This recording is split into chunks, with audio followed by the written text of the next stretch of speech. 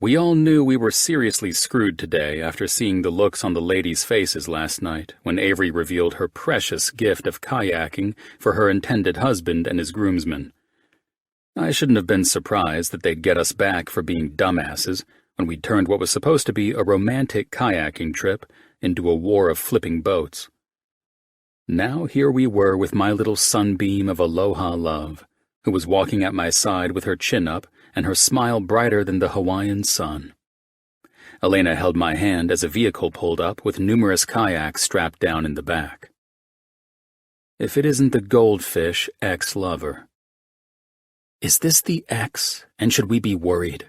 I whispered after a man who was shredded with muscles and tattoos stepped out of the truck. "Laney girl?" he questioned after peering around his open door.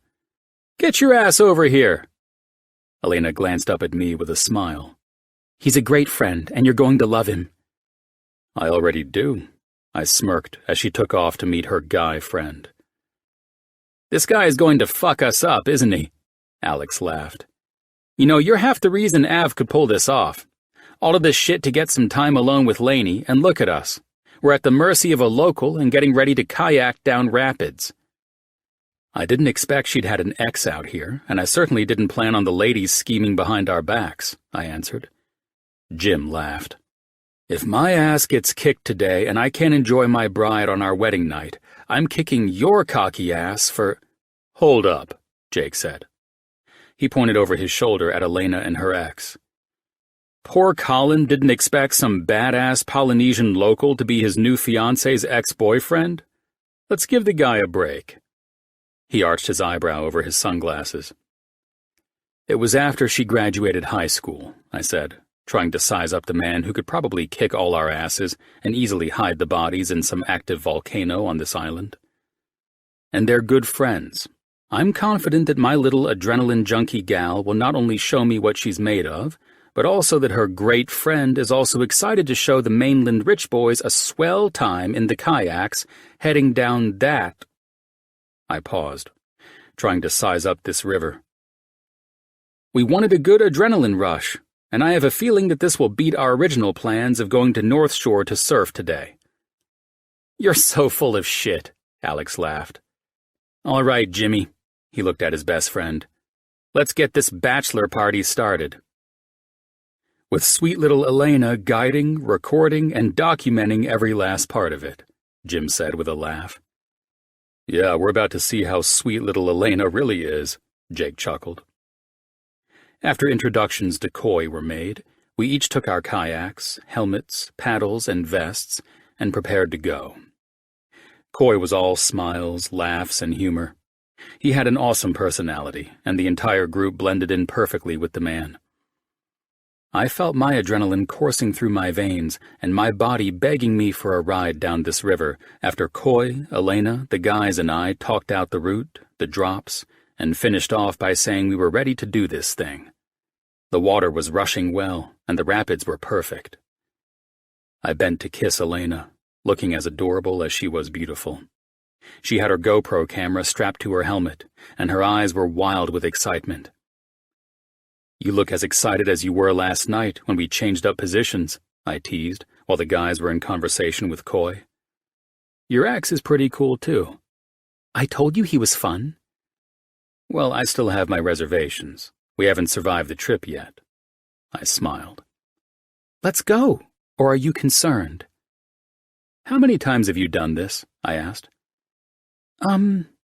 She contemplated my question, looking out at the rapids.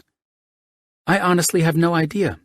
We used to do this all the time, this and hiking to hidden waterfalls to jump off them." My eyes widened. "A waterfall jumper, too?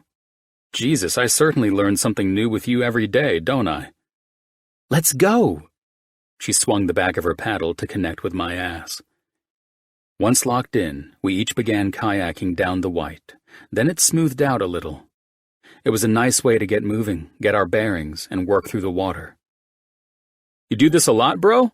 Koi asked as my kayak caught up with his. "Only when we piss off the soon-to-be bride, and she uses her witchy ways to find a way to get her man and his best friends jacked up before a wedding." I smiled over at him. "You'll love this," Lainey said that you guys are naturals. I laughed. We like to think we're naturals at everything. We're all hoping we're right about that, though, since we're already going down this river blindly. Ah, he smiled. That's why I'm leading the way. Lainey told me she's going to trail behind because the ladies who stayed behind want to listen to you scream like girls. I glanced back at the beaming smile on Elena's face, and then to Coy again. I'm glad they look forward to that. I arched an eyebrow at him. You know the rapids we kayaked, right?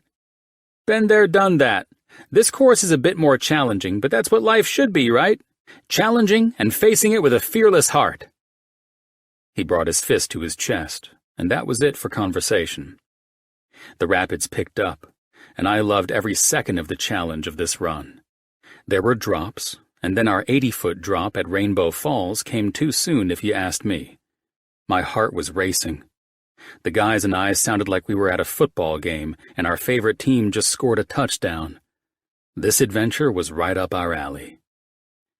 I rode the line, making sure my boat was lined up to go over the falls after Coy disappeared in front of me. Once my kayak was moving a little faster than the flow of the water, I held the bar of my paddle out so the damn thing didn't slap me in the face when I took the drop over the waterfall. I loved the rush as the boat took flight and landed perfectly at the base where the water was calm, and we were set to end the adventure. The guys and Elena took the drop like it was nothing, too. Everyone was all smiles, and excitement radiated through our veins. And as usual, now we wanted more. I'm ready to hike back up and do this shit again, Jake announced. I looked over at Elena, still laughing and more vibrant than ever. She paddled to me, and I made sure I eyed the camera the ladies were watching. That was quite dull, I said to it.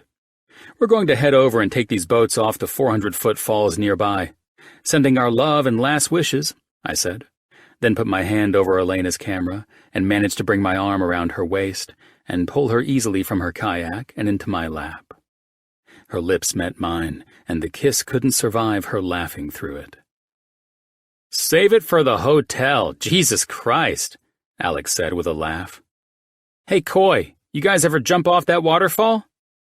I pulled back and eyed my laughing beauty. Have you? All the time, she smirked. You guys need some more? You're the one who revved up the dark side that lurks inside the four of us, I said. Elena looked at Jim. I was only instructed to get you down the rapids. I'm not responsible for you breaking your neck if you jump the falls. Jim smirked, pulling his sunglasses out of his vest. My lovely future bride made you and Coy the tour guides. He smiled as Coy laughed. She placed our lives in your hands, therefore you're already responsible for anything that happens on this island. Let's stop wasting time, Jake said, looking over at Coy. How do we get back up to the falls? You guys are pretty badass, he responded. When we're done here, maybe my uncle will give you some tattoos that represent bravery. He raised his hands, showing us the images that told the story of his lineage on his body. Don't you dare put them in a position to turn down that high of an honor, Coy, Elena said. Not fair, you tricky asshole. Yeah, I co-signed on Elena's truth, knowing it was pretty heavy to have a Samoan offer you to be tattooed by their family. Their method of tattooing was no joke either, with the comb dipped in ink and a mallet beating the hell out of your flesh to blend into your blood. It wasn't the sort of bachelor memento I had in mind when we signed up for this trip. Yeah, we'll pass, Jim said, shaking his head. As honored as we are for your friendship, and... I could tell Jim was searching for the right words so as not to offend Coy while I watched my little sunshine cover her smile. The honor... I'm kidding, Coy finally said with a loud laugh. You'd have to survive the 400-foot drop at Akaka Falls before we consider you for that. Quit teasing them, Elena said with a punch to Coy's arm. Now let's go park these things and do some jumping and swimming. This day was all about Jim having a great time, and it was turning into me being more enthralled and captivated by my lady. It was another exciting day that had my heart rushing with adrenaline, and I was in more awe of her than ever as I watched her fearlessness. We hiked up the falls to the top and she leapt off the side of the cliff, did a quick flip, and landed with a scream of joy into the water. Over and over she did back flips, front flips, and all off the side of an 80-foot cliff. This woman was as crazy fun as she was beautiful. Even the guys were joining in on the Elena party, and even though Lainey was having the time of her life, reliving her days of youth, she made sure she got Jim, Jake, and Alex on video for the girls who didn't make the trip to the main island. Elena and I swam around like fish, and I finally grabbed my girl to steal a kiss, while Coy and the guys were jumping that waterfall. My adrenaline needs shifted to the sensations I felt by holding Elena in her swimsuit, feeling her skin, and most of all, kissing her as if it were the last time I'd have her in my arms like this. "You're beyond perfect in every way," I said, running my lips along her neck while she locked her legs around my waist.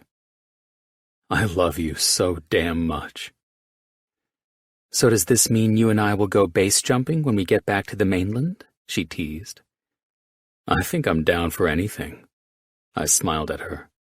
"Is there anything you haven't done?" She pursed her lips. "I haven't climbed El Capitan in Yosemite yet," she said with a laugh. "You're shitting me." I shook my head and ran my hand over her slicked back, wet hair. "You want to do that?" "I've heard that you sleep on hammocks that are nailed into the face of that rock. It sounds like a fun honeymoon trip." "There's no way I'm fucking my new bride on some goddamn hammock that's locked into the face of a rock. We'll break the thing with the way we've been going at each other these days." "True," she chuckled. "We should plan something cool like that, though." I was thinking more along the lines of those resorts where the rooms are caves or private huts over the water in the Maldives. Shit like that. She kissed my nose. "We'll figure it out when it's our time." She draped her arms around my shoulders. "Right now, it's Jim and Avery's turn. We have to respect that." "Even though you almost killed her groom?" "Yeah, he sounded scared to death as he tackled those rapids like they were made just for him." She smiled. "Hey, I have to tell you something because it's killing me." "Go ahead," I said, swimming us over to a place to relax without having to tread water.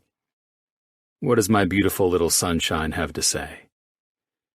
"Well, Avery is having a Polynesian fire dance after the wedding tomorrow night. She was going to hire a woman to dance the Hawaiian bridal dance for Jim." "Hell fucking no," I said. "Exactly." Elena's eyes widened with excitement. "That's what I said. So I decided—" "Lainey," I eyed her.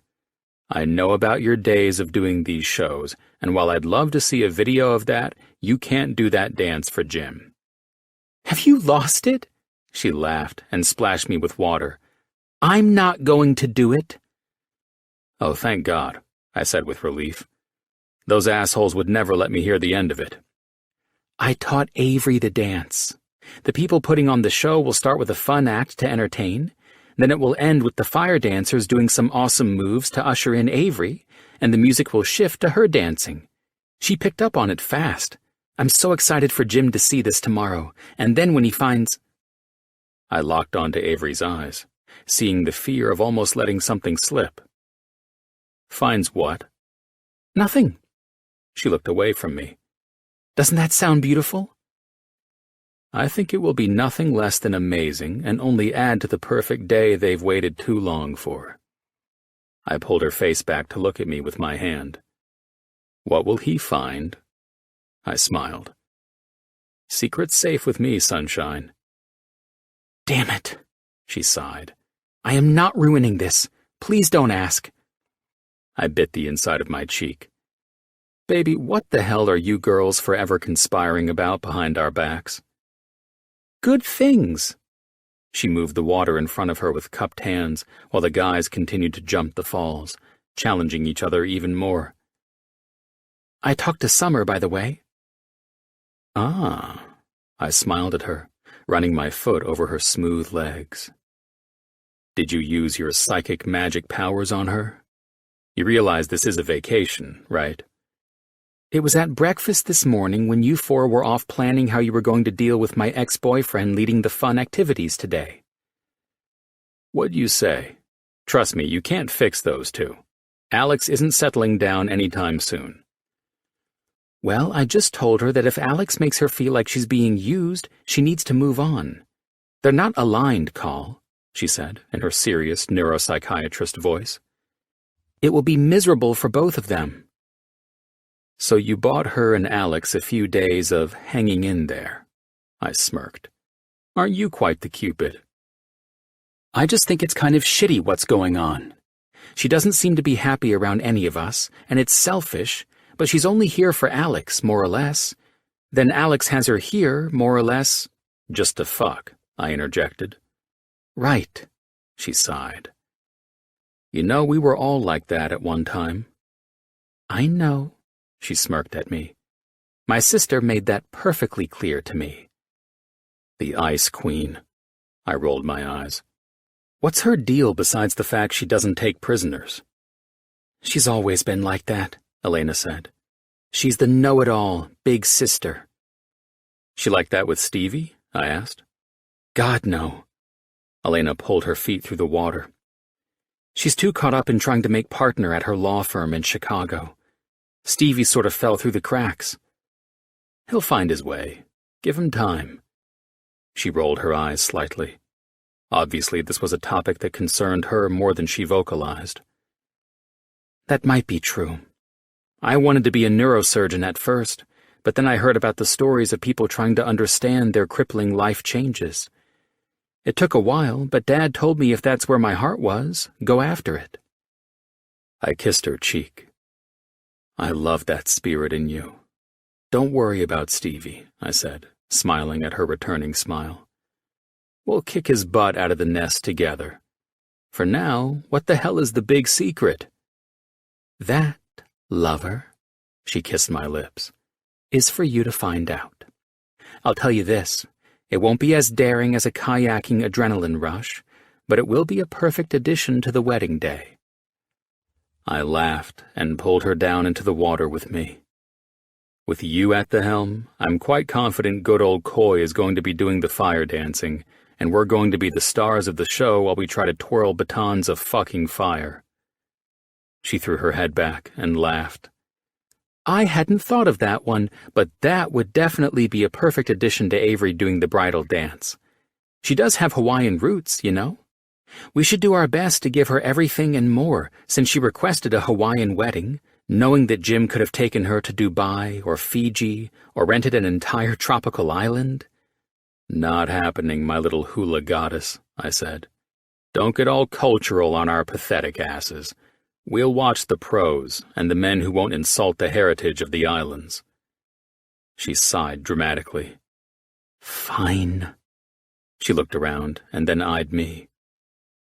Those guys seem pretty occupied, and there's a secret cave behind that waterfall. My cock, which was in full vacation mode, decided it was time to be completely aware of the woman who called to it. You up for a quickie, sunshine? I smirked, teasing her. Aching for more of last night. Let's convince the guys to take the kayaks up the river in Coy's truck, and you can fill the aching need I've had since seeing you dressed in these board shorts. You need only say the word, and I'll clear the place right now. Let's do it. It's always been a fantasy of mine. So, you and Goldfish Boy didn't do crazy shit like this in Waterfall Paradise? No, she laughed. He wasn't as creative and fun as you. It's why I dumped his ass. She grinned. And now I have the perfect man to start fulfilling my wild and crazy fantasies. That's damn good to know. And yes, we're fucking in that waterfall cave. Chapter 25. Elena. Jim and Avery had the most breathtakingly beautiful wedding ceremony. And it wasn't because he was a billionaire with endless amounts of money to make it all happen, either. Everything about the ceremony was lovely, from the exquisite decor to the glistening ocean that shimmered as their backdrop. I had to give high props to Clay and Joe, the fun couple who happened to be Ash's two best friends. They'd coordinated this entire affair, And not only was every last detail perfect, but everything went off without a hitch as well. If I had to choose a favorite part of the ceremony, it would have been when Jim turned to Addison and knelt to read the vows he'd written to her. He started by calling her the other love of his life, and he promised to love and protect her for as long as he lived. I don't think there was a dry eye in the place after that. It was so sweet to see how much all of them were absolutely in love with each other. I had to say that standing as one of Avery's bridesmaids was an immense honor. I loved looking across the way to see my handsome fiancé, wearing his simple button-down shirt, khaki shorts, and his tie-leaf lei. It wasn't easy to focus when the man I was utterly in love with was distracting me. It was so damn hard to keep my eyes off him, especially during the quiet times while the musician played the ukulele for the bride and groom. I couldn't help my heart from pounding in my chest with all this lovely romance, and when Colin's smile went from staring in adoration of the bride and groom to when his eyes drifted to mine and held them. It was a goddamn miracle the two of us smitten in love fools survived standing up with the bride and groom at all. Who knows how many times we were pulled into this loving trance, caught in the moment and seeing the love we felt for each other in our stare and smiles. As the fire dancers entertained us after the sunset, our laughs, cheers, and giddiness for the couple were elevated to extreme levels. I knew the moment Avery's dance for Jim was coming and couldn't be more thrilled. We sat in the front row of an audience of friends and family that had flown in yesterday afternoon. Even though I didn't know any of them and hardly had a minute with Ash's dad and stepmom, it didn't matter. Love was in the air and bringing all of us in perfect unity to celebrate Jim, Avery, and Addison. "I can do that shit too, you know," Colin said, pulling me to lean closer against him as we watched the magnificent ceremony. "Just because Jim asked Coy to replace the other fire dancers, that doesn't mean you need to get all competitive again," I teased him. "True," he said. That's when Coy came out and did a fantastic finale with multiple fire sticks. He spun them swiftly, creating a beautiful visual effect that enhanced the change from drums beating into the beautiful slow music shift into the song. Ke Kali Nio Au. It was perfect, and my God, was Avery ever more elegant and beautiful when the lights turned toward her, and her song began. I was beaming like a child, and I couldn't imagine what Jim's face looked like while his wife danced this song to perfection for him. I felt tears of joy for the couple while I watched Avery fearlessly perform for Jim, and I laughed when the words, "Forever Mine," prompted her to rotate her hips in a lovely way, all while teasing her husband with a smile and pointing toward him. I watched Addison smile and watch her mom with a look of wonder on her face as Avery danced like an angel up on stage.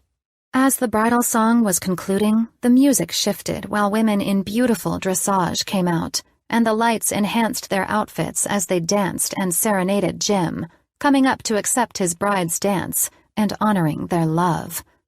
"I would have paid countless amounts of money to have you in this part of the wedding," Colin said, as the beautiful, half-dressed women moved their hips gracefully. "Later," I smiled at him. "I'll dance for you, as I promised."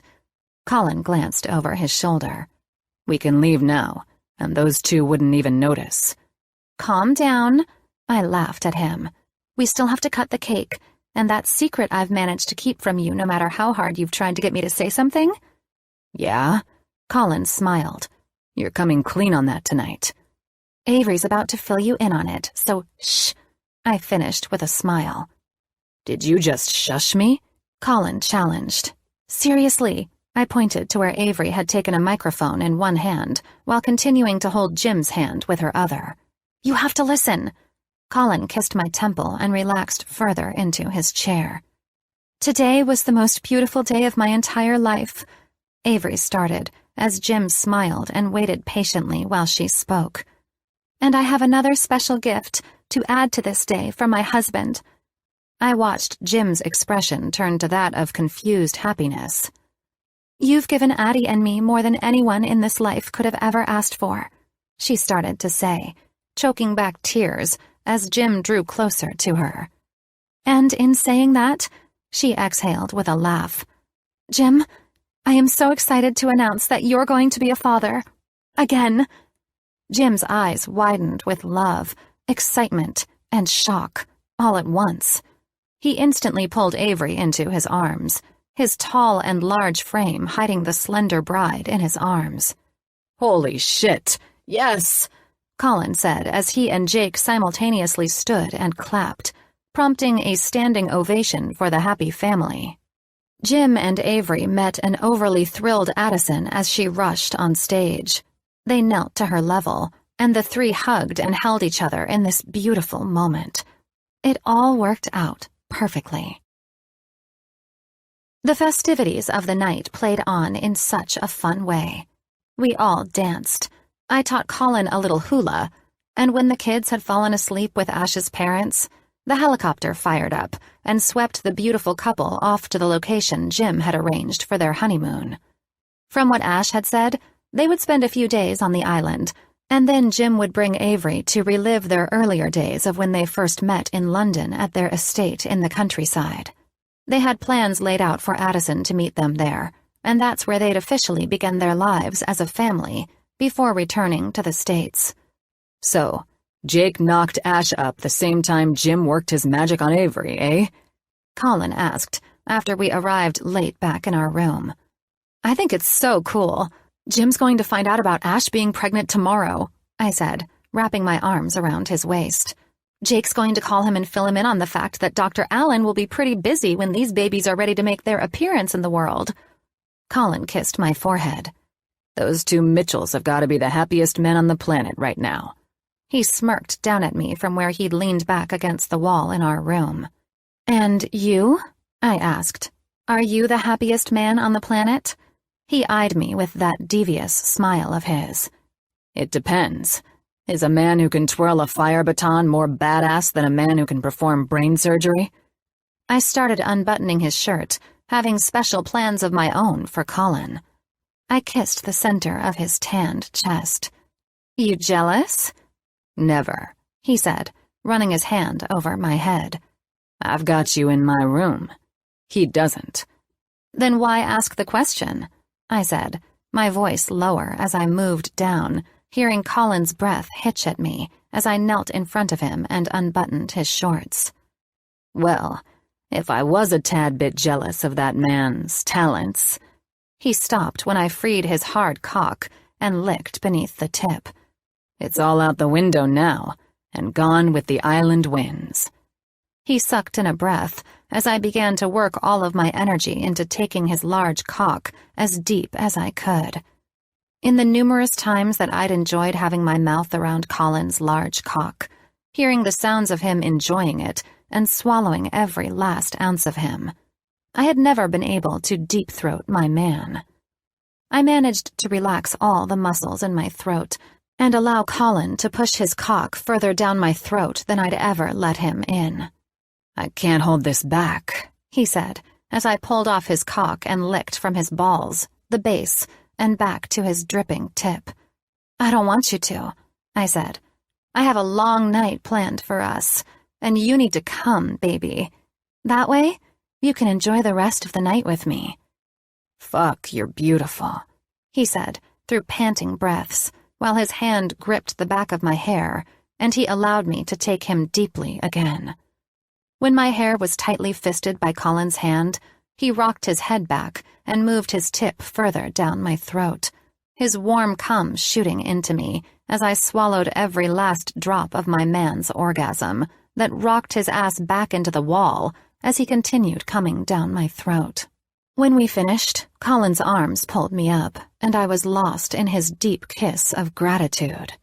He gently pulled away and smiled at me. You never ceased to fucking amaze me. You took almost all of my cock. I know. I bit my bottom lip and smiled triumphantly. Feel good?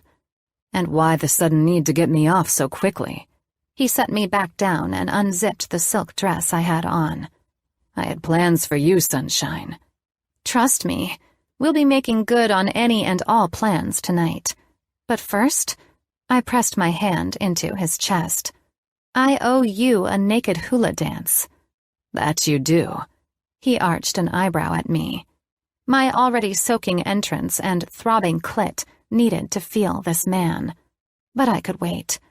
I had to wait if I wanted to really go through with this particular fantasy with Colin. Colin's eyes were beautiful as I turned on a Hawaiian song and began dancing seductively for him. I loved the brightness in his face as I enhanced each move I'd learned years ago. I was grateful I had remembered this dance, given the current look on my man's face, because this night was going to be as special as Colin had made me feel since I popped that proposal on him. I never thought that dancing seductively for him would heighten my sexual desire, but it did, and it didn't take long before we were on our bed, and Colin's perfect lips and tongue were devouring my body. I loved this more than words could explain, and I was more than ready for him now. "Baby," I said, as he reached for the box of condoms. "I want—" "You can have anything you want," he answered, his eyes glimmering with a hunger in them that I loved. "I want you in a way I've never had a man before." I chewed on the corner of my lip. Colin's hands framed my face as he shifted his hard cock away from my entrance and repositioned himself. "What do you want? You know I'll take my girl any way she wants me." "Well, I brought lube." I trailed off, knowing he would understand where I was going with this. His eyes narrowed. "Oh, yeah?" he said with a spark of desire and a smile. "And from how wet your tight little pussy is, I'm assuming it wasn't for that." I shook my head against the pillows. "I want you to take all of me if you're down for that sort of thing." Colin licked his lips, and I swear I saw a light in his eyes I'd never seen before. "Fuck me," he answered. "You know I'm down for claiming and filling every part of your body with my cock. The sounds you make when I move my fingers over your ass." He let out a breath. "Shit. The only thing I'm not down for is hurting you, Lainey." "I've read up on it. You know, because it was really heightening my orgasms when you did that." I smiled. "God, I love that we can casually talk about this like we've been together for years." "Hell, if you trust me with this most delicate and—" he arched an eyebrow at me. "Most taboo way of having sex, then yes, we have to talk it out some. I've never fucked a woman like this before." "Which will make it that much more intimate between you and me. I read where women feel more intense orgasms while her lover's cock rubs behind her G-spot." Colin smiled. "God damn, I love you. You have to guide me, though. I might get overzealous and fuck you too hard." I shook my head and leaned up to kiss his lips. "I know you won't. You've always been about me and my pleasure. Let's do this, baby." I reached over and grabbed the lube, then grabbed my vibrator. "Oh, if it isn't the reason you were able to hold me off longer than a week when you knew I was your man," he teased. "What's this for? I can loosen you up better than this device could ever do." "It's for you." "You're not shoving that thing up my ass." He laughed. "You'll see," I said, taking a condom out of the box, leaning up and kissing Colin. His hands held my neck as we kissed hard and desperately, knowing we were embarking on a level of intimacy we'd never shared with anyone but each other. I rolled the condom onto his cock that always reacted to my touch, and then Colin laid me back and kissed my stomach as he warmed the lube in his hands and worked it over my virgin entrance. He applied pressure to my tight area while his thumb moved my clit in a circle, dancing the two areas into one perfect, harmonic rhythm. I reached up into the pillows, fully trusting Colin, wanting him, and needing this more than my fantasies allowed me to imagine. Once I was loosened up, I lay on my back, and I began pleading with him to give me what I wanted from him. Colin was gentle and perfect, and once he was in, we both froze in amazement at the sensations. "Fucking unreal," Colin nearly growled. "God damn, this is too fucking much." My body was so loose, relaxed, and desperate for this feeling of completeness of sexuality with the man I loved beyond explanation. "Fuck me," I begged him, his lips sucking my nipples through his cursing. I slid the small vibrator I had brought into my soaking wet pussy, and Colin growled and grunted, feeling the vibration as he began thrusting his cock in my ass. "Jesus Christ," he panted out while I ran my hands over his ass. "This is beyond fucking unreal. This is a high, baby. Shit, I'm never going to want this to end." Colin was panting, grunting, and pumping himself in and out of me, and the thousands of sensitive nerves that were right where Colin was thrusting gently in and out of me were firing up sensations I'd never felt before.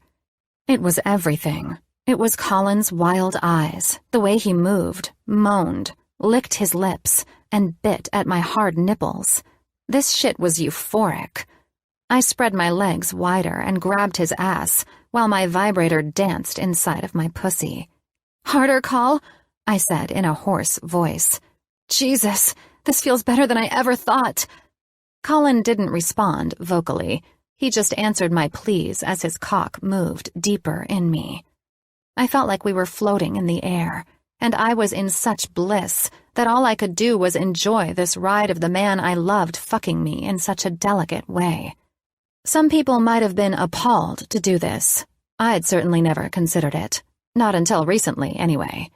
Colin was innovative with everything sexually that we did, and if his fingers had never teased my ass entrance as they'd done, I was sure it would have never really been something I thought about. I felt energy move through me, unlike a regular orgasm, as Colin and I kissed, and he continued fucking me like this. It was a buildup of sensations I knew I would have never felt if we weren't in this position. It spiked beneath my skin, like electricity needing to ground itself. But instead, it flowed through each living nerve in my body. I was moaning out sounds that I didn't even know I could make as I rode this wave of rolling energy in my body out. And that's when, for the first time ever, I came so hard that I actually ejaculated. "Holy fuck!" Colin practically shouted loud enough for all of the islands to hear. "God damn, you just fucking came all over my cock, baby. Fucking hell." His eyes met mine in the same shock and elation that I felt. "You're so sexy. I'll never get enough of this, sunshine. Can you do it again for me, baby? That must have felt so fucking awesome for you." I was still moaning in pleasure, satisfaction, and most of all, my triumph at not just feeling the most insanely intense orgasm I'd ever experienced in my life, but also the fact that my pussy had done the one thing I never believed I could pull off. "I want it from behind," I said. I was on a complete high, and I wasn't about to end these feelings anytime soon. "You think you can fuck me in the ass like that and hold back, baby?" "Jesus, I almost just came right now." He smiled as I gently rolled over, rendering him speechless at whatever he felt in that moment while still being inside me. Once in position, I decided to play with his cock after pulling the vibrator out of my pussy to help give him a better chance of fucking me and holding back.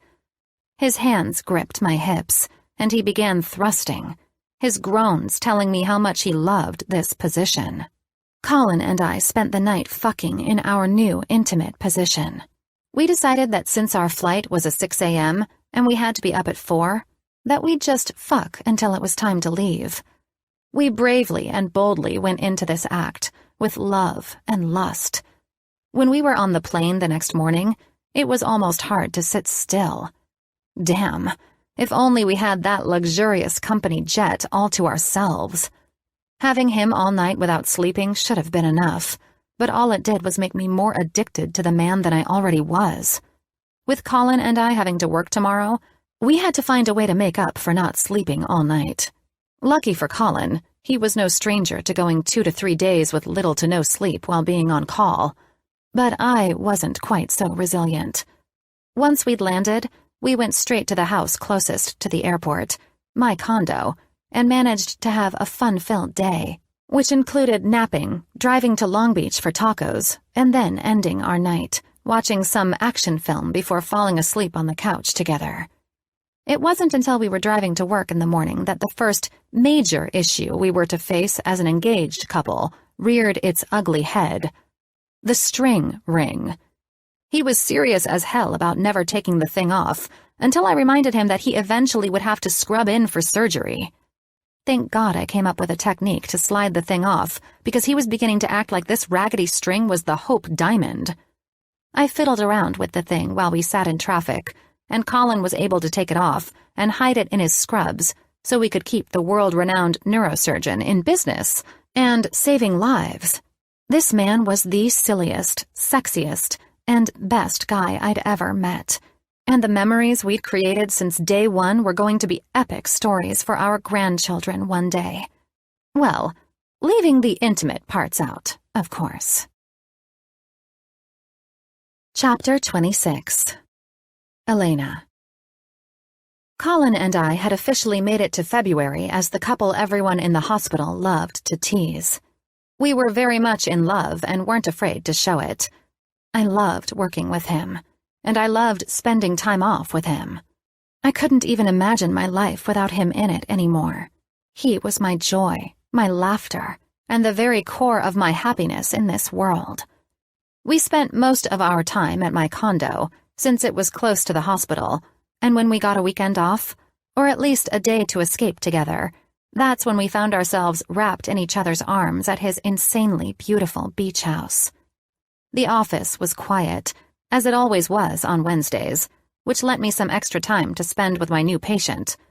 Victoria was a 58-year-old woman who had suffered a traumatic brain injury in a rollover car accident last week, and Colin initially treated her since he was on call when she came in. Colin sat quietly next to me as Victoria cycled through various emotions, learning about the long road of recovery that lay ahead.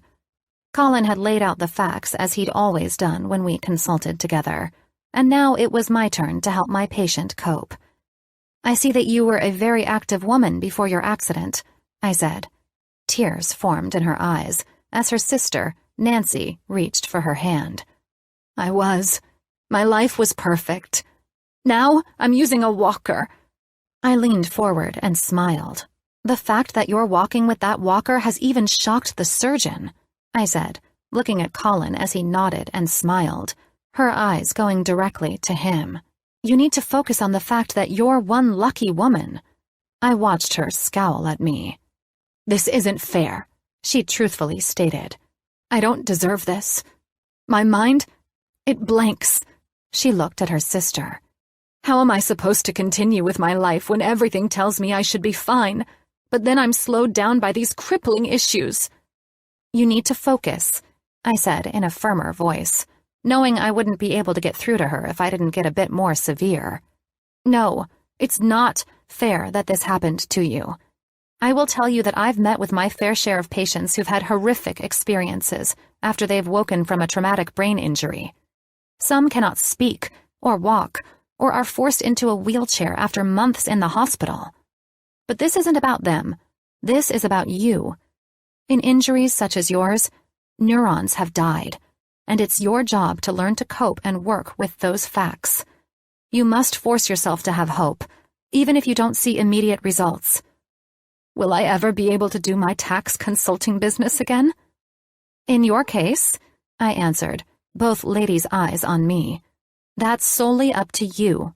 You will be working with a rehabilitation center and me, and together we will fight for you to get your life back. But you are the core reason you'll either get it back or lose hope. I won't allow the latter. You're a young, healthy woman." I smiled at her sister. "Your family will play a huge supporting role in ensuring that you fight for your life again. You will not let these natural feelings of defeat to destroy any of your ability to fight back." "I just feel so hopeless. To have to concentrate so hard just to move my legs. It's so difficult. I was jogging last week." She trailed off in tears. "You will suffer through different stages of grief," I said, "and we'll all be here for you as it happens. The denial is already present, and that's natural. You have woken up, are being discharged from a hospital, and are struggling to accept that life is different now. Every time you feel this way, I need you to allow the feelings to come in, and then you must move on. Whether it's making something and completing that task to feel a sense of accomplishment, or taking your walker and knowing that with each step you take, you're getting closer to getting rid of it. Dr. Brooks has looked at your current MRIs and determined a full recovery is possible for you through rehabilitation. That recovery, Ms. Parsons, will not come easily, but it will come, as Dr. Alvarez has mentioned, by you battling your way through it. Your brain will learn and adapt to this new way of walking, and I guarantee you'll be singing and dancing through our office hallways in a month or two. Colin added with a smile. Victoria smiled back. Colin's smile seemed to help all of my patients. He sounded so confident. The tone he used was soothing for our patients, and they responded well to him. Talking, and even the way I try to think, is a struggle sometimes. I will be candid with you, I said. It could take up to 4 years or so of you using the constant activity of challenging your brain to move past the last part of your injury.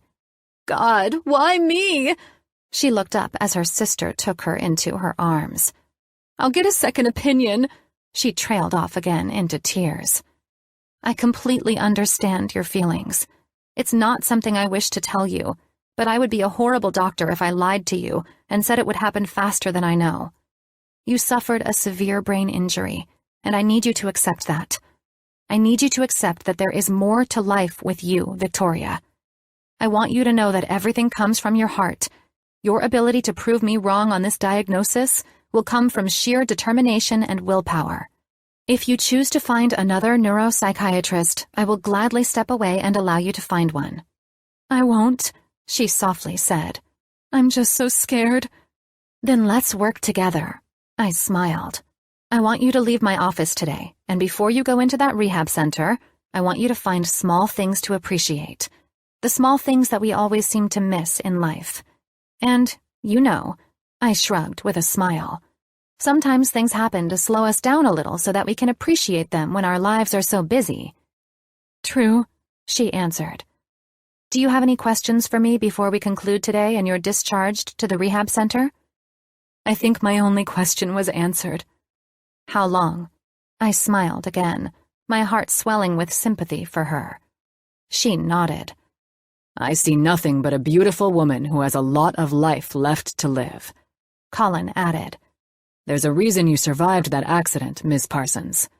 Don't let this bump in the road of life stop you from coping and moving forward.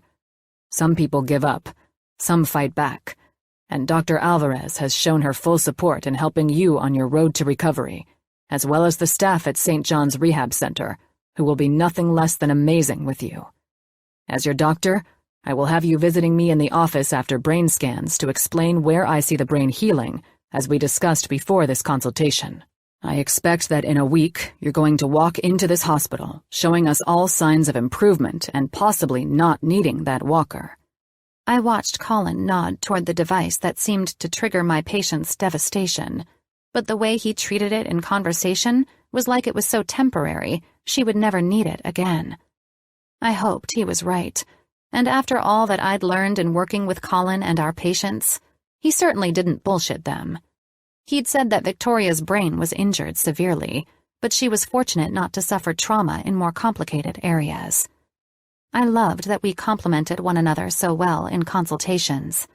If I were getting a little too harsh while trying to help the patient to move forward with their new life, Colin would slow it down with his knowledge of what he saw in images and his experience with patients recovering. If Colin seemed stiff and somewhat cold toward a devastating outcome that I knew he wasn't happy with, I offset that with my methods of striving to help the patients in the best possible ways I could. That was rare, though. I don't think I'd ever really witnessed Colin in that cold doctor mode, except for with a paralyzed patient who'd broken his neck and suffered a severe spinal injury after diving into a shallow pool of water. Besides that, Colin was never shaken. After we'd concluded our consultation, I was relieved when Victoria and her sister hugged me goodbye. My only goal was to help, and even though she apologized for her outburst, it was completely unnecessary. The hard part of my job was delivering brutal truths, but the rewarding part of helping them triumph was worth it. So, Colin said, leaning in the doorframe as I went back to gather the patient's file. We're going to stay in Malibu tomorrow. I want you in a wetsuit and out riding some waves with mine and Jake's friend, Flex.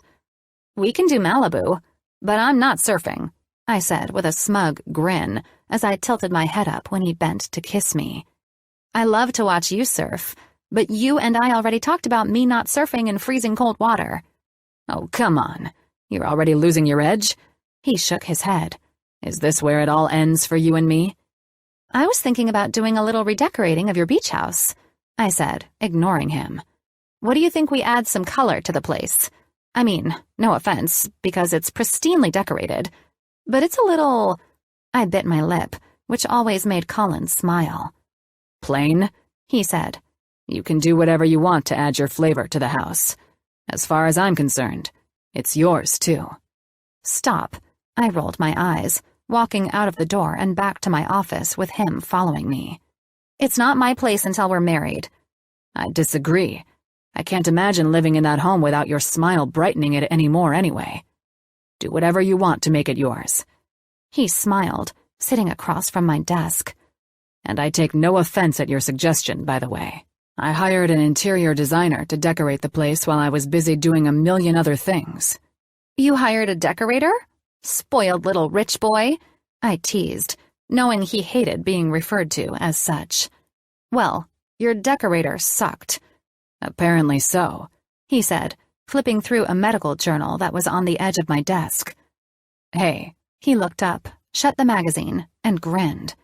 Let's get Clay and Joe to spice the place up. I'm pretty sure you miss your South Beach lifestyle in Miami. We'll have Clay and Joe bring all of that in. You already know I love what you love. That's an awesome idea. Let me pay you for some of it, though. He waved a finger in front of me. It's my place, as you've stated, and I'm paying for the designers and all the stuff they do to paint the plain, white canvas of the beach house. Fine. It's my place, too. I smiled. Nope. He pinched his lips together, texting on his phone with a smile.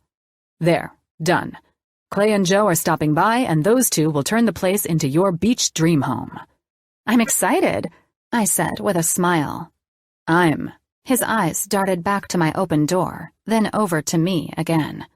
Well, you know what I always am, and you started it with that bottom lip biting thing. Relax, Dr. Brooks. We're out of here in an hour, and then we'll go get dinner and chill out on my couch tonight. Chill? He arched an eyebrow at me and grinned. Okay. Dr. Brooks? The intercom pager went off, pulling us back into doctor mode. Right here, he said, answering the button to the line that the trauma center used to contact doctors in our office. This is Dr. Gilmore, he said. We're sending a patient to your trauma center. The patient is a 67-year-old woman. All tests show she's in a coma after a ruptured aneurysm. Your trauma unit can save her life. Dr. Brooks, her family is in distress and knows she may not survive this. Understood. Colin stood up. His entire demeanor changed. Have you sent over any brain imaging for me? Yes. The family should be there already, and Chopper has an ETA of 3 more minutes until arrival. Got it, Colin said. I'll check out the images and prepare the surgical team. Thanks, Brooks. Good luck.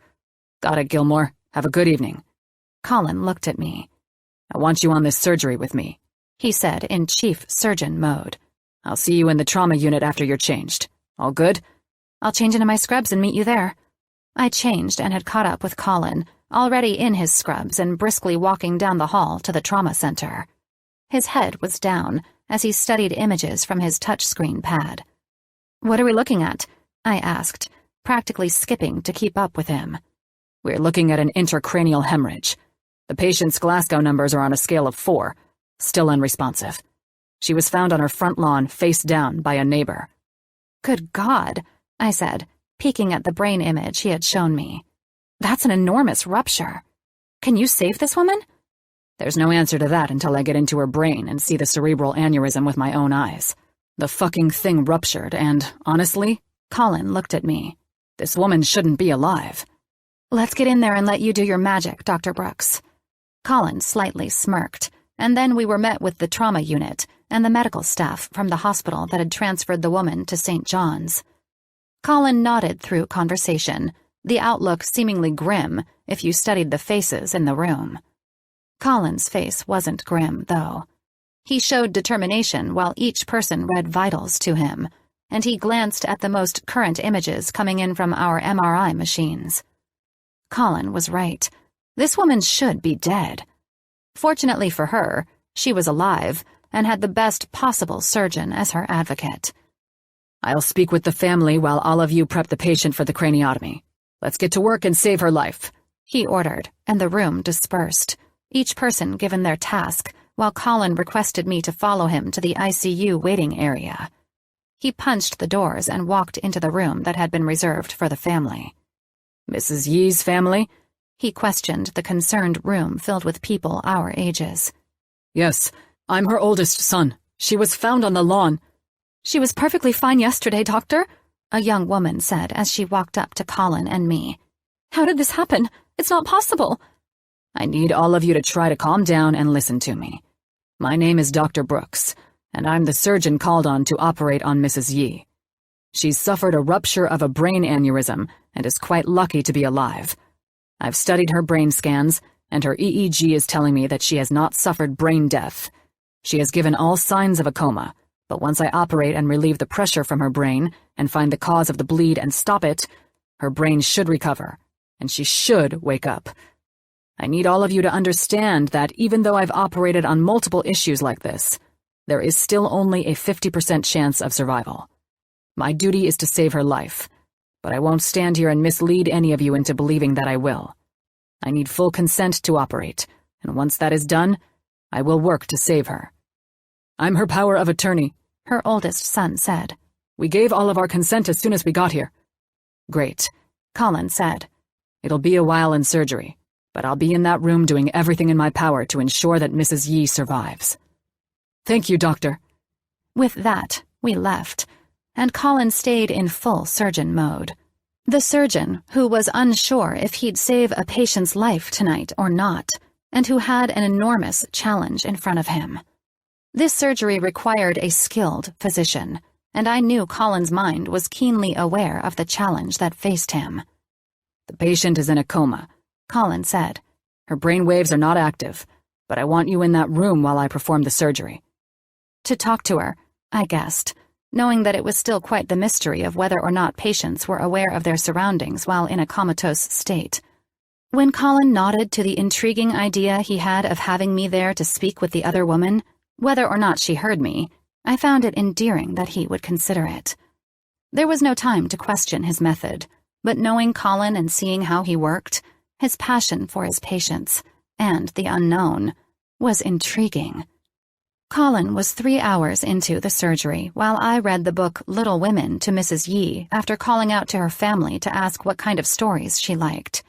It turns out she enjoyed this story immensely, and so I downloaded it onto my phone and read to her while Colin worked to save her life.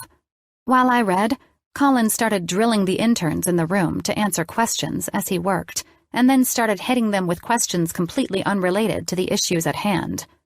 I watched as he worked, smiled, and challenged the interns in the room with us. There's our culprit, Colin said, and I exhaled, knowing that once he used the clamps to clamp off the bleed, this woman would have a fighting chance.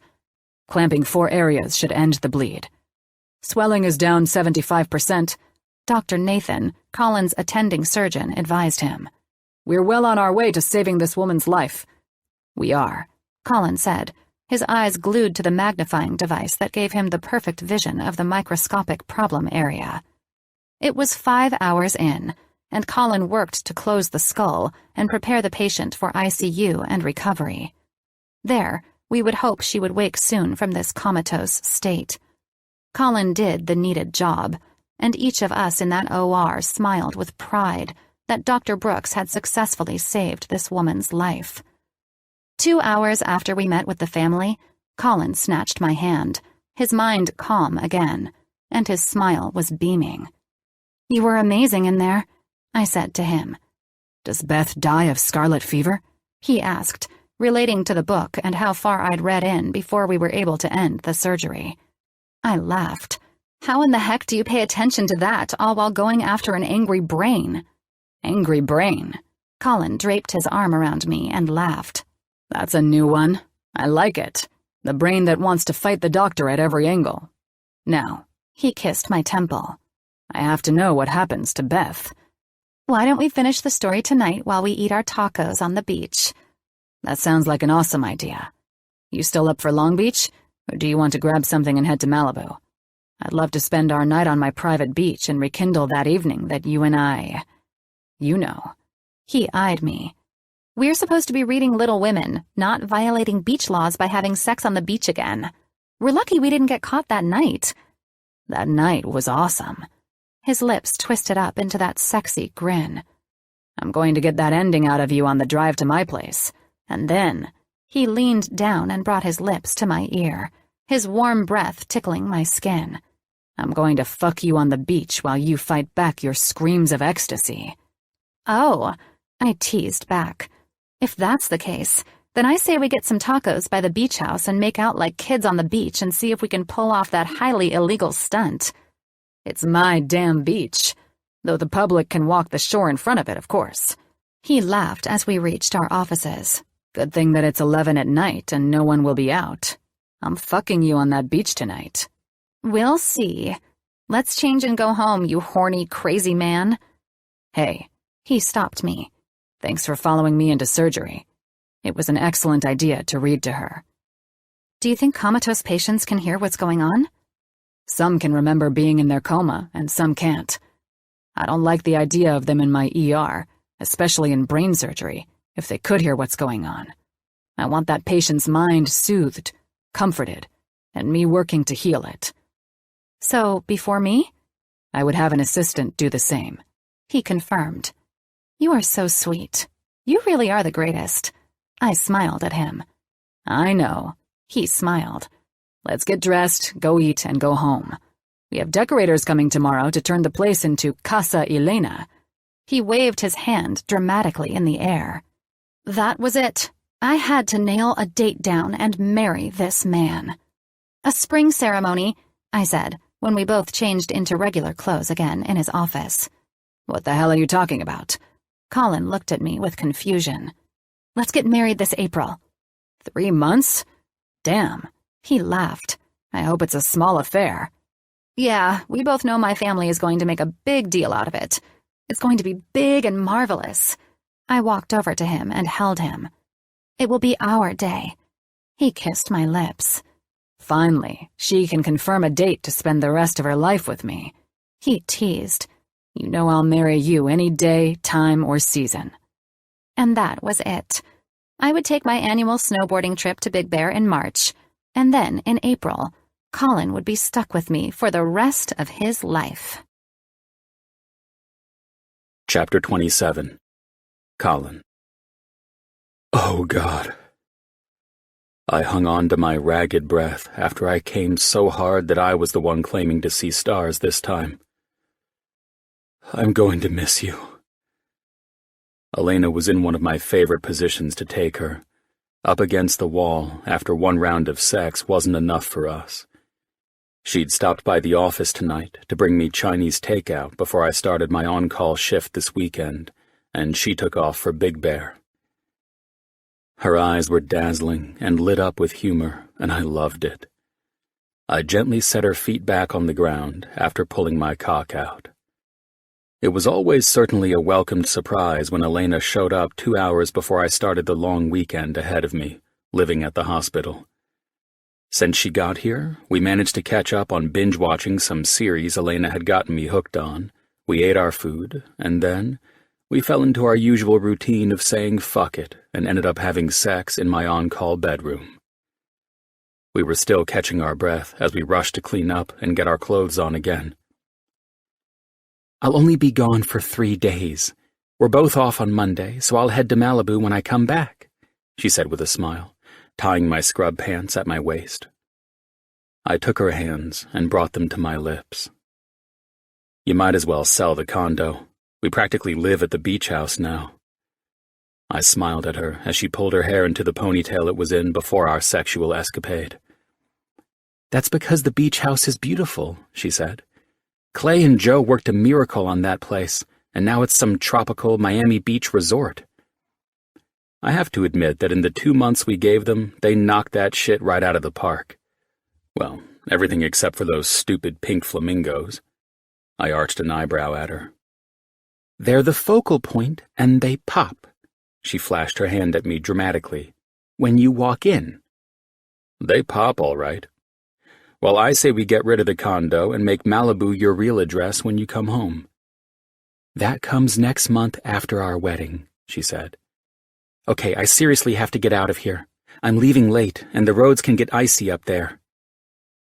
I'll never forgive myself for allowing your sexy ass to pay me a visit this late, knowing you should have headed up to the ski resort hours ago. It was my idea. She smirked and pointed at my flat screen that was playing the show we'd been watching. Turn that off. No watching it without me. In fact, she grabbed the remote and hit the rewind button. There. She smiled at me, kissing my nose while I sat on the edge of my couch and tied my shoelaces. It's back where we left off. Wow. We were fast if we managed 2 rounds in less than 1 full episode of whatever in the hell this show is, I said. It's called The Crown, she reminded me, and you said you loved it. I love you, so that's why I love it. I rose and brought my hands to her face. Now get your ass out of here and drive carefully. I sighed. Shit. I can't believe I'm turning into this, but do me a favor and call me when you get in. Oh, God. She rolled her eyes. Icy roads, babe, I said, and you're driving late and alone. Don't worry about me, but I'll call or text when I get there. She smiled. Take plenty of videos and selfies. I smiled, taking her hand, walking out with pagers, hospital phones, and all the other communication devices I needed while working the trauma unit. You didn't build me that stalker Instagram account last month for nothing, I teased her. I still think you're funny enough and intelligent enough to be as fantastic of a social media influencer as those doctors on Facebook, Insta, and YouTube. Yeah, not happening. I don't talk to cameras unless Jim has my ass planted in front of one for some university. Or they're in your surgical room. Still trying to adjust to that. I smiled and kissed her forehead. I have to get up to the hospital. Drive carefully. Only 1 more fucking month until your ass is officially mine. Any idea on that honeymoon location yet? All booked, and no, I'm not telling you where. I smiled. Elena wrapped her arms around me tightly. I think I'm going to miss you most, she softly said with a laugh. That's because I intentionally worked over your sexy body in ways that will make you want to rush down that mountain and skip out on your friends to get back to me sooner than later. She laughed, and I pulled her in for 1 more quick kiss before she turned to leave. 24 hours into my on-call shift, and thank God Jake was working on call in the trauma unit this weekend, or I'd be out of my mind with boredom. It was a slower than usual shift, and these shifts tended to make the fucking clock stop. As a neurosurgeon, our shifts mainly consisted of treating head traumas due to car accidents, gunshot wounds, busting our asses to get a non-responsive patient's life saved, or, in all too often worst-case scenarios, calling the time of death. I was used to the constant rush of emergencies, and so this particular weekend was driving me nuts, because it could have been much better spent with my girl, hitting the slopes instead of waiting around the hospital for some action. Outside of Jake and I fucking off to help pass the time, Elena had texted me pictures of her dressed in her snowboard gear, and videos of her boarding down the mountain. I loved that she was enjoying herself, but I ached to have my woman in my arms again. Things started moving forward after I was called down to the ER for a consult. Dr. Robertson needed my opinion on a patient who'd been involved in a car accident, resulting in a possible severe head injury. After perusing the scans, I confirmed the patient was not a candidate for surgery, which was a good thing for the family who'd been going out of their minds with worry since he was brought in. Going over CTs, I found nothing that would call for a brain-related injury. "Looks like he's lucky," I said.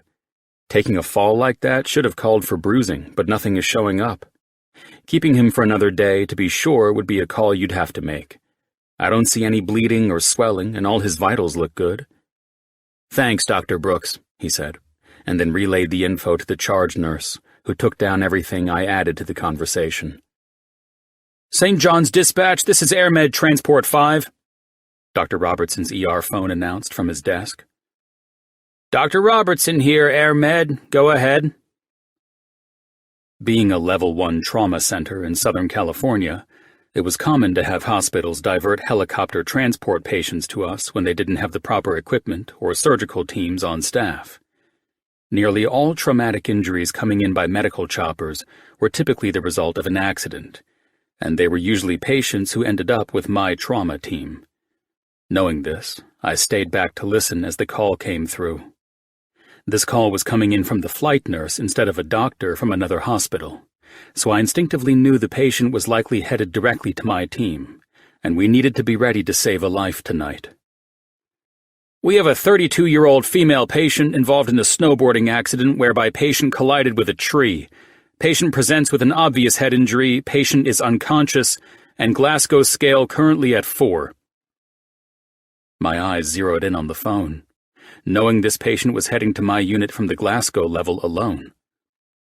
"Patient was in cardiac arrest and has since been resuscitated to normal sinus rhythm. Bilateral AC IVs are in place, patient presenting with shallow respirations." I took my phone out and called up to my trauma unit. "I've got a patient coming in on AirMed. I need Dr. Mitchell and his cardiac team called into OR 5 and our team ready to receive the patient," I ordered, needing to hang back because this call was coming straight to Jake and me. "Vitals are reading a pulse rate of 48 and dropping, respirations 24 and rising. BP is 180 over 110, pupils bilateral and not dilating. ETA 8 minutes en route to you." "Stop the IV and place the patient in the reverse Trendelenburg position," I said. "My team will receive the patient." I rushed out of the ER, knowing that with the call I made for the patient, who was in bad shape, all of these vitals were pointing to extreme cranial pressure, and I didn't want to exasperate that with more fluids from the IV.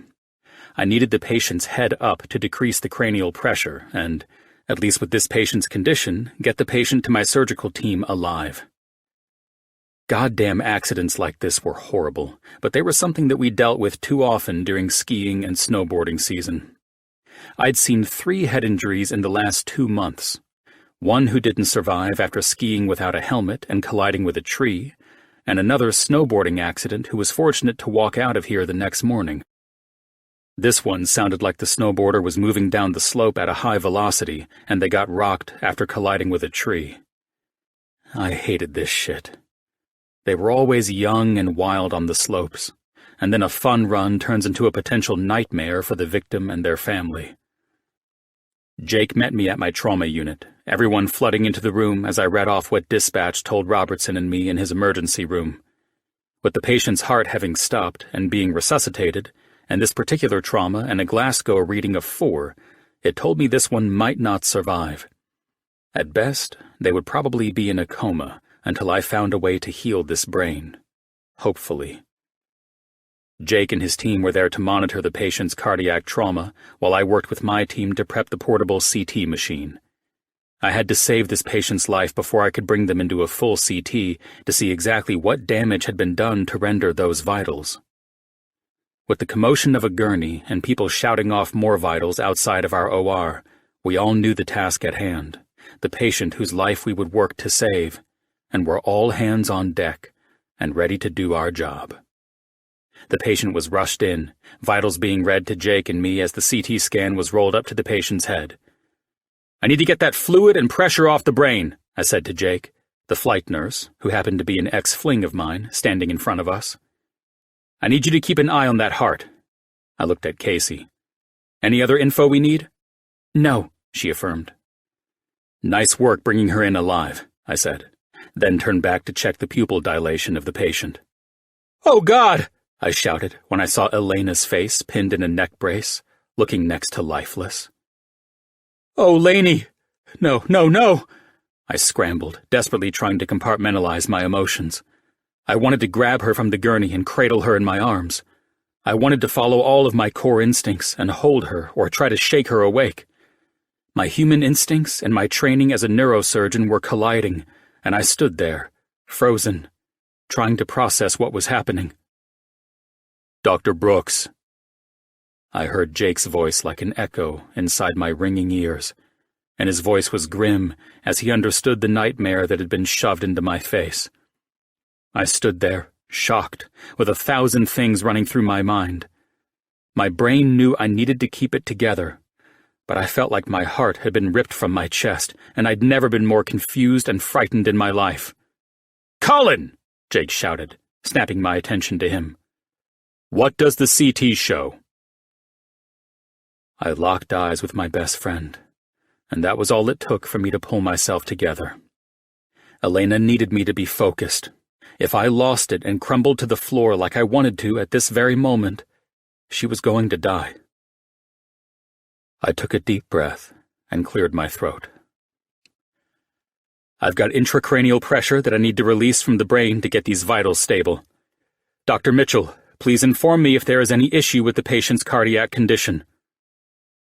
I went through all the necessary motions, and my neurotrauma team had been given their duties to work together so I could drill into Elena's head and get the fluid drained from her swelling brain. "I need a nurse to call Dr. Miguel Alvarez and inform him immediately that his daughter has been in an accident and is in our care," I said. "Allow him back as soon as he arrives." Draining the fluid on her brain was the most urgent task at hand. I had always prided myself on being unshakable in my OR, but nothing could have prepared me for this. All I knew was that there wasn't a moment to lose, and there was no way in hell I would fall apart when she needed me most. Chapter 28. Colin. I studied the CT scans, showing me that what I thought was a pool of blood was actually a mass. I could see that the brain had suffered a contre-coup, seeing the brain had contacted the skull on the front and the back when Elena's head hit the tree in her snowboarding accident. The bruising was apparent in the scans, but what made me more concerned was that the tumor was actively bleeding, putting me in a significant bind for time. "When the brain hit the back, that's when her heart stopped," Jake said, standing next to me in the dark room, studying alongside me. "Thank God they managed to restart it." "Yes," I said, holding a hand to my chin, desperately wishing Elena would wake up before I was forced to remove this tumor with a craniotomy. The tumor was in her frontal lobe area, where the area for higher mental function was located. I needed her awake and talking. "Doctors!" I heard the voice of Dr. Allen and turned back to acknowledge him as he entered the consultation room. "Dr. Allen, we're getting ready to consult on Dr. Alvarez's CT scans," I said, studying the doctor with concern. "I have an update after being called up to the ICU for Dr. Alvarez." He inhaled while I stared at the man, confused that he was here. "Elena suffered a miscarriage just now. There is no additional bleeding, but I wanted you to be aware of this situation in moving forward with your surgery." As he delivered news that struck me like a blow to the gut, Trey, one of our medical assistants, rushed in with Elena's blood work. I numbly took the labs I'd called for, and I sucked in another breath, desperately forcing myself to treat this like it was any other patient, and not the love of my life who was comatose and who'd lost our child. A child I didn't even know about yet. "I'm so sorry, Colin," Trey said, being friends with both Elena and me, knowing this was a devastating report to receive and not one that anyone wanted to deliver. I nodded to Trey as he dismissed himself, and then Miguel rushed into the room with my resident neurosurgeon, Dr. Nathan, neurologist, Dr. Shannon, and 2 more nurses. "Dr. Alvarez," I greeted Elena's dad. He was my mentor, and the most experienced neurosurgeon I'd ever met, but first and foremost, he was Elena's father, and no one understood what I was dealing with in every way more than he. "Thank you for joining us in the consultation. I see an active bleed, he interrupted, looking past me with the eyes of the surgeon I admired more than any other. Yes, it's why we're consulting. She has hours, Dr. Brooks, he said. I understand that. I turned and addressed the top surgeons, the neurologist, and the anesthetists I'd called into this meeting. The patient was stabilized with 2 shunts through a craniectomy to relieve fluid and pressure from her brain. If I do not do an emergency craniotomy, we will lose this patient. I turned to the scans and pointed to the mass. I believed this to be a pool of blood from the first scans. These current CT scans show that this mass is a tumor with an active bleed. It must be removed to stabilize Dr. Alvarez and save her life. I looked at Jake. Dr. Mitchell has been monitoring vitals and will be joining us in this emergency surgery with his team to monitor all of Dr. Alvarez's cardiac vitals. Dr. Mitchell? With what Dr. Brooks and I have seen, our patient has suffered a contrecoup, resulting in the frontal lobe making contact with the front of her skull. It is easily seen that the patient's heart stopped when the brain was jarred and the occipital lobe and cerebellum made contact with the back and base of her skull. My team and I will ensure that Dr. Alvarez's heart condition will remain stable during this surgery, since she has already suffered cardiac arrest at the scene of her accident. Jake looked at me. Dr. Brooks. This is intricate brain surgery. Given I will be going in and operating on areas that may or may not do damage to the brain tissue I will be working around to remove the life-threatening tumor. These areas are extremely delicate, and I will be working with precision and all of my extreme effort not to bring my suction device anywhere near this tissue, I said, looking at the doctors in the room. All of you have thoroughly studied her scans, and so I welcome any and all input at this time. Dr. Brooks, we are ready to assist when the patient is prepped, Dr. Shannon said. Are there any updates on her condition? Dr. Allen just informed me that Dr. Alvarez suffered a miscarriage, but her bleeding has stopped, I said. All of Elena's vitals are stable, her Glasgow score is at 4, her pupils still fixed, and therefore all tests are confirming she is in a coma. I have no further details from the accident at the scene from any witnesses. We went through our exact plan for this surgery, and I was mentally holding firm by pushing my emotions down. If I let the slightest emotion in, I could fuck all of this up. And God only knew how Elena would pull out of this if I did. I hadn't seen a brain injury this extreme in months, and that injury, with no tumor, had a high probability of leaving the patient unable to speak or walk. Severe brain injuries were no fucking joke, and right now I was facing a goddamn tumor that was bleeding and threatening to kill this patient on top of all that. I stood in the room as everyone filtered out, heading to the surgical room, and as they left, Miguel stood steadfast in his spot, studying me. My eyes met his severe gaze. You didn't add anything, I said. Nothing to add, Dr. Brooks, he answered. I appreciate your bringing me into the consultation for my daughter, but now that the room has cleared and it's just you and me, I will say one thing. I need to know your state of mind. I will save her life, Dr. Alvarez, I answered. Yes, you will. My Laney couldn't be in better hands, he said, his words tugging at the emotions that wanted to burst out of me like water through a broken dam. You have also learned that you lost your child. I pinched my lips together. I knew what he was doing. He was pulling these thoughts to the front of my mind, ensuring I wouldn't break while performing surgery. He wasn't an asshole for his tactic. He was protecting his baby and saving her life by making sure I didn't lose my shit in that room while trying to save her life. Emotions have a weird way of creeping up on you, and he wasn't about to run the risk of that happening while I had her skull open. I did, sir.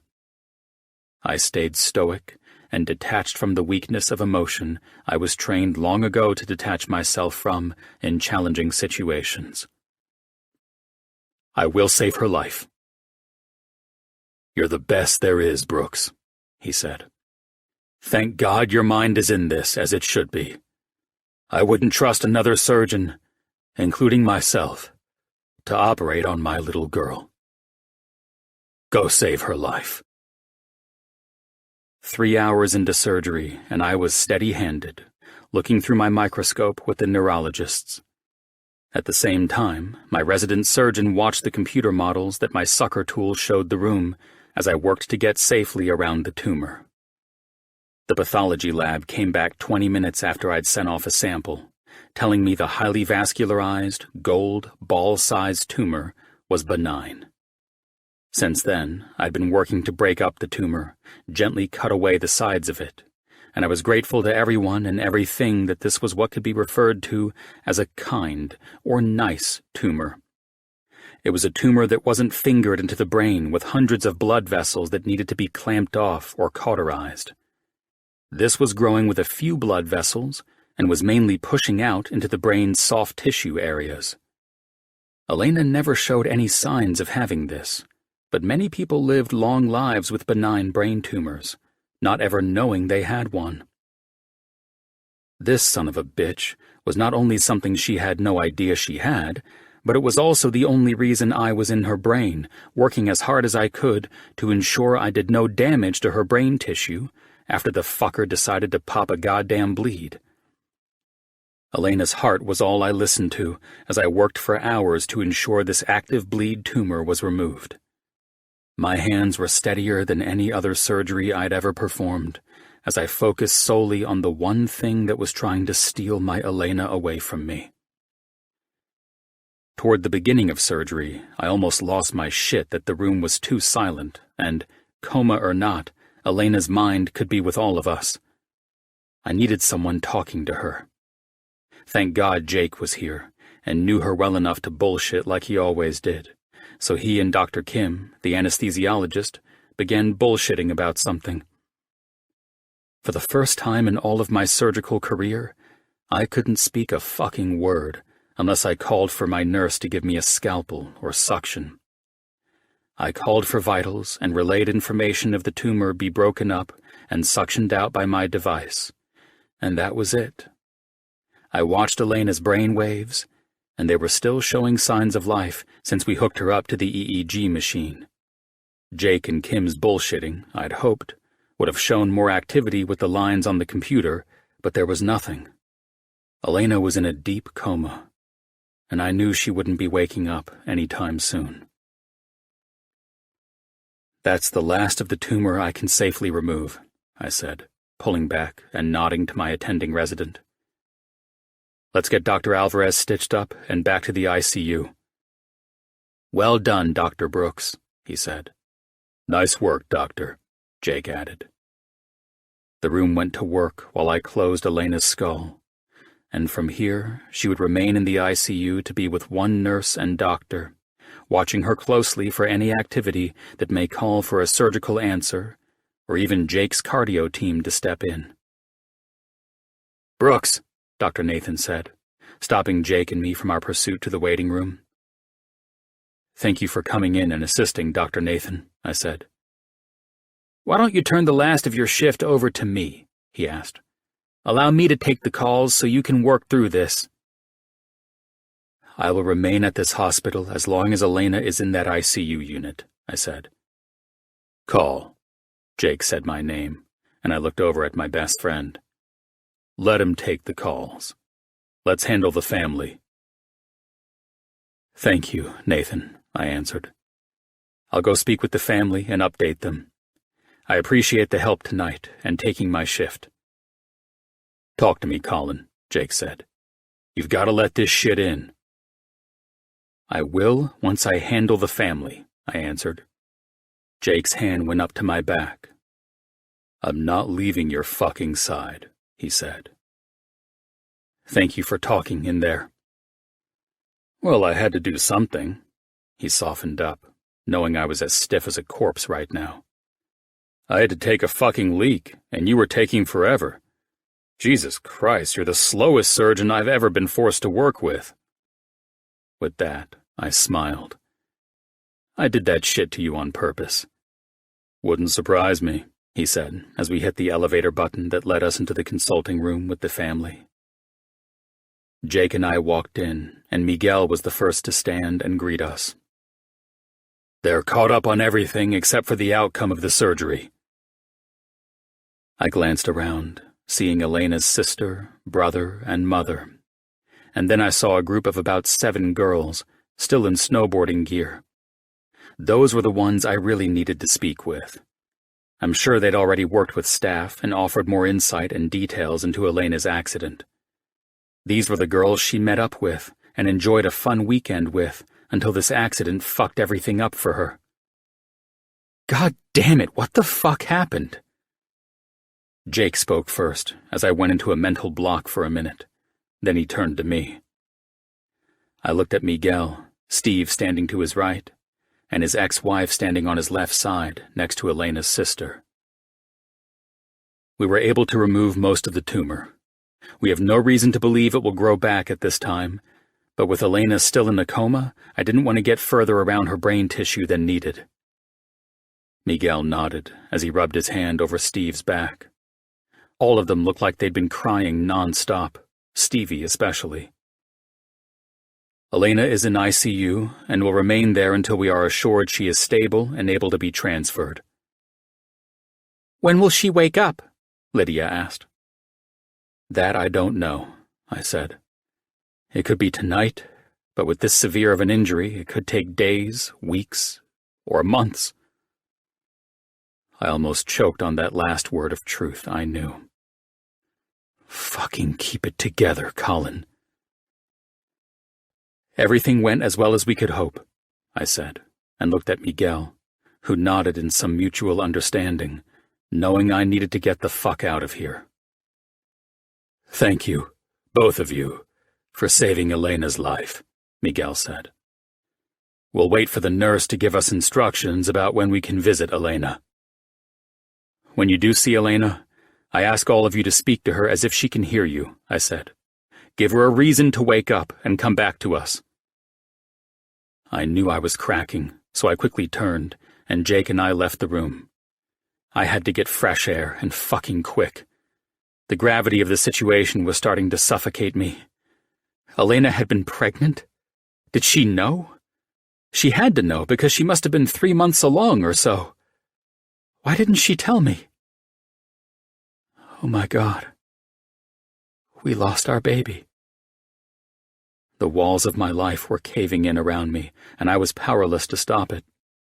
The love of my life was fighting for her life, her body in a coma to heal itself and do what I couldn't do in surgery. Yesterday she was in my arms, and today I held her skull in my hands. How could any of this be real? I threw open a back door and was thankful that the only person to follow me was Jake. I turned, and when I saw the sadness cross his features, I lost it.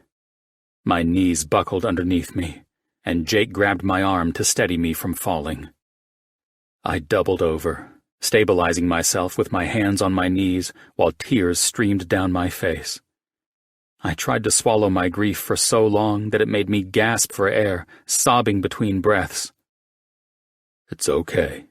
You need to let it out, Jake said, his arm on my back. How did this happen to her?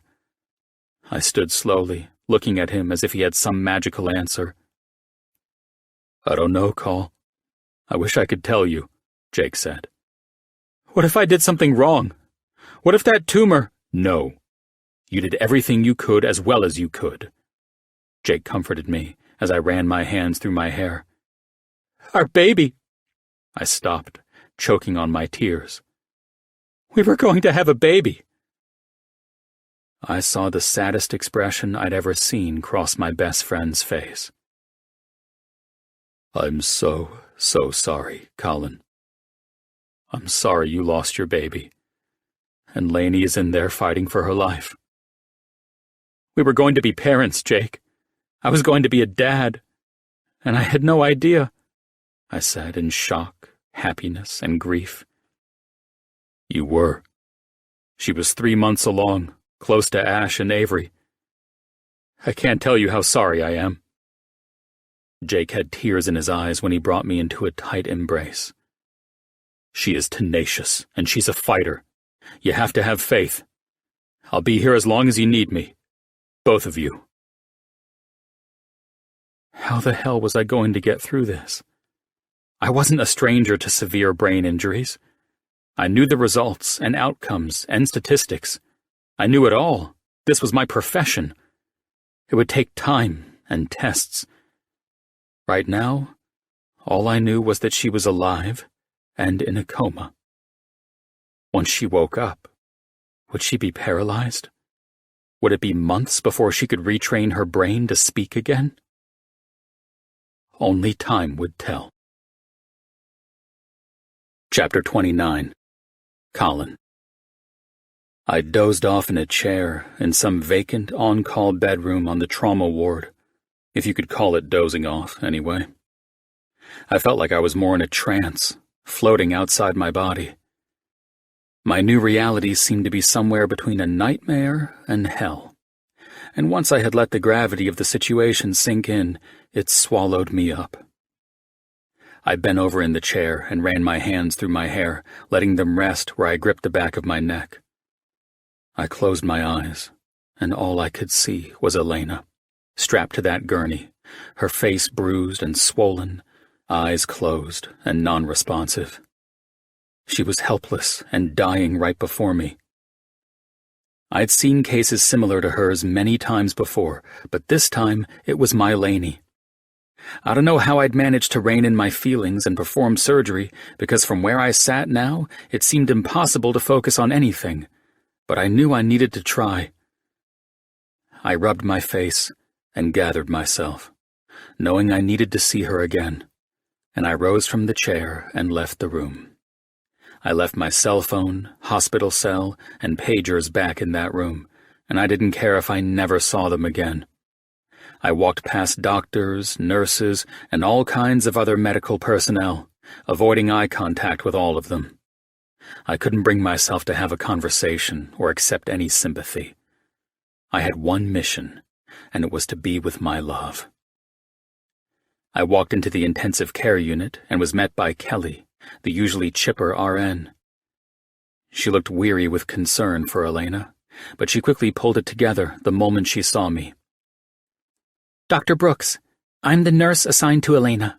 She's in ICU room 3. She only had 3 family members visit, and Dr. Mitchell and his team monitored her cardiac vitals. There's still no change. Thanks, Kel, I said, turning toward Elena's room. Dr. Sharon, I said, when I saw Denise outside of Elena's room, studying the charts she held. Denise's head snapped up when she heard me approach. All her vitals are good, Dr. Brooks. I've sent for another MRI as you requested. The team will be up in about 45 minutes. Thank you. I'm so sorry, Colin. I can't tell you how sorry I am. I nodded. Just make sure she's well taken care of, I answered. You know she will be, she said. I was finishing up here. Her brain activity hasn't changed, but it looks okay and is showing that she is still in the coma. I see that, I said. I've got to answer a page from the ER. I'm here for anything you need. She patted my arm as she walked by me and headed down the hall. I looked at the doorway to Elena's room, realizing that, for the first time, I felt like a stranger in my hospital. I felt utterly helpless in the place where I was usually always in control, and it was terrifying and humbling in the most horrible way. I'd spent almost every day in these rooms, checking on my patients, but this was the first time that someone I loved, the person I loved most in this world, was fighting for her life inside. I went numb when I walked through the door, and I froze in place, staring at her beautiful face. Her head was neatly wrapped in the bandages and gauze from when I completed her surgery hours ago. I rubbed my clammy hand over my forehead, and that's when the tears pushed their way to my burning and aching eyes. I'd worked the trauma unit long enough to know every possible fucking outcome of Elena's scenario. Her life hung in the balance after I worked to save it, and it was all up to her now. She had to fight to come back to me. I collapsed into the chair someone had pulled up next to her before I had arrived, and I took her hand into mine. I stared at her full lips, thinking about how many times I had woken before her and watched her sleeping peacefully like this. I let the tears stream down my cheeks as I held her hand, wishing to feel life in her grip, but there was nothing. I rose, unable to resist pressing my lips against hers, and even though I felt nothing from her in return, I needed to feel her lips on mine. I wanted to climb into bed next to her and hold her until her bronze eyes reopened and met mine again. I wanted to hear her laugh at me as if this were some silly prank she'd pulled just to scare the living shit out of me. I gently brought my lips to her nose, chin, and each cheek before I sniffed and settled into the chair again. I propped my elbows on the bed, held her hand in mine, and allowed the tears of grief to flow as I rested the side of my face against her hand. I had no idea how long I sat crying, feeling Elena's limp and warm hand against mine. "I always tell people to talk to their loved ones when they're in your condition," I said in a hoarse voice. "I always say that talking will help them, that they'll hear what's being said. I like to believe that's true. How funny that I sit here now, but I have no words, Lainey." I rubbed along her arm. "This was your part, remember?" I smiled. "You always have the right words. That's why you're so good at what you do. And look at you. You've left it all up to me now? You know better than that." I blinked through tears and kissed her palm, listening to the beeping of the machines that were monitoring her. How am I to find the words when I'm the boring scientist? I kissed her fingertips. "She mentioned that it was the sound of your sexy and assertive voice that woke up Mrs. Yi from her coma. Those are her words, of course," Kelly said with a half smile, coming in to check vitals as they always did every 15 minutes for patients in one-on-one care in this unit. "She gave me too much credit, Kel," I said to the RN. "You and I and everyone else in this place know she always did."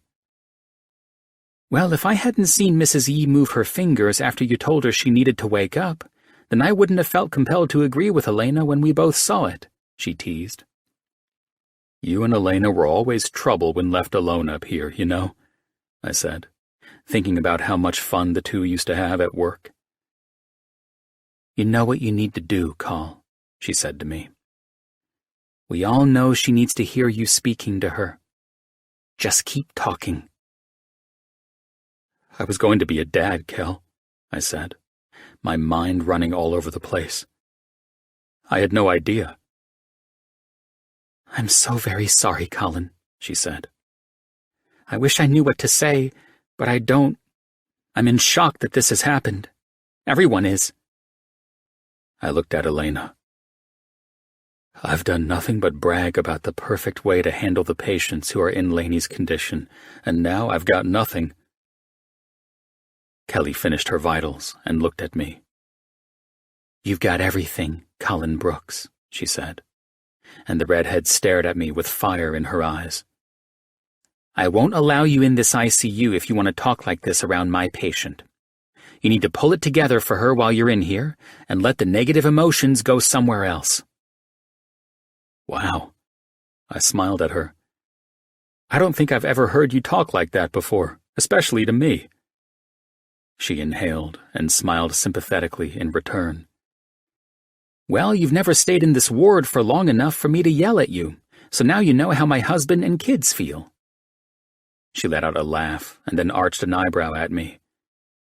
"The only thing you need to do is to be the man she fell in love with. She's in there, and we both know that. She's probably listening to this and laughing at us inside. Don't lose hope, Call. If there's any man I know who could find the words to say to me if I was knocked out, it would be you." "You say knocked out, like she's in some..." I say it to pull you out of this grief so you can help her, she cut me off. I understand the gravity of it all, and I've also seen some pretty astonishing miracles happen up here. You know what Elena would say about this? Just the fact that she's breathing on her own is a goddamn miracle. And it is. Elena's whole motto in life was to appreciate each breath you take and each day you're fortunate enough to have. If you have a full enough heart to appreciate life in such a simple way, you can meet any challenge. You're right. You're speaking one of the many speeches she's delivered about how there's always a reason to have hope that you'll get better and get through any difficulty. I must have heard her say that to 100 patients by now. Dr. Brooks finally admits I'm right about something? Kelly mocked with a wink. Hang in there, tough guy. You know what she would tell you? Now, what would you tell her? I managed to regain some composure after Kelly left the room, knowing I needed to talk to my girl. What would I tell you? I said, my thumbs running over Elena's hand. Well, you owe me an apology, Alvarez. You fucked up in my OR tonight. You were supposed to be awake while I did that craniotomy. You were supposed to guide me, and you slept right through all of it. I stopped when I heard her heart rate slightly change, and I looked up at her EEG, watching her brain waves respond. That's what it takes, baby? I asked, eyeing her and watching her brain waves subtly move on the screen. You need me to tell you that you fucked up in my OR? I laughed through more tears. I need you back, Lainey. I need you to open your eyes and look at me. Open your eyes, I pleaded, hearing nothing but silence beyond the beeping of machines. Elena's heart and brain waves had settled into their previous pattern again. I prided myself on being a patient man, but this would be where patience would be my greatest challenge in life. Lainey, wake up, I demanded. I can't fucking live without you. I don't want to. You need to come back to me, baby. I know you can hear me. God, please open your eyes. Fight back and come back to me. I had no idea how long I sat next to her. I didn't want to leave her side, but I knew I had to. I had to get up and allow her family to come in and sit with her. Elena needed to hear them too, and I felt like I was starting to become absolutely worthless to her. I knew I would have to face people soon, and they were going to want to make me talk about this shit. I'd have to listen to their sadness and sympathies for Elena and me, and that's the last thing I wanted to hear. I wanted the love of my life back, and I wasn't getting that. I told Elena I would be back after her family came to see her, and I left the room and headed toward the restroom to splash water on my face and refocus. I knew if I were left to my thoughts, I would go mad. As soon as I walked out of the restroom, I nearly ran directly into Jake. He'd come to find me and take me to a room where all of my best friends and my mother had gathered to support me. Now, it was up to me to see if I could make it through, when all I wanted to do was lay in bed with Lainey, alone, and not move until she woke up. Chapter 30. Colin. I held my mom the same as I did the night that we lost my dad on Jake's table. She'd fallen in love with Elena as quickly as the rest of us had, and I knew she was heartbroken for both of us. If anyone could relate to my current emotions, it was my mom. She'd grieved the loss of her lifelong love not so long ago. The only difference between us was that I was in this state of limbo, not knowing if Elena would live or die, and if she did live, what deficits might she have. I had no idea whatsoever was waiting for her. Or us. Mom released me after imparting all the right, motherly words, all the words that one needs to hear when faced with an impossible situation. The problem was I was too numb to be receptive. I felt like I was in a dream, and everyone's voice was an echo, and I was outside of myself, watching and listening, but not really engaging. I was a fucking wreck, and I couldn't hide that shit if I tried. It didn't help to stand in the room, seeing Ash and Avery's puffy eyes, and my 3 best friends showing nothing but concern on their faces. I looked at Jake first. Have you found out how the accident happened? I saw a group of girls in snowboarding outfits in the family room with Elena's family. Were they with Elena? Did you speak to them? No, I didn't, Jake responded, eyeing me carefully. How are the cardiac reads? What are you seeing? I know you saw all the monitors while you were in her room, but I'll say what you already know, Jake said. Even after suffering cardiac arrest due to the immediate trauma and jarring of her brain, she was resuscitated before any brain death or heart death could occur. She's got a strong heart beating in there. However, we will continue to keep her monitored due to the severity of the accident. Good, and thank you.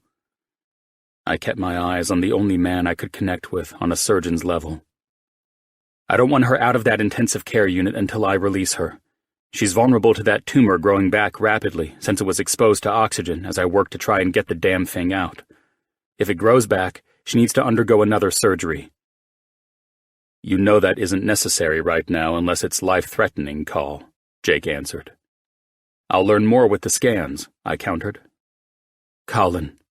Jim walked up to me, Ash and Avery showing their remorse, but hanging back with any words of concern, given I wasn't in a mood to hear sympathies and sadness. I wanted Elena fixed and awake. That's it. What, Jim? I answered. I know that telling you I'm sorry doesn't begin to cover the words you need or want to hear right now. But you need to be in a normal mindset before— Don't even tell me I'm fucking taking time off, I snapped. I'm not leaving her and I'm not going home, to our home. Being there without her will only drive me off the goddamn rails, and I'm not leaving her in the care of anyone else. We understand that, Jim said. We need your head straight, Colin. You know this better than any of us. I know I have to get Elena through this, and I'm not stopping until that woman wakes up from this, I seethed. Call. Alex stepped up, the man who held nothing back when it came to shooting shit straight with any of us. I turned to him, ready for the man to sit me on my ass. Please, Alex, say something I don't know. How the hell do you plan on helping Elena when you're in an unstable state of mind? I'll find a way, I said, not backing down to Alex's somber expression. I gripped the back of my neck. I'll get my head straight and find a fucking way. And what would Elena tell you? That's a low fucking shot, and you know it, I said, my voice cracking. What would she say? Alex pressed. I don't know, damn it, I shouted. Why don't you wake her up and make her fucking tell you herself? Make her wake up! I must have sounded like a madman, screaming at my well-meaning friend for trying to make sure I was okay. You need time off, bud, he said, diffusing my mood. There are therapists and neuropsychiatrists who deal with people in your position.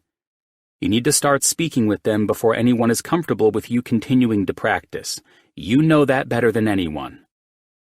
The only goddamn neuropsychiatrist I want to speak to can't talk back, asshole. She's the only one who would know what to say. Elena has enhanced this hospital with her outlook on situations like this. The hospital board is regularly receiving reports from Elena's colleagues about how Elena has given them more insight into how to do their jobs better. Let them talk to you. You know Elena wouldn't stand in this room and allow you to self-destruct over her like this. Alex was somewhat getting through the rage inside me that made me reactive to everyone and everything. That rage was why I knew I needed more time alone. It's why I didn't want to leave Elena's side. She'd kick my ass for this, I finally said.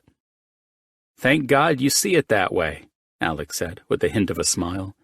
Because Jim, Jake, and I were hoping Elena would permit us to kick your ass back into shape.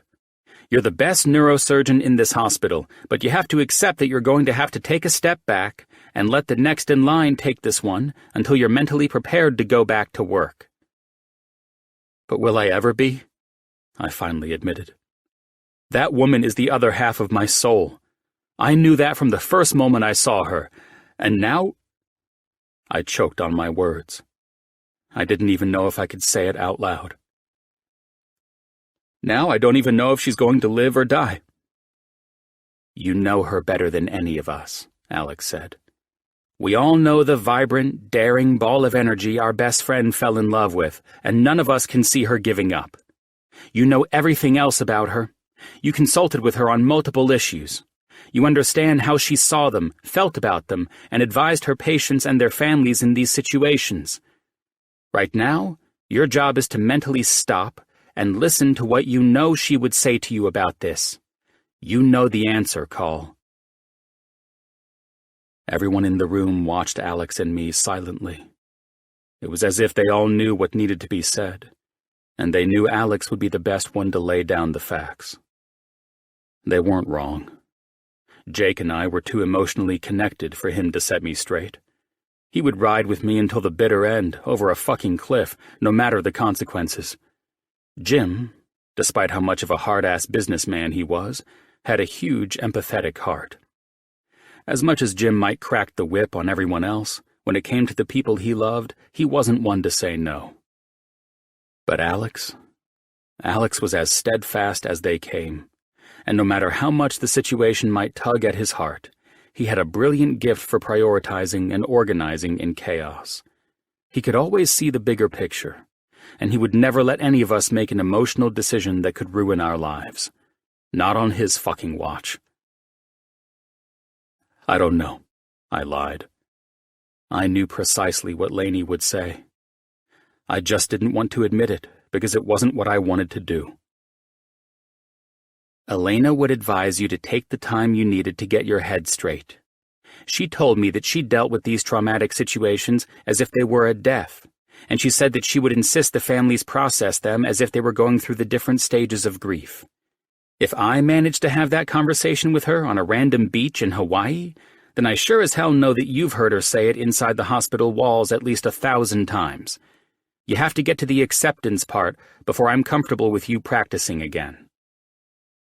"Alex is right," Jake added. "You have to drill down and start to process. You can't float around this place with that look on your face. I know you, and I know when you're mentally checked out. You have every reason to be here, but you also need to listen to the people who love you. You have to start by clearing your head and getting your mind right." "If anyone is going to bring Elena back to you and the rest of us, it's you," Ash spoke up with a smile as she walked up to me and hugged me. "Don't worry about anything else." Avery stood at Jim's side quietly with a sadness on her face that mirrored how I felt inside. "Get your ass over here, Av," I said, and hugged Jim's wife after Ash stepped next to Jake. "I know you probably go in there and cuss her out for doing this to me." I felt Avery laugh through her tears before she pulled back. "And risk her remembering that and kicking my ass when she woke up? I don't think so." She sighed, and her eyes filled with tears. "She just asked me to be in your wedding the other day." "And you will when she's recovered," I smiled. "Colin," my mom said, "be the man I raised to stand solid against such tragedies. It will take time, and during this time, you will be with her and be the voice she needs to hear."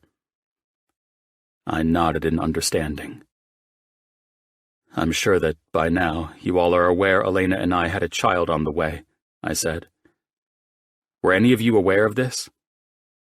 "None of us knew," Ash answered. "Did she know? She's so petite that I would have never guessed it." I spoke with Dr. Allen, who'd been called up because of the miscarriage. He needed to deal with the situation and ensure there was no additional trauma that would prevent the emergency surgery, Jake said.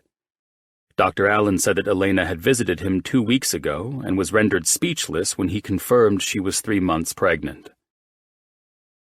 "Fuck," I said.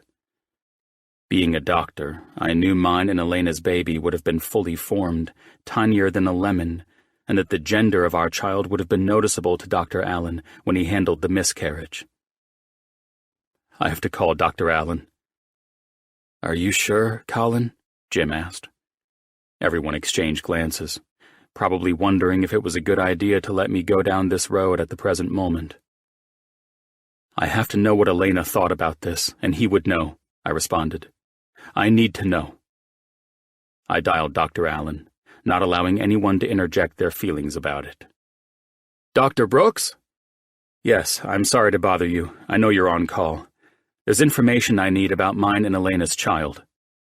Were you aware of the pregnancy? He asked. No. I'm sorry, Colin, he said. All I can tell you is that she was in my office after missing a cycle last month. After a blood test and ultrasound, I confirmed she was 14 weeks along. And she just found out? 2 weeks ago, yes, he answered. This is such a... Alan, I interrupted. I need to know how Elena felt about it to move forward with what I believe she would want after suffering a miscarriage.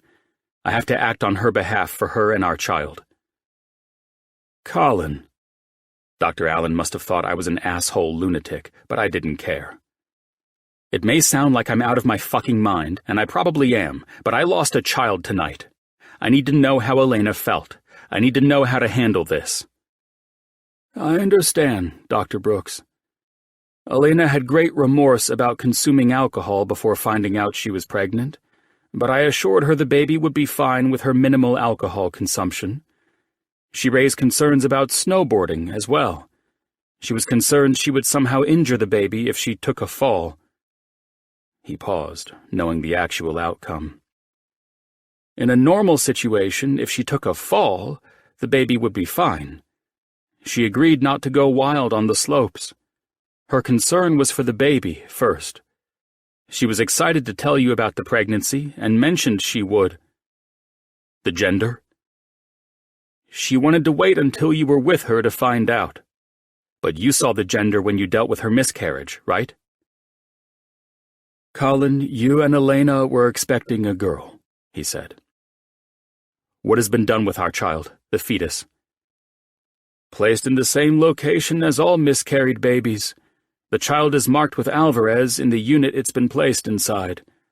If you wish to take any further action with the miscarried fetus, the morgue will help you. I rubbed my forehead.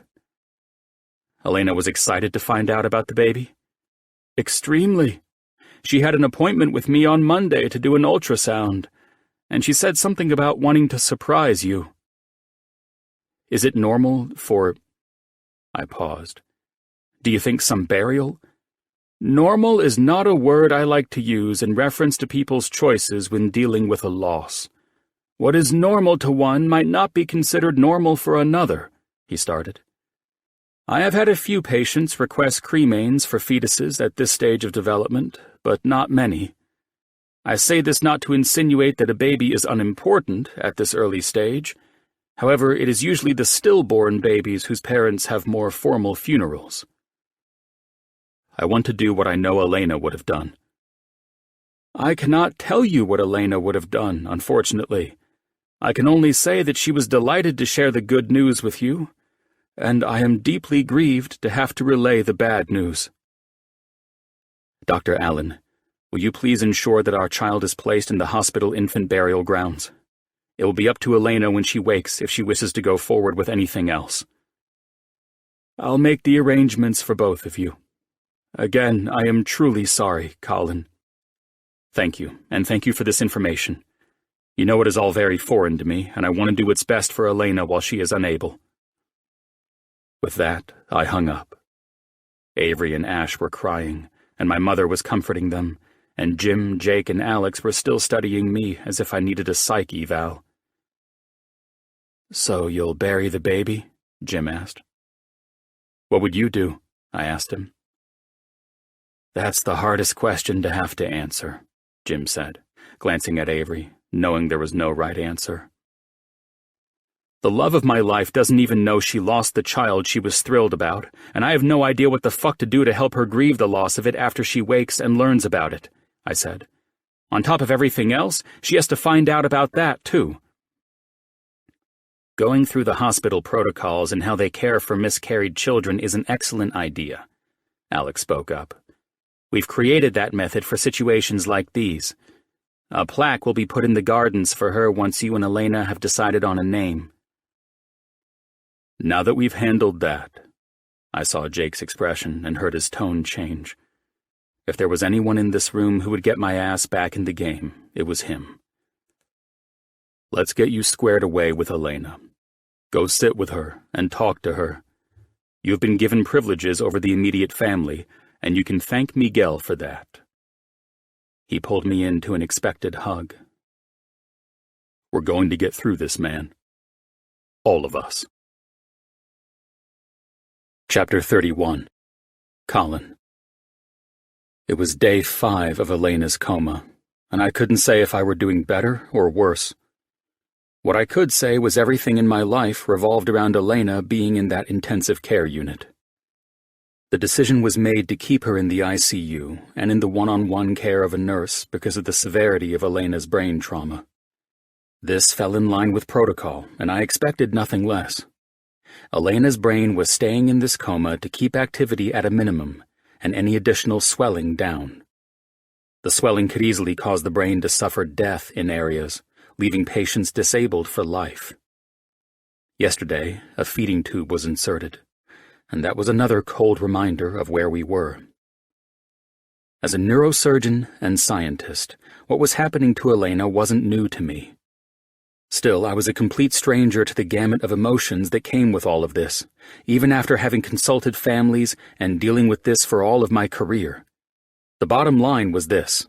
The surgeon in me understood, but the emotional side of me fucking hated every part of it and wanted this nightmare to be over. I wanted Elena under my care and my care alone, but I'd let my feelings about this overwhelm me. I felt a bizarre sense of loss and helplessness being in this frame of mind. I felt like I was failing her. I wasn't mentally capable of being the doctor she deserved, caring for her better than any doctor at St. John's could. It pissed me the fuck off to realize that and try and cope with that fact alone. Colin, a soft voice called my name as I sipped my coffee and paced these hospital floors as its victim and not its chief surgeon. I turned to see the sad blue eyes of a blonde woman close to Elena's age. I'm Steph, she said, extending her hand to me. I forced a smile, confused, and shook her hand. Can I help you with something? I'm one of Elena's friends. I was with her when we were snowboarding, she said. I met you the night Elena was brought in. Dr. Mitchell asked us some questions about that night a few days ago. You'll have to forgive me. Certain pieces of that night are somewhat of a blur for me, I answered truthfully. Dr. Mitchell told me that it was a snowboarder who cut her off, and... I trailed off and rubbed my forehead. I'm sorry. As I said, my recollection isn't what it usually is. Shit. I'm so sorry. Maybe I should... Please don't apologize. I looked past her and gathered myself through a deep breath before looking back at her. Can you tell me what the hell happened on that mountain? I asked, pulling her toward the wall for a more private conversation. Was she boarding unsafely? I just need to know something, anything. Quite the opposite, the young woman smiled. She was playing it so safe that we were teasing her for wanting to take the easy slopes. It was so unlike her not to hit the black diamonds and do crazy flips and stuff, you know? She looked at me half-humored and distressed. It was after we heard about the miscarriage in the waiting room, we understood why Elena wasn't her usual daredevil self. Then how the hell did she wind up crashing into a fucking tree, of all things? The velocity that was calculated must have been nearly 30 miles an hour, I said. None of that adds up. She let out a breath again. Damn it, I was harsh, and I didn't mean to be.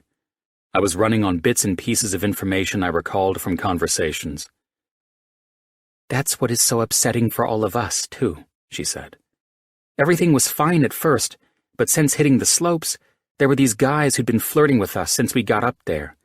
They were just a bunch of idiots, really, she shrugged. It was when we decided to go night skiing. She paused, and I saw tears fill her eyes. Night skiing? Boarding?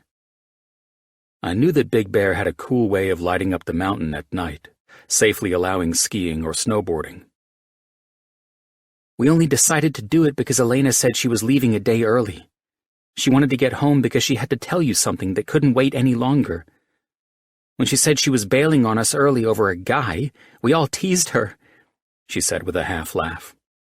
We seriously couldn't believe that any man could tame our feisty Elena enough to make her consider leaving our annual trip. Tears pooled in her eyes. I think she was coming back early to tell you about the baby. I felt a lump stick in my throat. The idea that Elena was leaving her trip early to tell me about the baby had added up. I even managed to smile at the idea of Elena coming into the hospital while I was working on call, walking into the trauma unit, and knowing her well, she would have blurted it all out right then and there. Perhaps that's why she was coming home early, I said. She wasn't one to leave a good time because she missed me. Well, with her leaving a day early, we convinced her to do a fun night run with us. We said that we'd do our last runs together at night if she were going to leave. She was down for it, of course, and that's when it all went bad. I feel like this is all our fault. You know that Elena wouldn't want any of her friends to feel that way, I said, as I looked into her puffy eyes. I'm sorry, I've forgotten your name. Steph, she smiled. It wasn't your or Elena's fault, Steph. I am just at a loss as to what exactly happened to send her into a tree. I tried to smile and not look like an asshole. Right. It was one of those jerks who'd been up Elena's butt the entire trip. She exhaled in annoyance. The guy came out of nowhere while we were on the steepest part of the mountain and almost lost it when he clipped his board on bad snow, trying to carve an edge in front of her. Elena swerved to miss him, and that's when Ski Patrol told us he saw her go over toward the packed ice, and she went off of the groomed area she was on. She overcorrected to slow the board down, and it only increased her speed more because of the ice. Ski Patrol said it put her on a collision course with that tree. She couldn't carve or turn out of it fast enough to avoid it. The Ski Patrol. This is the man who showed up here the next morning and reported to Dr. Mitchell that he was the one who did CPR and restarted her heart? He called 911 with all of us there and kept talking to her. We knew it was bad, especially after we saw Lainey's helmet was split. We didn't think she'd survive, Steph said. Her bloodshot eyes searched mine. Thank God for that man. Thank you for telling me this. I'm sorry you are going through this. I wish she would have stayed as planned, I said with a heartfelt smile. There was no keeping her there. Steph softly laughed. She talked about you non-stop, like a schoolgirl in love with some crush. Lainey was never like that with boyfriends. We teased her persistently about it, too. She pressed her lips together. Anyway, I just wanted to say that I'm sorry and thank you personally for saving her life. She's been my friend since kindergarten. I watched as she folded her arms, dropped her chin into her chest, and began crying. I touched her elbow. I'm still trying to process this, I said. The man she bragged about to you up there would naturally have the right words, but I'm sorry that I don't. I will tell you that I'm glad you told me all of this, and I'm sorry for your pain.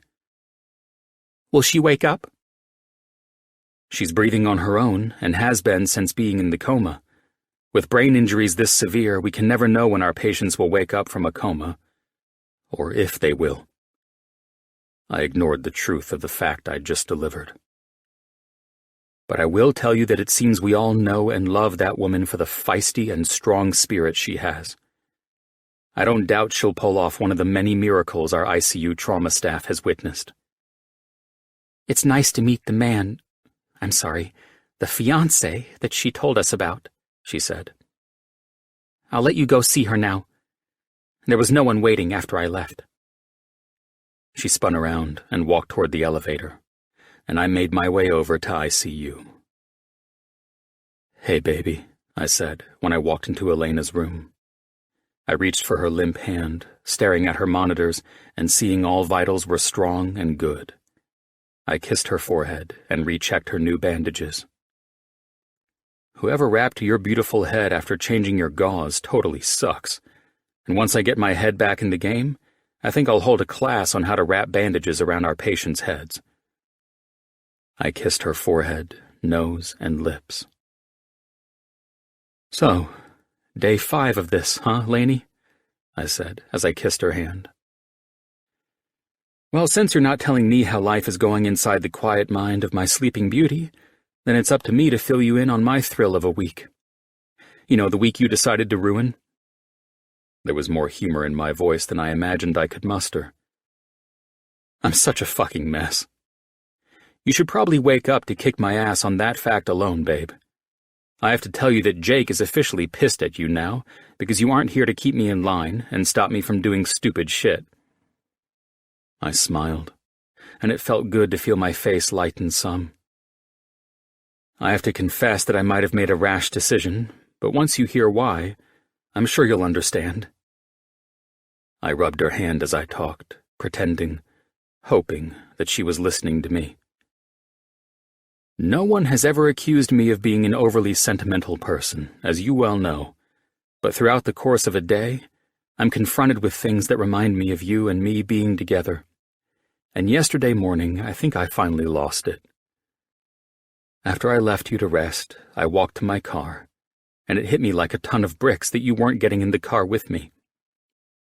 I kissed her fingertips, my eyes not once leaving her peaceful face. After I sat in my car, my radio came on, and all I could think of was you changing the music and forcing me to sing the song. The goofy radio DJ shit you always did whenever we were in the car.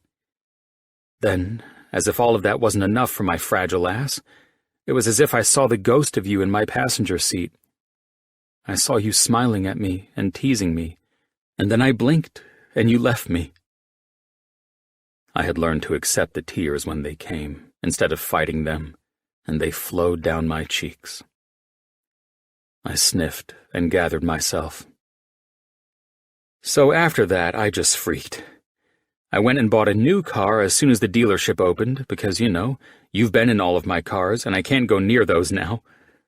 I laughed, knowing how ridiculous it was. Maybe I temporarily lost my mind, but at the time, it seemed like the best solution. Jake, however, is not pleased, because I took the liberty of doing something that made me feel a little more like myself by pranking him. We have a rule that none of us buys a car that matches another's, so naturally, I went and bought the same car that Jake drives, and he's furious. So now I'm driving a fucking Bugatti. I kissed her palm. How's that for being born with that silver spoon, eh, Alvarez? Elena's brain waves reacted to that more than anything I'd said thus far. Her heart rate was picking up some, and while I watched her brain waves reacting, I swear to God, I saw her mouth twitch out of the corner of my eye. "Dr. Brooks," Nancy, Elena's nurse, said as she walked in. "I have no idea what you're saying in here, but this is the best activity I've seen on my monitor since Elena has been in here." I was giving her credit for always saying I was born with a silver spoon in my mouth. She knows I hate to hear that shit, I said to the RN as she watched vitals with me.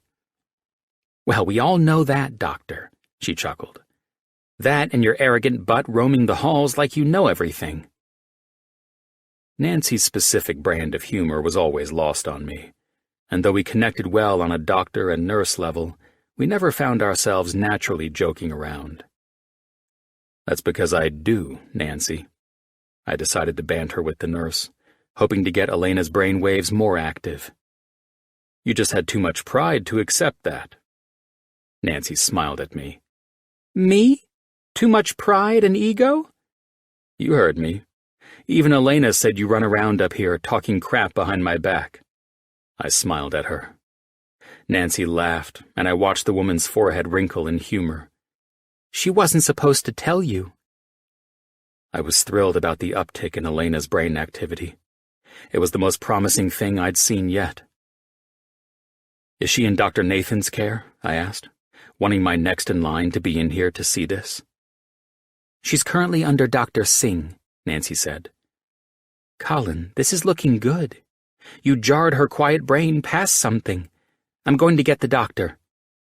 Thanks. Good God, woman. I looked at Elena. I'm learning more and more about what cracks you up about my sorry ass, I said truthfully. Would you also give me more activity on that screen if I told you that I have to stay at Alex's house now? Yeah, imagine that shit. I guess we can agree that it's better than buying a new house. I stopped at the car, so that's got to count for something. Alex is going to kick me out if I don't stop watching chick flicks and eating ice cream to get through all of this, though. Looking very nice, Dr. Howard said, walking in with Dr. Singh. This is excellent activity. What are you saying to her? Just telling her stories of what a jackass I am. Apparently she loves it, I said. Both doctors laughed. Well, you are one of the biggest assholes we know. Singh's eyes crinkled in humor. Who would have thought that's what Elena fell in love with? I'm shocked her eyes didn't snap open at that one, Singh, I said. Keep talking to her. Whatever you're doing is working, Dr. Howard added. Is Miguel here yet? Any of her family? Miguel called in about 40 minutes ago saying they were going to continue coming down in shifts of 2. I told him you were on your way in, and he said he and his son would head down here. How are they doing? They're going to be doing much better once Miguel sees these brain graphs. I'll let you fill him in on what got our lovely Elena's mind sparking some neurons today. My sorry and pathetic bullshit?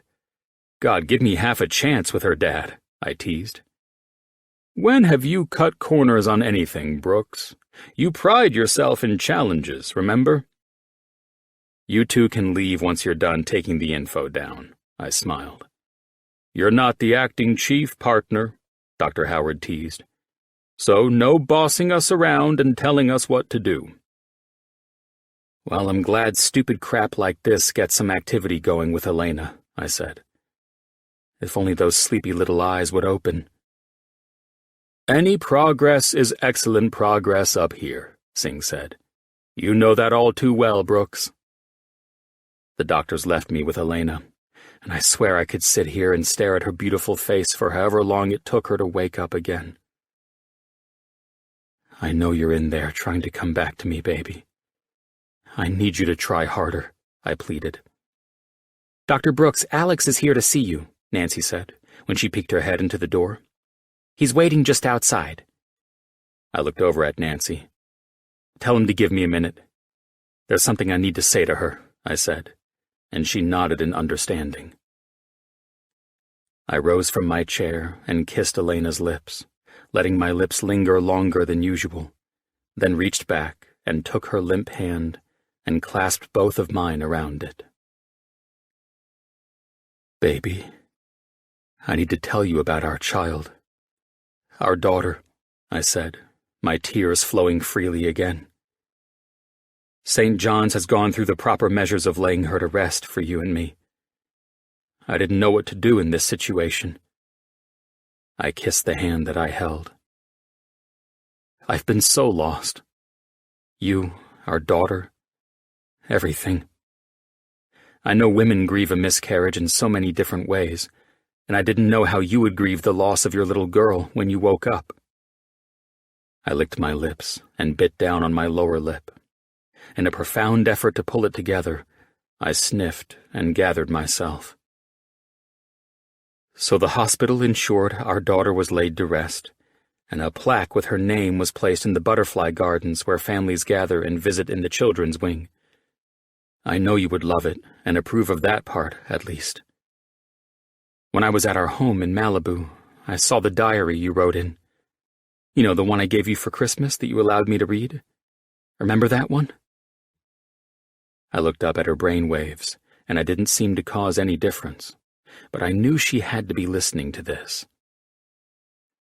Well, after I completely lost my shit, I decided I needed to pack my things and go to Alex's house. Being home felt overwhelming because all I saw was you fucking everywhere. I took a break and sat on the outdoor sofa, and I found your journal had fallen behind the cushions. I kissed her again.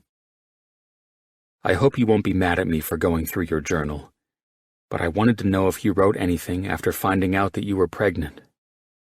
I know it might sound strange, but I felt like I needed to hear you tell me about it, and that's the only way I could. Anyway, I saw where you wrote that you cried when you found out. Babe, I wish you would have told me for that reason alone, to share your joy and fears and everything that happens when you find out something life-changing has happened. You drew the most beautiful butterfly after that entry, and I assume that was when your thoughts must have been running wild with questions, concerns, and how to process it all. I have no idea. Maybe it's because you were happy, I said, rubbing my thumb over the back of her hand. I won't know until you wake up and tell me. Either way, then I turned the page, and I see you had already started picking out names without me. I chuckled. I should have known you loved that story, Little Women, so much when you read it to Mrs. Yee in surgery. However, I didn't expect that you'd want to name our child after one of the characters. Josephine March Brooks has a lovely ring to it. Joe March Brooks, on the other hand, isn't my first choice for a boy, I've got to tell you. I smiled at the fact that she'd want to name our child after a book character. I never told you this, but I always imagined that character, Joe, to be you when you read it to Mrs. Yee. Joe was wild and free and headstrong, but she's also passionate and full of life. So much like my Lainey. No wonder you attached to her. So, baby, Josephine March Brooks is the name I had the hospital inscribe on the plaque in the garden. And I also had them etch the butterfly that you drew on the pages before you named our daughter. I think it's perfect, and I think you will love it. I stared at her unresponsive reaction and the nasal cannula that was delivering her oxygen through her nostrils. Whatever you hear in that beautiful mind of yours, I hope you're mentally smiling that smile I miss and love so much that it hurts. I kissed her forehead. I love you, sweetheart. Alex and I are going down to find the perfect place for our daughter's plaque. When you wake up, we'll go there together. If you could wake up now, I wouldn't have to do this without you, you know? If you could open your eyes, Lainey. My voice became stern. Open them and be with me in all of this, Elena. I sat with her quietly before I knew it was time to go. As I always did when I left my Lainey, I kissed each of her closed lids and left her in the care of the ICU staff.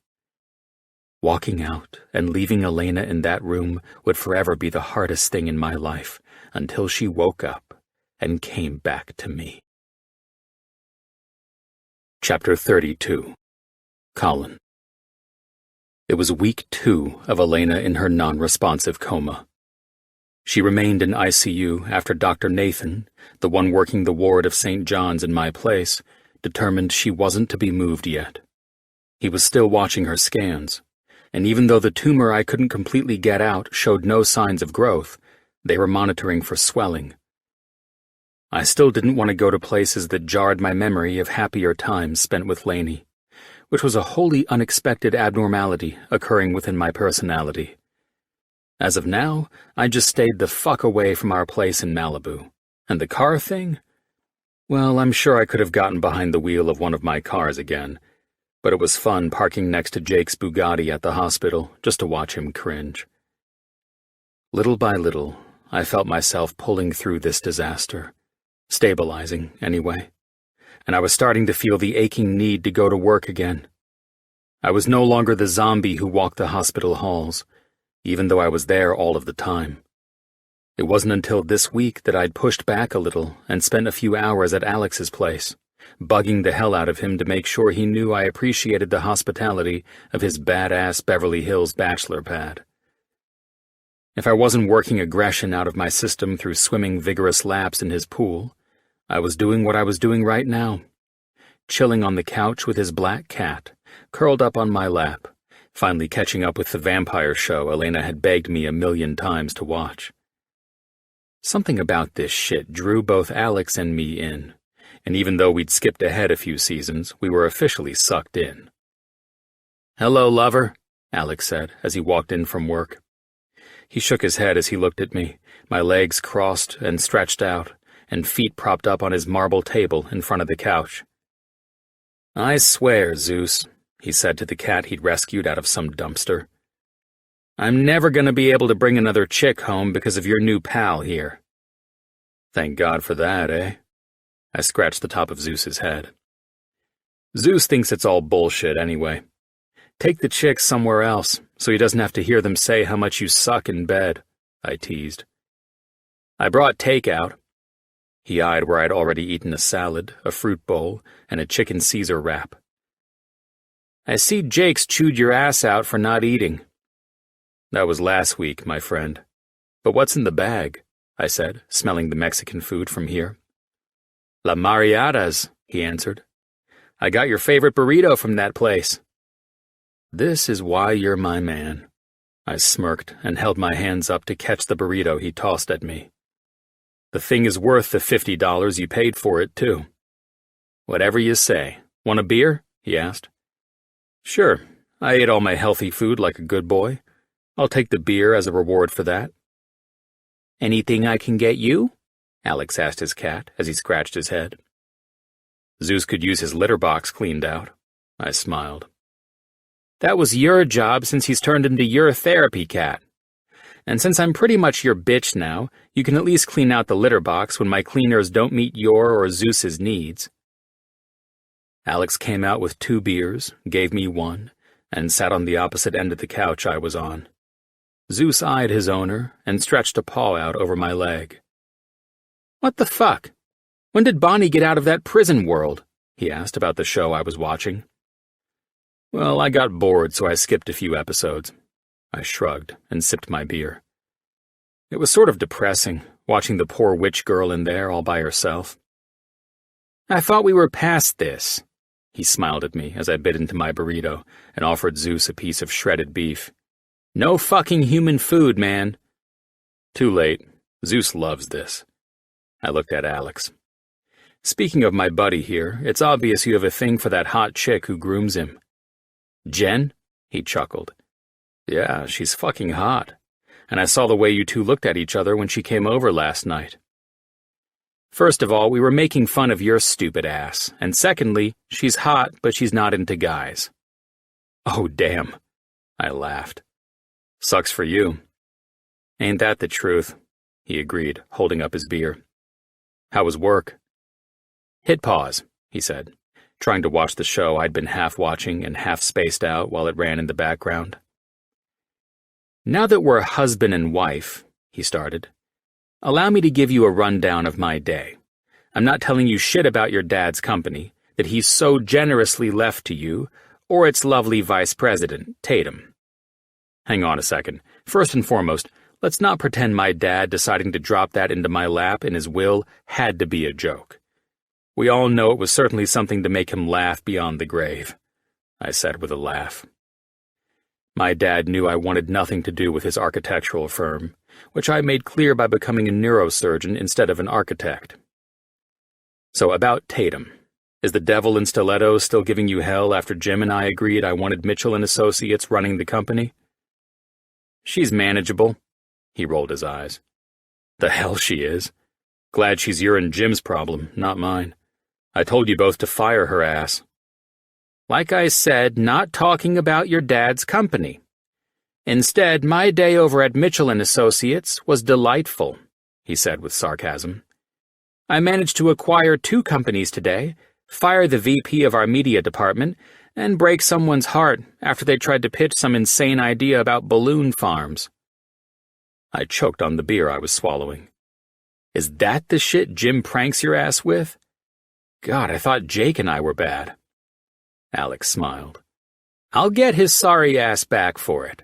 Trust me," he said. "Anything else, or are we going to talk our feelings out tonight also?" "I just asked how my husband's day was at work." "That's why we need you back and working again," he said.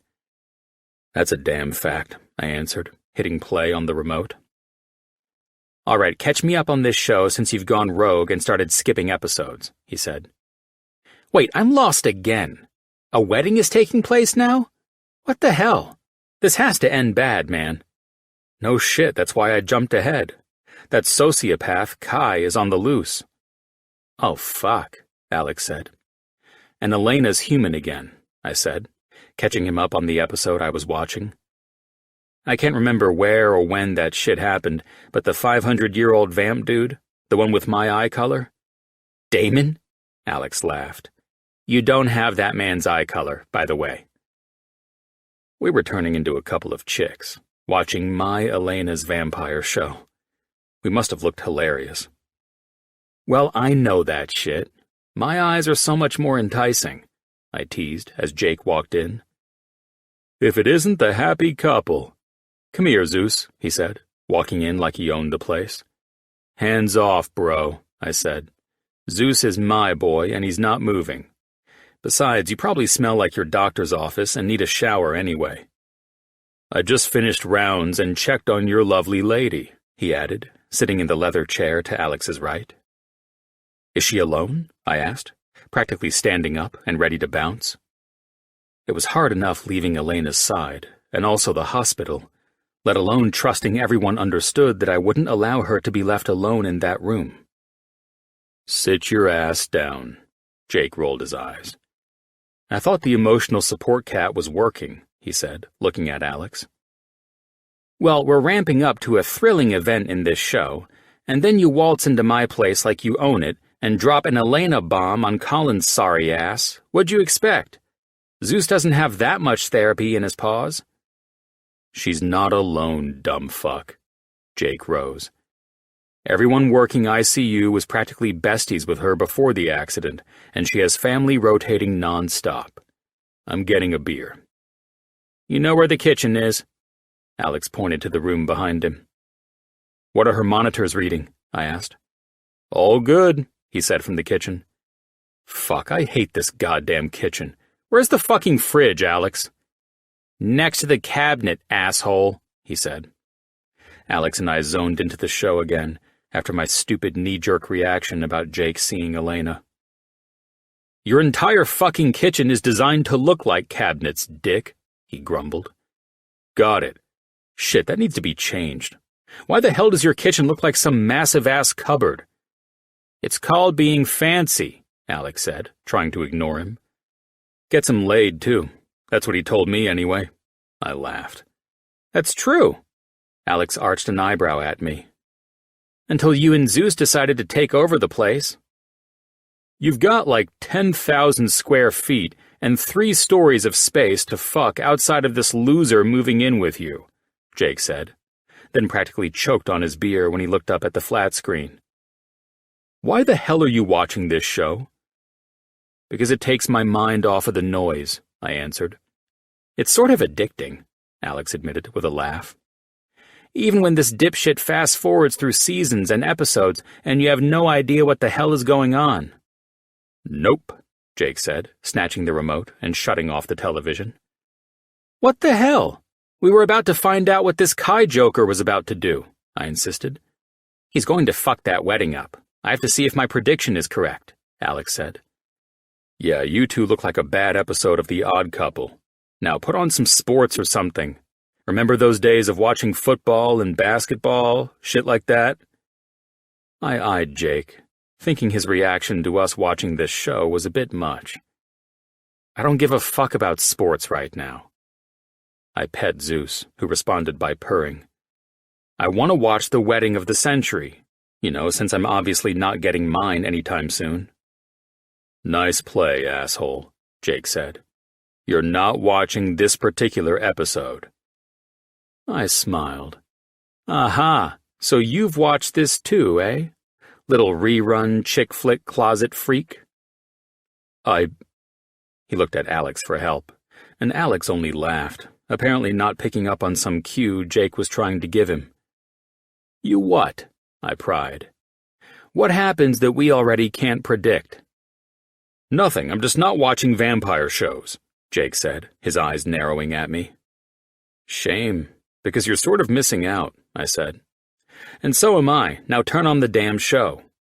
Not happening. Give it up, man, Alex said. Blame it on Ash, unless you sneak out and watch this shit by yourself. He laughed. All right, it's one of Ash's favorite shows to binge watch. After I made fun of her for watching a show that isn't on anymore, she insisted I watch it with her.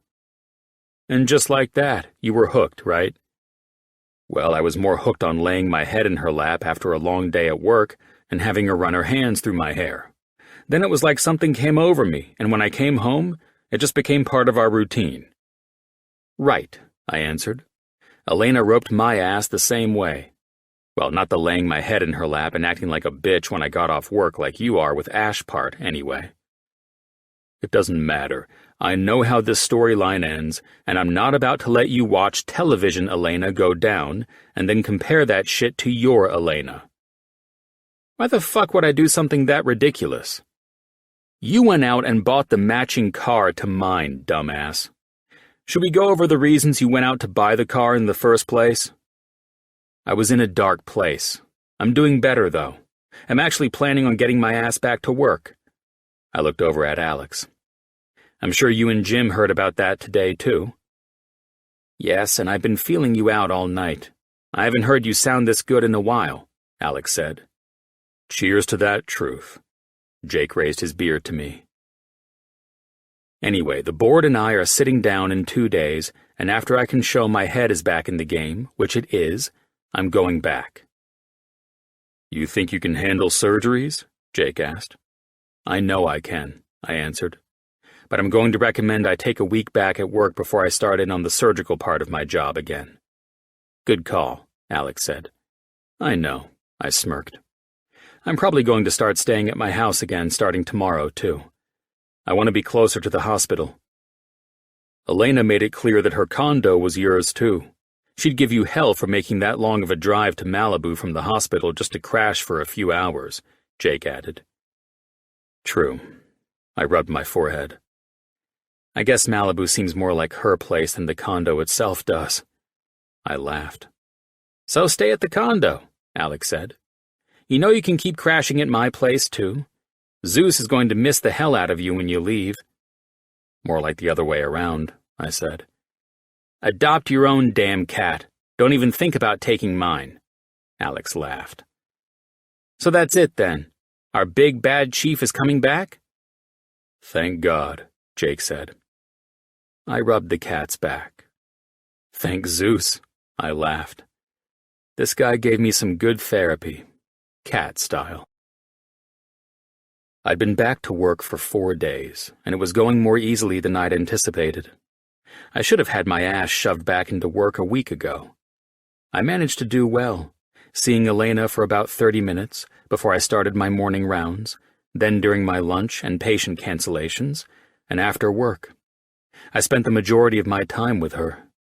My mind was functioning at a healthy level, though, and I didn't even freak out as I'd imagined I would, seeing her office door closed, and even peeking in to find it empty. All in all, I was getting through this week smoothly, and my surgeries were set to start taking place next week. Being back in routine made all the difference in the world, and I was feeling lighter. This shroud of darkness that had clouded over me for the last 3 weeks was all but gone, but like any normal person, I had my moments. There were moments of grief, disbelief, and frustration with Elena's situation, but I took time alone to let tears flow if need be, or take a jog on the beach. Whatever it took to keep the bad energy away from me. Dr. Brooks, Anna, the RN working in ICU, said, as I made my rounds in the post-surgery ICU floor where Elena remained, unconscious. Your patient, Bethany Keene, the car accident victim? Yes. Her glucose levels, have they come down? I was checking her first, I replied. They have. Her family wishes to visit her, she said, following me into the patient's room. Beth? I'd put her in a medically induced coma to save her life, and her family insisted I use the name Beth when trying to rouse her. Beth, it's Dr. Brooks. You need to wake up now. Your family wants to visit you. You think she will? Anna asked. Beth, I said, reaching for her hand, as I'd always done with my patients. It's Dr. Brooks, and it's time to wake up. I used a more assertive tone. Beth's fingers flicked against my palm. Here you come. I looked at Anna. Call the family in. She's waking up, and she needs to hear them and see them if she wakes within the next hour or so. Yes, doctor. I went through the floor, always saving Elena for last, so I could stay with her until I changed and went home. When I got to Elena's room, her sister was sitting in the chair next to her bed, and I ignored her as always, looking at Elena's charts instead. I didn't like the Ice Queen one fucking bit before Elena's accident, and time hadn't changed my opinion. All of her vitals and readouts are looking fantastic, I muttered to myself, studying Elena's charts. Elena, you can wake up any time now. Dr. Brooks, Lydia said. Yes, Lydia, I said, eyeing the chair she sat in, knowing I'd be taking it once Lydia's green-eyed ass was out of here. Thank God for her she was positive when she was with Elena, or my ICU nurses would have thrown her out. Will they be moving her as Poppy said? Elena's swelling is no longer a threat. Her brain is healing quicker than we anticipated, so she'll be transported to our rehab location. I don't want her leaving the hospital, she insisted. Neither do I. It's why I'm paying outside of Elena's insurance for her treatment and care from that state-of-the-art coma facility to send a fantastic rehab unit over to St. John's to work with her. But will they wake her up? Lydia asked. Why the sudden questions? Elena will wake up when her brain is ready. I'm in here countless times throughout the day to ensure she wakes. I can't do this anymore, she wailed, bringing my ICU nurse into the room. Okay, I said. I understand. Perhaps it's time for a break, Lydia. I'll leave on my own, she snapped at me. While I frowned, Anna stepped up. It's time for you to leave, Ms. Alvarez, she said directly. I will not tolerate you arguing with the doctor in front of his patient. We have other coma patients who can hear this too. I remained silent, because the words that would fall from my mouth would get my ass kicked out of here too. Lydia stormed out of the room, crying, and I shook my head. Call for Miguel, please, I said to Anna. He's been showing up with her, and I believe this is why. Perhaps Lydia's cracking at home. It's not the first time I've asked her to leave this ICU unit, Anna said.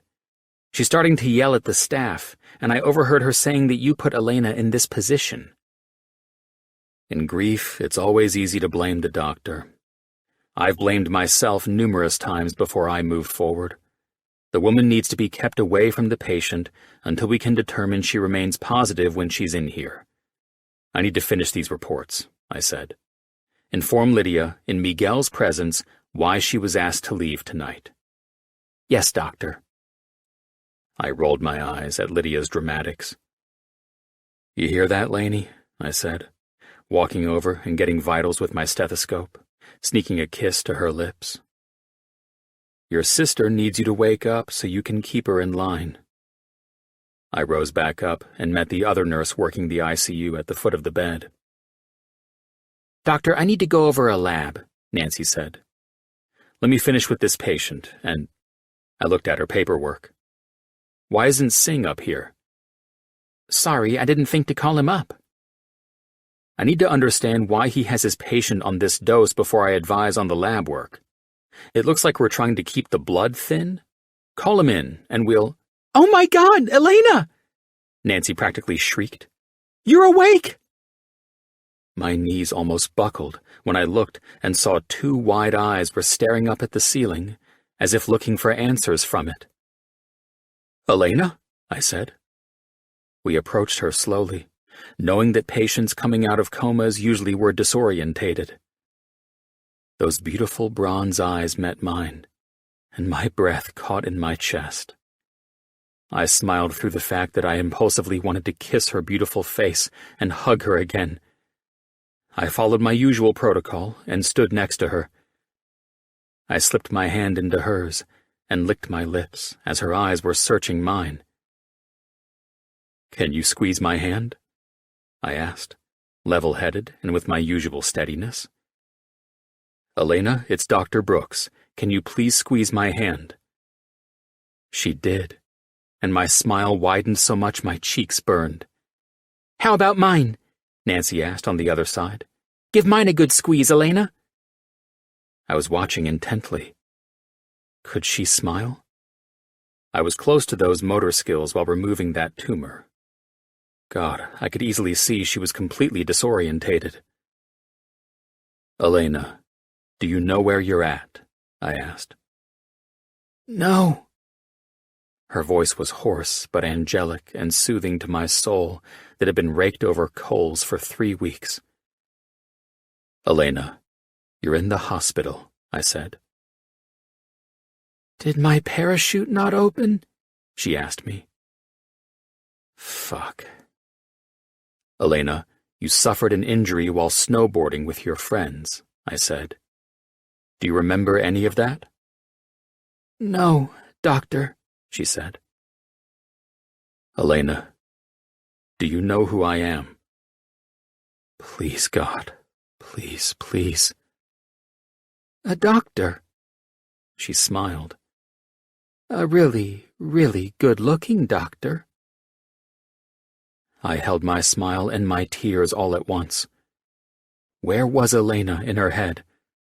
It was normal to be completely out of it after waking from a coma. It was also usual to know and have heard everything going on while in a coma. Nancy pulled Elena's attention from me and took over with exercises that showed her fine motor skills were working, and I didn't fucking damage anything. The contra-coup jarring of her brain did, though. Elena didn't know who the hell I was. She was waking up from what she believed was a skydiving injury. Oh my God. Did I lose her? I was terrified to think the thought. I had to pull my shit together. Sometimes memory loss would last, sometimes not.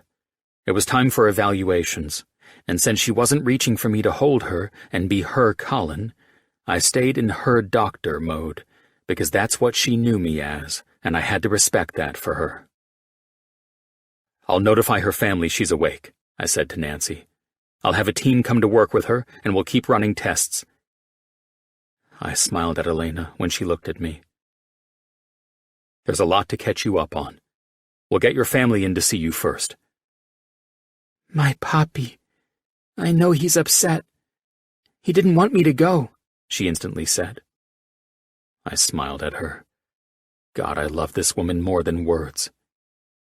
Your Poppy is far from upset, and when you see him, I promise he will never have been happier. You know him? She eyed me with those probing, beautiful bronze eyes of hers. Dr. Brooks? I worked under him for many years, I said.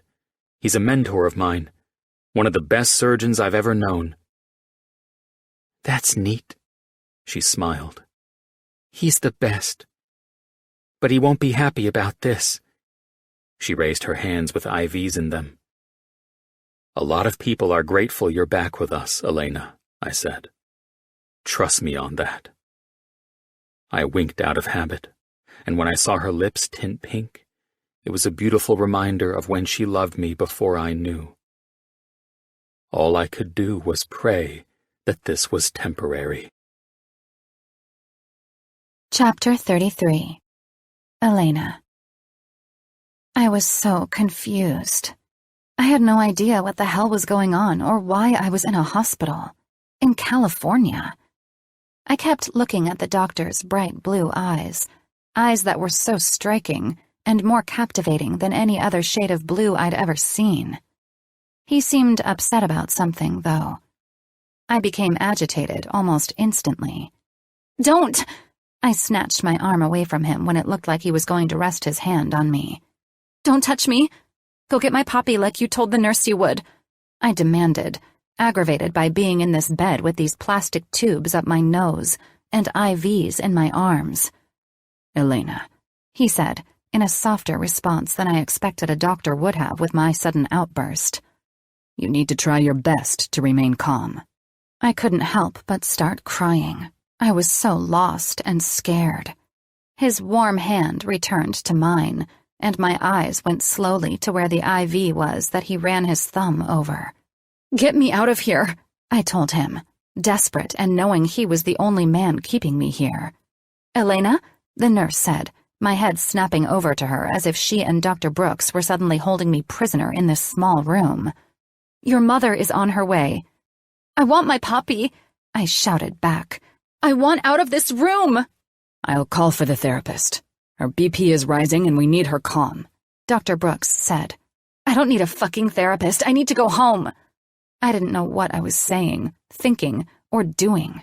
Everything was instinctual. All I knew was that I was scared out of my mind.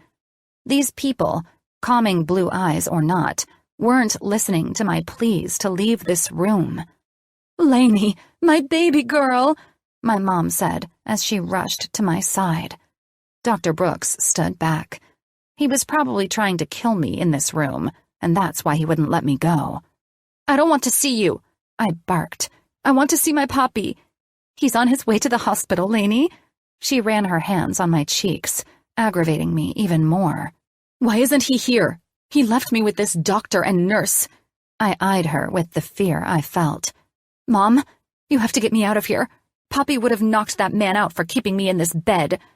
I leaned my head up and whispered, "I think he's trying to kill me. He won't let me go." Mom's expression shifted from careful concern to worry as she looked at the doctor. "Is this normal?" she questioned him. "Are you fucking joking?" I shrieked. "You're in on this with them too?" I glared at her and shifted away when Mom went to rub my arm. "Elena Marie Alvarez," she said in that stone-cold voice I hated. "You will watch your mouth and calm down." A switch flipped in my head, and I started gasping for air, trying to tear the tubes out of my nostrils. Tears erupted as I started sobbing, scared out of my mind. "This is normal. She's disoriented, and it's part of the post-traumatic amnesia. Get a therapist in here, stat!" the doctor ordered. Then I watched in fear as he pulled his phone up to his ear. "Miguel? Yes."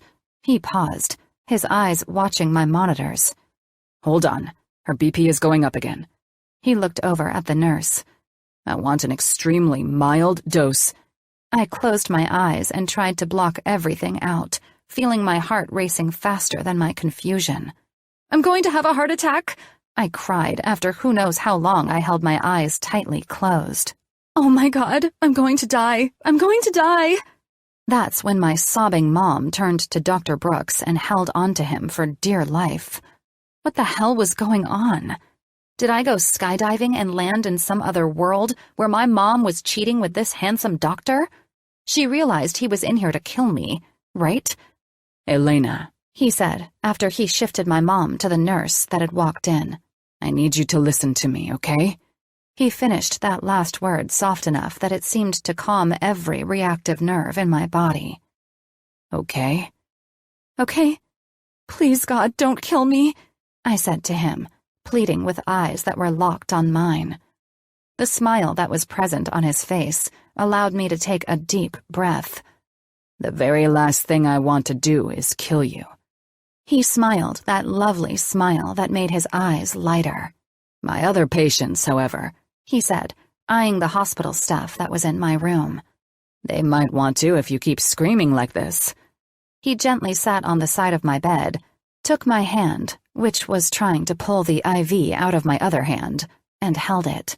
"Luckily for you," that smile that was keeping me focused only on him. "I won't allow that to happen, and neither will my staff. We want to keep those patients out of your room. Your family has been waiting for you to open your beautiful eyes, and they will be very grateful to learn you're able to speak after your little accident." His eyes widened, and his humor made me smile back at him. "Not quite sure your poppy is going to be thrilled to walk in and find his daughter is cursing like a sailor in my ICU, though." "He'll blame you," I challenged. "You started it all." His dark and light blonde hair was messy, short, and so youthful. He was a dreamy guy, which made all the more sense of why I was lured here to be killed by him and his nurses. "Your eyes are going wild on me again," he said, studying me. He looked up at the monitors when that machine started beeping loudly to tell him I knew all about this man and his plans. "You're trying to kill me, but I'm not afraid of you, asshole," I said, letting this handsome demon doctor know I was onto him. "Why would I want to do that when all I've done is work my ass off to keep you alive, Elena?" He became sterner, and that made his answer feel like the truth to me. "Then why do I feel like I've been kidnapped?" I asked. "Because this is normal. Things are a bit disorienting for you. Can I ask you a question? You don't have to answer it," he said. His warm hand holding mine felt nice. I curled my fingertips up some to keep us like this. "It depends on what you want to ask," I answered. "How old are you?" he asked.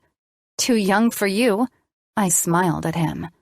I watched him bite down on his bottom lip, and my heart felt like it flip-flopped in my chest. I loved that feeling, but didn't know why him doing that made me feel that way. "You think 34 is too old for you, eh?" He smirked. My heart did that thing again. "Well, I'm only 22, doctor. I don't think my poppy will approve." His lips pinched together, and I watched his face grow serious again. That look scared the hell out of me, but I felt an intense wave of calm wash over me. I felt warm, like I was wrapped in relaxation. "Oh, wow, yeah. Anyway," I think I was mumbling, but I remembered what we were talking about, and I forced a smile. "This feels nice." "You feel nice," I said to the doctor, but his eyes were looking above my head. "Doctor, look at me." "A little more. I don't want her completely asleep, but I want her fully relaxed," he said to whoever he was looking at. "I don't care anymore." I giggled. "You can kill me if you want." He smiled at me. "If you don't stop insisting that I'm trying to murder you, I might have to kiss you just to make sure you know I have no intention of that." "No way," I said. "My dad won't let me date you. I can date anyone except a doctor. Poppy made me promise him that when I was little." "Is that so?" he asked. "I think I could change his mind." "He doesn't even know you." "Apparently. You don't know me either," he said, his voice calm. "But you must have forgotten already that I know your father." His eyes searched mine in the way that scared me before, and then he looked away. "Miguel should be here at any time. Where's the therapist?" His voice was stern about the therapist part. "Are they not following your orders, Doc?" I asked. His eyes shifted to mine. "No, they're not, Elena." "Getting mad?"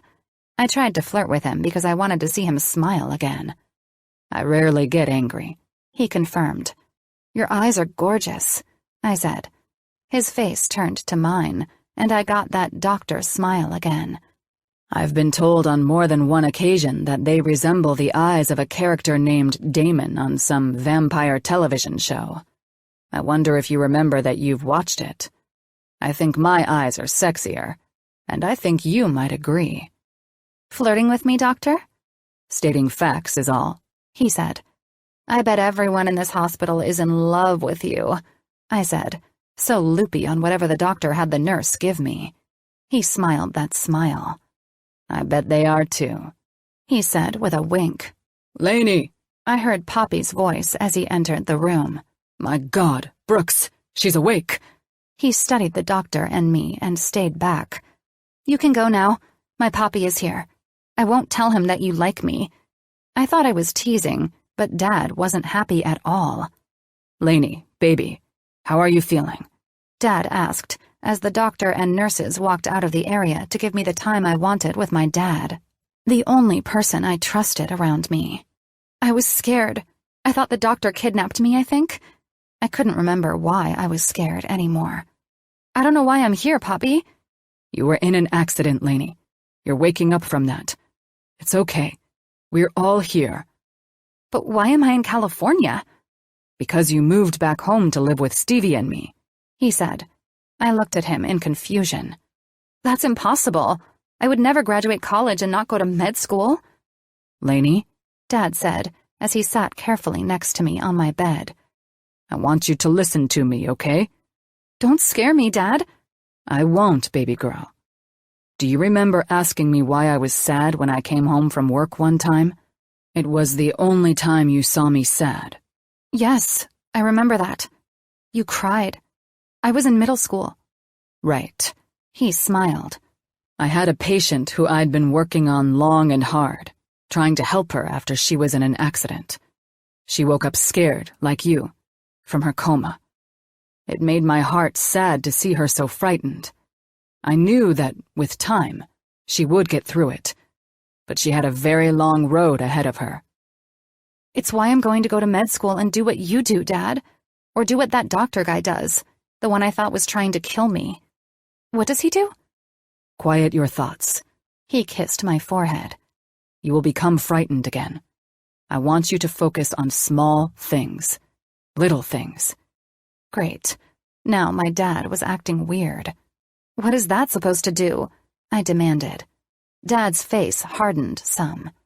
I understand what you're feeling right now. We're going to take small steps and gradually allow your mind to absorb things. You live here now, and you were involved in an accident that made it difficult for you to remember things and process them. Dr. Brooks isn't trying to kill you. He smiled, as if the thought amused him. He's going to help you, and you need to follow his guidelines like my patient who lost all of her memories followed mine. Do you understand me, young lady? I knew you would bust me for this.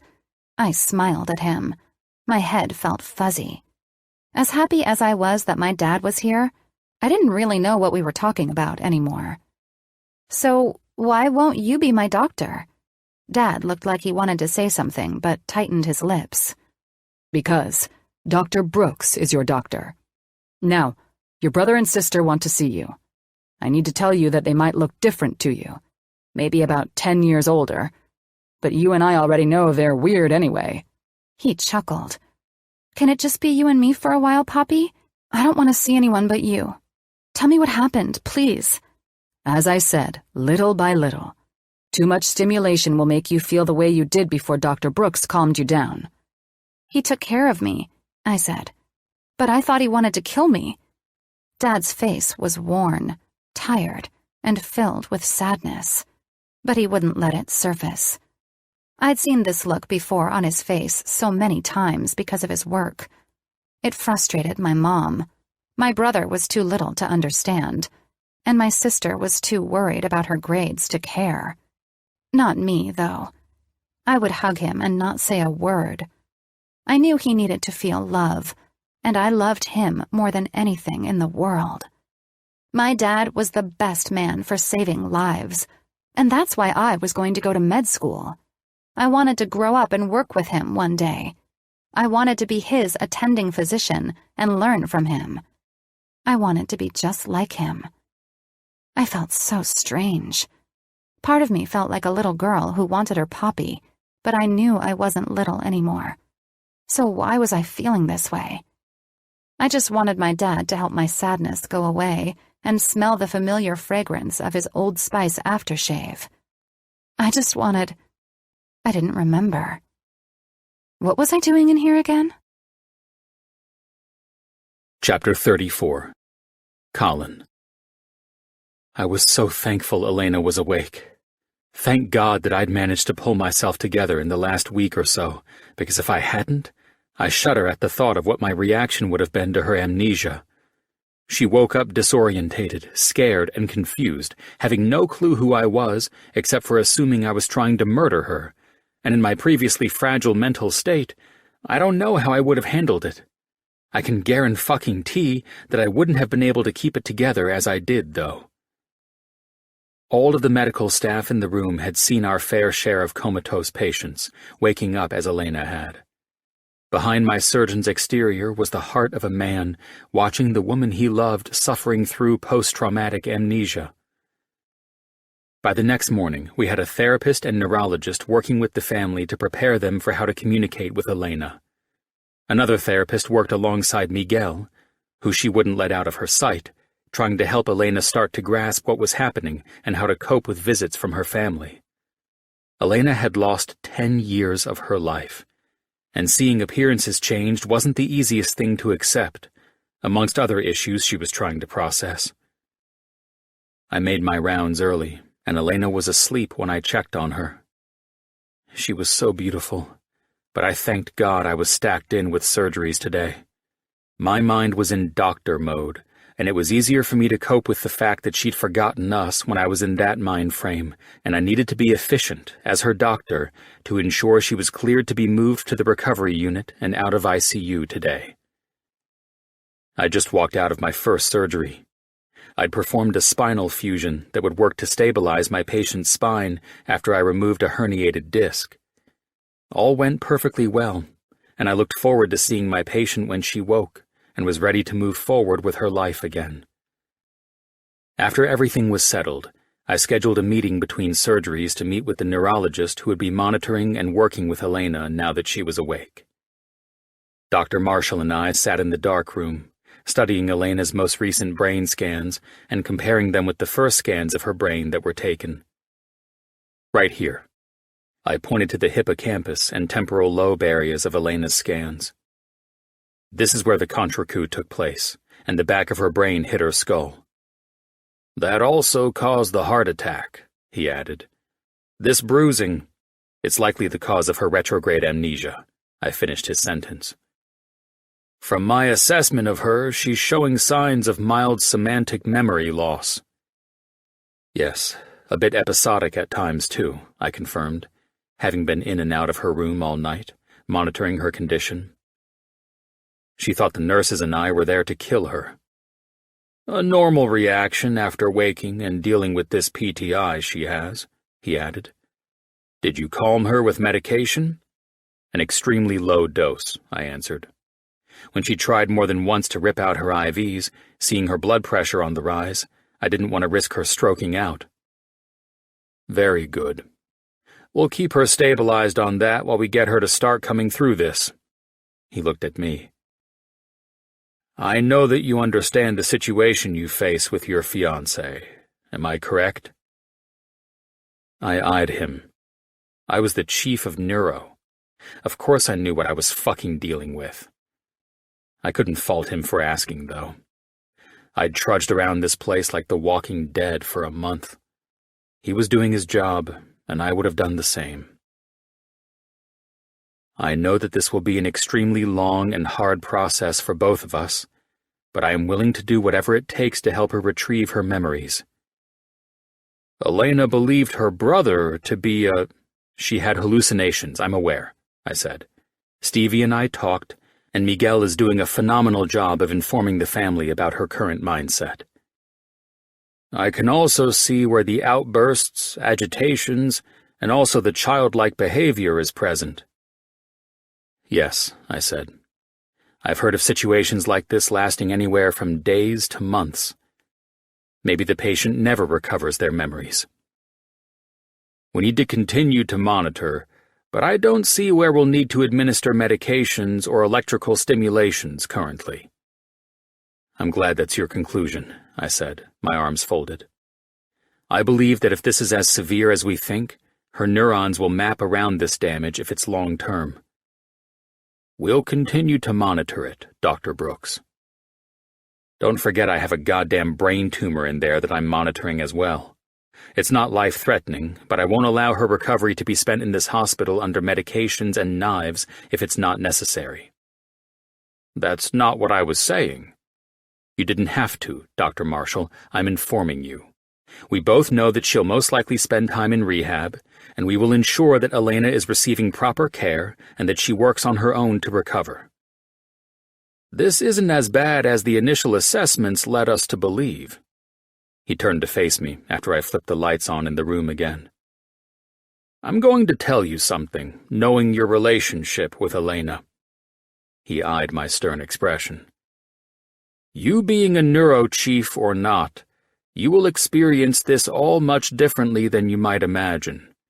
You, Dr. Brooks, must know that this will be a long, tiring road for her and those around her. I understand that. My only desire is that she remains comfortable and moving forward, Dr. Marshall. Thank you for your concern for me, but I'll manage. Then you'll be patient with her as she works through unnecessary outbursts, sudden rage fits, happy 1 minute, cursing me out the next, acting like a teenager who's flirting with some doctor, completely not the woman I fell in love with, I said in response. No, I'm wildly aware of the situation. When the woman I love woke up after 3 weeks of me begging her to, she woke up thinking I'd kidnapped her and wanted to kill her. I think I understand fully the road that is ahead of Elena and me at present. That there is no Elena and you at present? I smirked, pissed off, but I got it. Jesus Christ, are we this brutal with our patients? We have to be, Colin, he said. I'm so sorry she woke up in this state, but I know you're strong, and I only hope that you're willing to continue to support her. He stopped himself. Even if she hates me?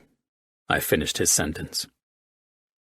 Well, she does ask where the sexy surgeon is, he chuckled. So there's that. Right, I smiled. That's where it will be difficult, I assume. She'll enjoy my company for 1 minute and hate it for no reason the next. We have the support, even for you, for family members in situations with patients who are dealing with this PTI. It's not easy, trust me. You will want the support. I understand that, I said truthfully, rubbing the back of my neck. Thanks for going over the scans with me. Dr. Marshall and I went separate ways after we revisited everything. Miguel was saving mine and the staff's asses with Elena, who was altogether not herself, and the family needed to understand she may not be herself for a while. So these would be 3 disastrous occurrences that I was forced to stomach in less than a month. Elena's accident, the loss of our child she knew nothing about, and now this. She was all over the map with her emotions, all while not remembering anything about our love or relationship. Jake, I said, seeing my best friend on the floor, checking on a patient who'd come in overnight after suffering a cardiac arrest and a stroke. The patient would be pronounced brain dead this afternoon, and Dr. Sharon would be the one to deliver the news for the family to pull Mr. Weston off life support when they were ready. Call, he said, glancing up from his charts. He stopped and turned back to me. You looked like hell ran over you again last night. Good thing you didn't let that shit get to you. He was in chief surgeon mode, and it worked for me. I wasn't in the mood for emotions. I had to check Elena's vitals and release her from ICU and into the recovery room that had been set up for her. I needed to have my head on straight. You realize she referred to me as Demon Doctor, right?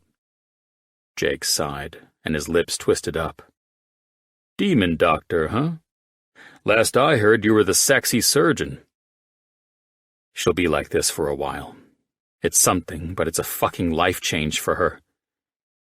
I ran my hand through my hair. She won't be the same person we all remember.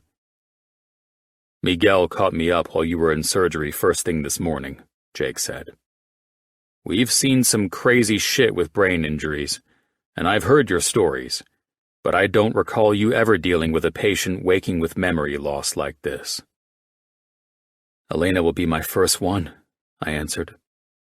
Miguel has dealt with his fair share of them, but the way she woke, that's what I typically see. Not this long-term memory loss shit, and certainly not with the woman I love. Can you swallow this? He asked, as if anything else was an option. What choice do I have? True, he answered. What about you and her? Does she know? No. In speaking a bit with the therapist, I've decided it's probably not the best idea to drop the bomb on her that we were about to get married. She's got too much to process, and that's massive. Shit. Jake's hardened post-surgery face softened some. I can't even imagine. You're not going through any of this alone, do you hear me? We need to be there for her. The therapist said to do things that might stimulate her memories, but expect she may not respond to any of it. I chewed on the inside corner of my mouth. Miguel says she's been asking to go home to their Beverly Hills place, and she threw a raging fit when she learned he'd rented the place out. Didn't you say something about the first time you went to their ranch? The way she loved that place? You'd think she would have been all in, but it stacks up on all the changes she has had to face. We're letting her in little by little, but fuck, even the little things are overwhelming to her. This is awful, man. More than. I glanced at his charts. Sorry about the patient. Are you doing okay? Jake hated losing patients more than anything in this world, but this was a hopeless case as soon as they called Jake into the surgical room. You know me, he smirked. I feel for the family when I know they're about to receive the worst news of their life. Yeah, I know. I clapped his arm. Well, this conversation has been completely depressing. I guess I'll let you head down to your office and start your day now. I figured we might as well hang with Dr. Temple in the morgue and maybe do some autopsies after this fun run-in, Jake said with a grin. See you later, man. Hey, are you going to meet up with us tonight? It's Wednesday. Kinder's? I just might. I'll text you or catch up later. We'll talk this shit out when we're out of these fucking lab coats. Jake and I parted ways, and I headed to the room of my unpredictable Elena. Once I walked in, the Ice Queen shot me a nasty glare, and Elena matched her sister's expression. Here we go. Good morning, Elena, I said, glancing up at the monitors and seeing the feeding tube had been taken out, and she was good to go to the recovery room. I see you've eaten some this morning. I see you're doing the job I was going to school to do, she said, her sister looking at me for a response. I had no clue how Lydia could be such a bitch to me after all this, knowing the hell I was going through. Did she have a lump of coal for a heart inside that statuesque body of hers? I am, I answered. I remember you being thrilled to be hired on as the neuropsychiatrist here at St. John's. Is that so? She answered with animosity. That is so, I said, bringing my stethoscope to her chest. What are you doing? She sighed in agitation. Quiet. I smiled at her, listening to the rhythm of her heart and checking the beats per minute. There. I grinned and loved the hope I felt when I saw her cheeks turn that pink color when I smiled at her. There what? She gave me her flirty and feisty look. You do have a heart after all. Don't you think that's a little harsh? Lydia said, rolling her eyes toward Elena, who laughed at my teasing. I think it's the truth. For all I know, Elena here hates me for... I looked at her. Why am I the bad guy this time? You stole my job, asshole, she said, trying to be funny, but it was off-putting since Elena had never talked to me like this, and the tone she was using was one I wasn't familiar with. Ah, I maintained my composure. I don't think I did. You didn't pursue neurosurgery as you once wanted to. Why's that? I always wanted to work with my dad. Now he's your chief surgeon, and you get to work with him while I sit in this bed and go out of my mind. Well, I answered, prepping to leave. I know you're learning, and you're still dealing with some confusion with all of this, but your dad retired to the ranch. Now I'm the chief surgeon. So I'm pretty sure you'd hate your job, knowing now that you'd be working for the demon doctor, she laughed. Listen, Dr. Brooks, she said, in more of the voice that I cherished. I'm sorry I said that about you, and I'm sorry for being mean. I'm just struggling. Elena, don't apologize, he knows, Lydia said, interrupting the first time I'd heard Elena speaking to me, sounding like my Laney since her accident. You can apologize to me all day long, and I will never grow tired of it. I winked at her as she shrank down in her sister's domineering presence. In fact, I might just ask your dad if I can make good on my idea of kissing you to make sure you know I'm not Dr. Death." "I said that too?" She shook her head. "It humored everyone in the room, trust me," I said. "All right, you are well on your way to recovery on the lower floor. Congratulations, Alvarez." I said it out of habit. It was the first time her eyes locked with mine, and I swear not even the Ice Queen herself could have interrupted our locked gazes. "The way you said my name just now," she mused, her breath somewhat light with relief. "That sounds so familiar to me." "It's because you wouldn't let me call you Elena when you first started working here." "Why not?" She was curious, and I was walking a fine line. "Well, because you were the most beautiful woman I'd ever met, and you knew I had a thing for you," I said. I stayed locked on her eyes that seemed to be begging me for more. "So I called you Alvarez. Do you remember anything about that?" "You liked me then?"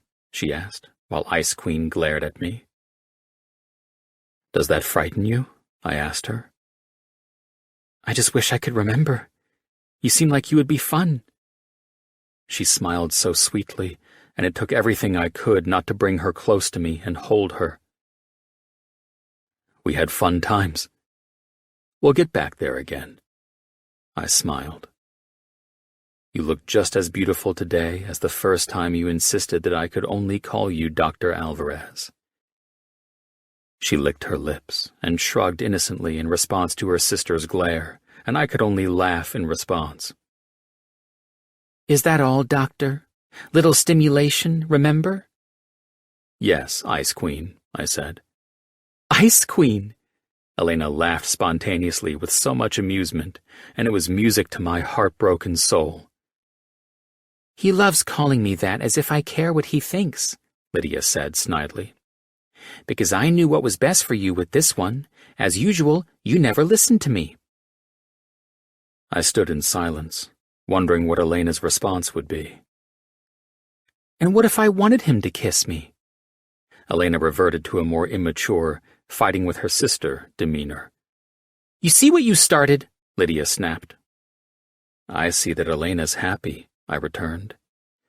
"And that's the entire point in moving her rapidly on her road to recovery." "When do we move her?" "I'm going to call down to the floor now." I smiled at Elena as she watched me with a look of confusion on her face. "Elena, enjoy your ride down. I ensured you had the corner suite that overlooks the fountains. It's quite lovely." "You'll still visit me there?" "You're my patient. I'll make my rounds and discuss the therapy that is planned for you." I turned to leave. "Were we friends?" she asked before I drew back the privacy curtain. My eyes closed. There was no way I was leaving the Ice Queen to answer this question. If Lydia had it her way, she'd probably influence every thought in Elena's head since she was at her most vulnerable point. I didn't necessarily think Lydia was evil, but her type A, control-freak personality preferred things to go the way she wanted them, and she made it clear months ago that she didn't like me. Lydia didn't graduate top of her Harvard law class because she was an idiot. The woman knew exactly what she was doing, but as far as I was concerned, she could save that shit for her law firm. "You were one of the best friends I've ever had," I answered. "Did we date?" she asked. The immaturity in her voice was gone, and a hint of the Elena I loved, albeit very confused, was present. "We did." I nodded. Her cheeks blushed, and I watched her inhale deeply. "Elena, we were in love. Why couldn't I just drop that on her?" "I'm happy you don't hate me for acting so weird, Dr. Brooks." "You also used to call me Colin." "Do you want me to call you that?" "I want you to call me whatever you're comfortable with." "Why can't anyone give me a straight fucking answer?" Elena snapped. the normal mood swings that I was prepared to deal with. "What question do you want to be answered, Elena?" Ice Queen interjected, her voice livid. "I don't know," she growled. "I don't fucking know." "Keep your voice down, sweetie," Lydia said. "What do you want him to tell you?" "I want to know why—" "Why are you feeling something more with him?" "Lydia," I said, stopping her. This truth bomb about Elena and me was mine to drop, not the bitch sister's. Elena was already agitated. Why toy with that nerve? "Why are you stopping her?" Elena seethed. "Elena, little stimulation is best for you, especially now," I said, watching her carefully. "You want to know if you had a relationship with this doctor, don't you?" Lydia pressed. "Yes," Elena said, exasperated. "Then the answer is yes. You were in a relationship with him." Lydia smiled at me as if she'd claimed a victory. "You were going to get married, and all within 3 weeks of being together." "Married?" Elena said, daggers in her eyes as she glared at me. "It's probably something that you could have waited to find out. Your sister hasn't approved of me since—" "You're both liars!" Elena snapped, irrational and in a mood that I saw coming but didn't want to escalate by telling her bitch sister to shut the fuck up. "I would never date a doctor. I promised my dad." "Lydia," I interjected before she could respond to Elena. "I need to speak with you, please." "I'll sit with my sister as long as she wants me to, and tell her whatever she wants to know." "My God," Elena said. "Poppy must have hated me." I wanted to strangle Lydia for putting her disdain for me above Elena's well-being. Didn't she understand her sister had reverted to her 20-year-old mindset, and that all of us were slowly trying to catch her up to fucking speed, that she was 32 years old now? That, of course, was a rhetorical question. She knew. The bitch just didn't care. I had to stop this and scrub in for surgery in 30 minutes. "Miguel," I said, seeing the man outside the ICU room, talking with a group of physicians. "Jesus, you're a sight for sore eyes." "Dr. Brooks." He pulled away from the group. "I was heading in to visit Elena." "Yeah, well, Lydia is doing a great job of dropping bombs about mine and Elena's relationship. Bombs that I know she isn't prepared to find out about yet. God only knows what else is going on in that room. Elena has been released to recovery, and I have to get into surgery." Miguel gripped my arm. "How did Elena respond to what Lydia told her?" "She's acting as though she's on her way to spring break, college style, with her responses. She wasn't ready to hear it. She already had some swift mood changes, and I couldn't settle Lydia down fast enough." Miguel rubbed his forehead. "We're all going to get through this, son.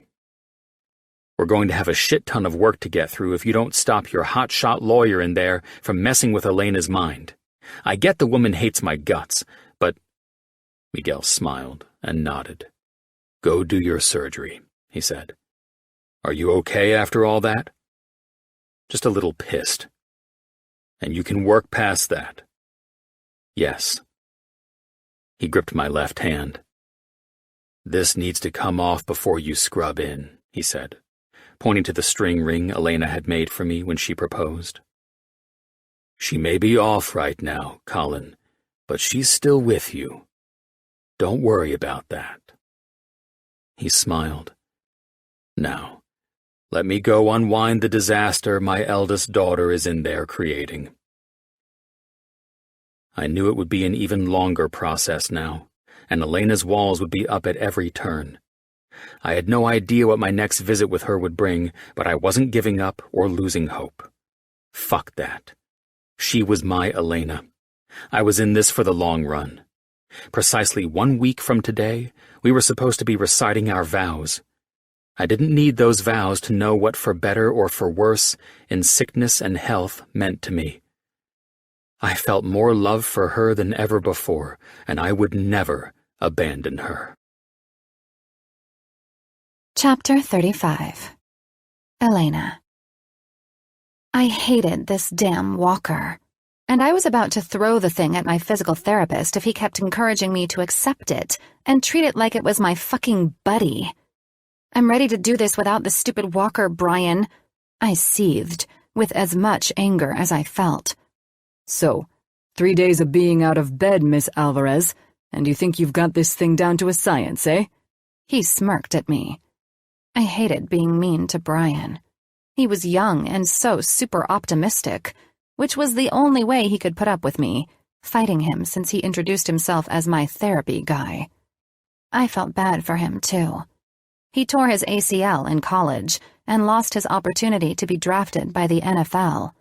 Instead of stopping his life, he turned to help people in the same unfortunate and life-altering positions. I couldn't relate as much. I didn't feel like I'd lost out on my future with my head injury. I'd just lost out on whatever in the hell happened in the last 10 years of my life.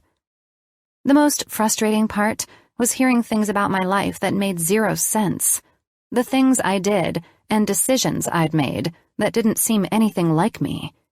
Number 1 on that list was moving back to Southern California to work at St. John's as a neuropsychiatrist, and not the surgeon I'd planned to be since I was a little girl. I didn't care how anyone tried to explain it to me. I couldn't comprehend that abrupt decision change. It was always a dream of mine to grow up and work with my dad. Son of a bitch, I said, my right toe tripping on the carpet. Lift that leg, girlfriend, Brian said, and I glared at him in response. Easy for you to say, asshole, I snapped. I see that's your favorite name for anyone who is trying to encourage you, Brian said, his hand on my back as I steadied myself with this stupid walker. Please don't touch me, I tried to say as nicely as I could. Hey. Brian became sterner like he always was when my mood was nasty. You're the one who said you want to get out of this hospital and stop smelling all those beautiful flowers in your room. This is how we get you out. By using this fucking walker? I grumbled. Well, if it isn't the resident foul mouth of the recovery unit, the sexy voice of Dr. Brooks said. I looked up and loved being caught like this, lost in his eyes and smile. This man was rehab bottled up in one beautiful body. Though, since I was brought down here and he'd visited me, I sometimes cussed him out for no reason, too. I hated that, because I really loved it when he was around me. Apparently, I'd always liked him around, but the accident stripped me of those memories. Another frustration about my past that didn't make sense, but I was okay with that one. He was the finest man I'd ever seen, and he and I were an item. Too bad I couldn't remember any of it. She's just mad at me because we're doing exercises with her favorite buddy here. Brian smiled at Dr. Brooks. How many times do I have to tell you that this thing isn't my buddy? I snapped. What would you like to call it, Elena? Yesterday you were fine with it, Brian said patiently. I don't want to call it anything. I want it gone, I said. Then let's get those legs walking. Care to take a walk with us, Dr. Brooks? He looked at Brian. If you think it might help, why don't we try it without the walker? I think Elena will do great holding on to my arm. Stop talking about me like I'm not here, goddammit. Jesus, why couldn't I turn off my frustration as fast as it turned on? Give it a try. Careful though, Dr. Brooks. This patient bites, Brian teased. I rolled my eyes and reached out to Colin's hands. I'm stronger with my left side. I'll hold on to your right arm, I informed him. He slid a hand behind my back and took my left wrist in his. Shivers shot through me like an electric current, having him touching me like this. Let's get you steady, he said as I stared at his perfect hands. You have beautiful hands, I told him. We've got this, Brian. When is her curfew? He said in that teasing voice I was attracted to. She's in the surgeon's care. Brian smiled. If she gets tired, then page me and I'll get the wheelchair down here. Oh, God, I sighed. I'll get her back to the room, even if I carry her myself, Dr. Brooks said, and his eyes seemed to be doing that searching thing with mine again. Thanks, Brian, I managed. You two enjoy your walk, and try not to cuss out the others on the floor. Brian winked at me and left me in the care of the man who always made me excited when he came to visit me. So, I said, as he walked carefully, allowing me to move for the first time without the walker. You would carry me. Left leg, right leg, I thought, feeling a bit stronger with this hot doctor holding on to me. Without hesitation, he said. Looking good. He praised me as I managed to get one foot, very slowly, in front of the other. But what about wrinkling your nice suit? I said, focusing on putting one foot in front of the other. God, my legs felt so weak. Don't get pissed, I thought, knowing I'd finally calmed myself down. Well, I'm off for the day, and that's why I have them pressed, he answered. I looked up at him and smiled. So, you and me, huh? That's when I saw the most beautiful features soften on his perfect face. You and me, the couple everyone envied, he said with a wink. Come on, we only knew each other for 3 weeks, though. Hey, man, you fell hard for me, what can I say? I can hardly blame you. He laughed. Is that true? It was all me acting dumb? Sort of like I was acting now when I drooled over the man. Don't worry. Do you recall me saying that you wouldn't let me call you by your first name? I was the one in hot pursuit of the beautiful Elena Alvarez. He chuckled. Oh, right. I laughed. I don't understand why I would be mean like that to you. I'm sorry about that. I guess I still don't understand a lot of things about my last 10 years either. I don't blame you for being confused about what's happened in the last 10 years. Our experiences shape us and lead us in different directions, and you can't remember those, so where you ended up seems strange. You'll get there, though. He steadied me as I tripped. At least now you allow me to call you Elena. Did we have sex? I asked, when he had me stop to rest and let me hold on to him after I tripped. Shit. Why do I keep blurting out these fucking things? I hate this. Dr. Brooks didn't seem to let it affect him. In fact, his face was more beautiful now than I'd ever seen it, and it almost seemed like he was holding on to me, so he didn't trip the second I asked that incredibly personal question. He pinched his lips together. I laughed, which made him laugh, and I loved it. So, Dr. Brooks, I said, did I enjoy it? Elena. He tried to maintain his composure and then turned to help me start walking again. Perhaps this is a conversation that should wait. That pissed me the fuck off. I hate nothing more than when I ask about things I've forgotten and everyone tells me I need to wait. I glared at him. Okay then, he said, lifting his chin, with his arm around my back and gripping my waist. Did we have sex? Did we? The best sex ever, he answered while he gave me a teasing look. You, Elena Alvarez, couldn't get enough of me.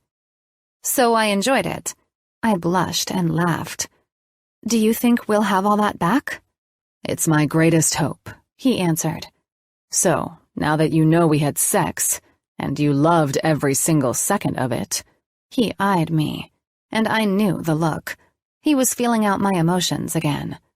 What else would you like to know? People knew about us? I made sure of it. You were hesitant to let everyone know at first, but I knew how gossip ran in this hospital and didn't want to give them shit to say about us. Was I the only girl you had here? He frowned. What do you mean? Did I cheat on you? No, I smiled. Like, were there other girls before me? I see the way they all look at you. Remember being upset because you promised your dad that you wouldn't date a doctor? He asked. So much for keeping that promise. Well, I made a promise to myself not to have anything to do with doctors or hospital staff, too, he said. His thumb rubbed my wrist, and I liked it. All of my body that had been numb since waking up after a 3-week coma liked it. I broke my own rules the second I laid eyes on you. I was getting tired and was no longer in the mood to hear about something I forgot. The other Elena. I started referring to the Elena I used to be and knew nothing about. That bitch had 10 years of making decisions and living life, and having this man to herself. My therapist said these feelings were normal, though they felt far from that. Who would split their personality like this on their own? "Are you still with me?" he asked. "The answer is no, Elena. There was no other woman for me but you." It was beautiful coming out of his mouth, but my brain felt overloaded and wasn't accepting it. "Quit talking about her. I'm not her anymore, Dr. Brooks." I started crying, which I did a lot since I'd woken up. Crying, cussing, and acting horribly to people, and I couldn't control it. We stopped, and he turned me to face him. "I know that I may never be that Elena you loved again. She's not here." His piercing blue eyes swallowed me up, and I was swimming in them. "I will be here, and I will wait for you to remember us for eternity if I have to," he said, in the sincerest voice that I'd ever heard him use. "I will wait, and we will go through this together. Hell," he smiled. "we are going through this together as we speak." "What if I'm never her again? You fell in love with a woman that I don't know. She makes no sense to me," I said. He touched my face, and I felt like I was going to pass out. "I fell in love with you, Alvarez. Every part of you. Even if you like to be a little rougher around the edges with people these days. You have to understand that I will do everything to help you fight to get your life back." "I love to hear you say that," I said, "but I'm not sure." "Why don't we talk about something else?" he said. This guy must have been a genius doctor with superhero hearing, because my heart was racing and my head was spinning. All of the good feelings I was having were being twisted into everything negative. "Good afternoon, Dr. Brooks. It's great to see you," a beautiful woman my age said. She wore scrubs, and I watched her blush when Colin smiled at her. "How's it going, Dr. Solano?" he asked her. "Your patient looks great." "You did an amazing job with the fusion of her spine. We're all in awe of your work," Dr. Solano said, while Colin readjusted me to hold me into position. He must have felt me coming off balance as my rage built from this woman and him talking. "I'm glad the surgery went as we all expected." "How are you, Elena?" she asked me with a smile that seemed fake. I forced a smile. "I'm fine," I said. Her eyes met Colin's, and it showed me that the woman acted as though I'd cussed her out. I looked at Colin, and his expression was the concerned, thinking one he made when I said something that seemed to upset him. "Have a good day, doctor," she said to Colin first, and then she looked at me. "Have a good day, Elena." "What the fuck was that?" I asked Colin as the woman walked away. "That was me conversing with a neurologist," he said. "I performed surgery on her patient. She's checking on them after they were cleared for recovery over here." "Did you have sex with her too?" I lashed out. "Elena." He looked at me, and it appeared the perfect and happy doctor was caught. "You need to try and think of other things. We had a beautiful—" "No," I said, trying to walk toward the wall. "Let me go, and I'll walk back to my room." "You're a liar." "Elena," he said, working on getting me to the wall safely. "I understand a lot of this is frustrating, but there is one thing I will not do, and that is lie to you. That woman is a co-worker, a doctor, and a professional." "I saw the way she looked at you." "I saw it too," he said, his voice leveling my behavior. "She was behaving naturally for a doctor who is grateful that their patient is recovering well." "You both looked at each other weird, and I didn't like it." "I have no idea what you saw in that exchange," he said, "but you'll find that most of these professionals knew you and know what you're going through. They also know that you're the love of my life. That's it." "I want to go back to my room," I said. "Then let's walk." He was stern and using that doctor's voice on me. This time, it wasn't working. As we turned back, there she was again. "I think I hate her," I said. "You don't mean that, Elena.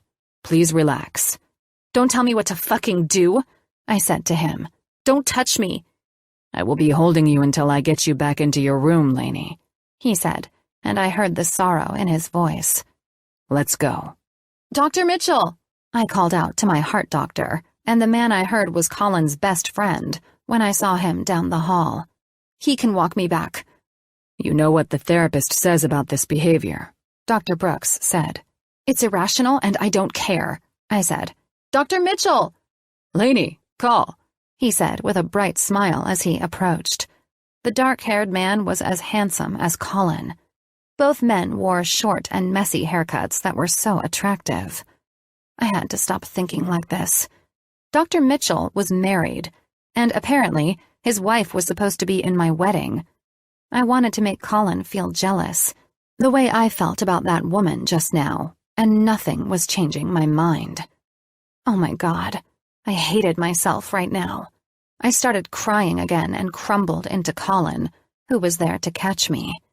Why am I like this? I sobbed into his suit. Because you were injured, he said. Is everything okay? I heard Dr. Mitchell say. Ash is here with John, but maybe it's not a good time. I sobbed more, knowing I'd ruined my chance to meet Dr. Mitchell's wife and son, who I was told I adored. I couldn't do anything but repeat the words "I'm sorry" over and over again. Don't apologize, Jake said. We all are working through this. You can meet Ash and John tomorrow. Please don't send them away because I'm like this, I said, trying to dry my tears. No one is sending anyone away. Ash was fully aware that it might not be an ideal time, and that's okay. No one wants you to feel rushed. I'm going to go and tell her, Jake said reassuringly while he smiled at me and Colin in understanding before heading down the hall. Don't worry about anything. You did well with your walking. A lot of stimulation can cause this, babe. Elena. Colin stumbled over his words. He'd called me babe before. I don't recall exactly when, but I cussed him out for it. This time it was soothing, and I loved it. I loved being in his arms. I love to hear you call me that. I felt him chuckle. Yeah, you were condemning me to hell for it slipping out of my mouth last night. I hate this.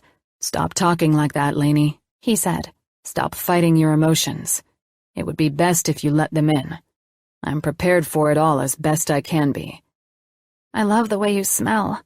I inhaled deeply of his crisp cologne that made the hair stand up on my skin in a good way.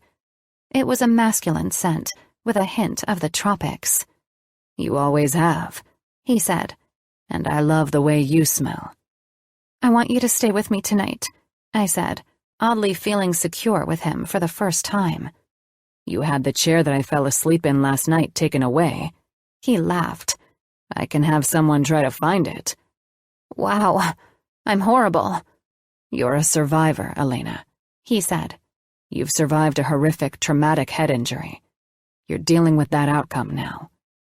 I don't feel like a survivor, I said. Of course you don't, but that's natural.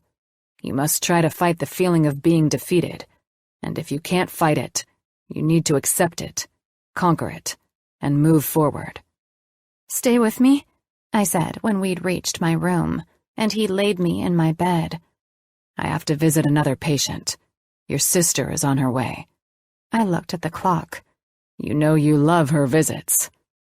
When the hospital is quiet, I'm scared, I said, strangely, almost in the voice of a 5-year-old. Baby. He instantly reacted and took my hand. Have you told anyone you feel this way? It didn't bother me to hear him call me baby. No, I said. I just want to go home to the ranch now. Then, he smiled at me, his eyes glistening. Let's bust ass to get you moving and out of here. I'll get you home. Do you trust I'll help you? I think I do. He smiled. I'll let everyone know it's time we get you home. I'll stay with you, or at least close by, when the hospital gets quiet. I don't want you to be scared. Okay, I said, feeling sleepy like I did after I worked my mind up. Close your eyes. Think about how much you love flamingos, he said, and I smiled. I love dancing, I said, remembering that was my favorite thing about Florida. Then think about dancing, he said.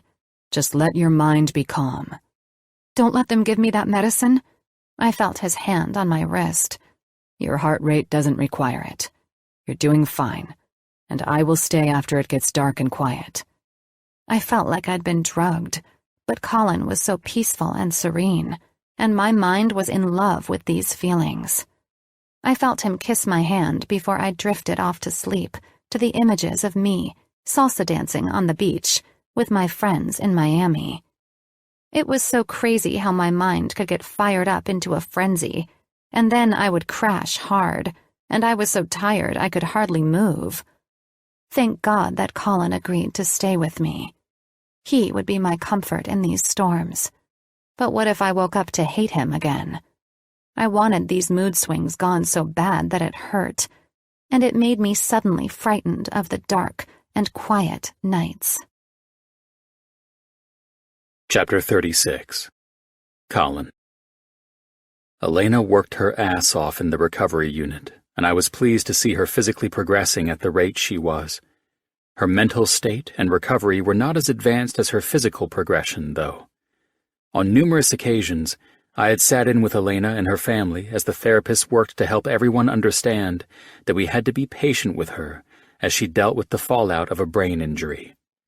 It was surreal for me, a neurosurgeon and neuroscientist, to be on this side of the fence.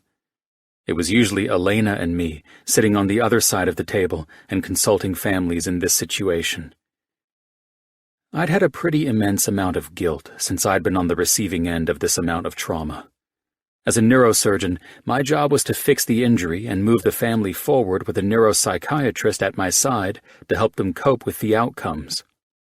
I know for a fact that I wasn't an asshole of a surgeon, and I cared about my patients deeply. But I also had to detach from patients as well. It's why I had the therapists and neuropsychiatrists. This is where they filled that gap so I could take on my next surgery.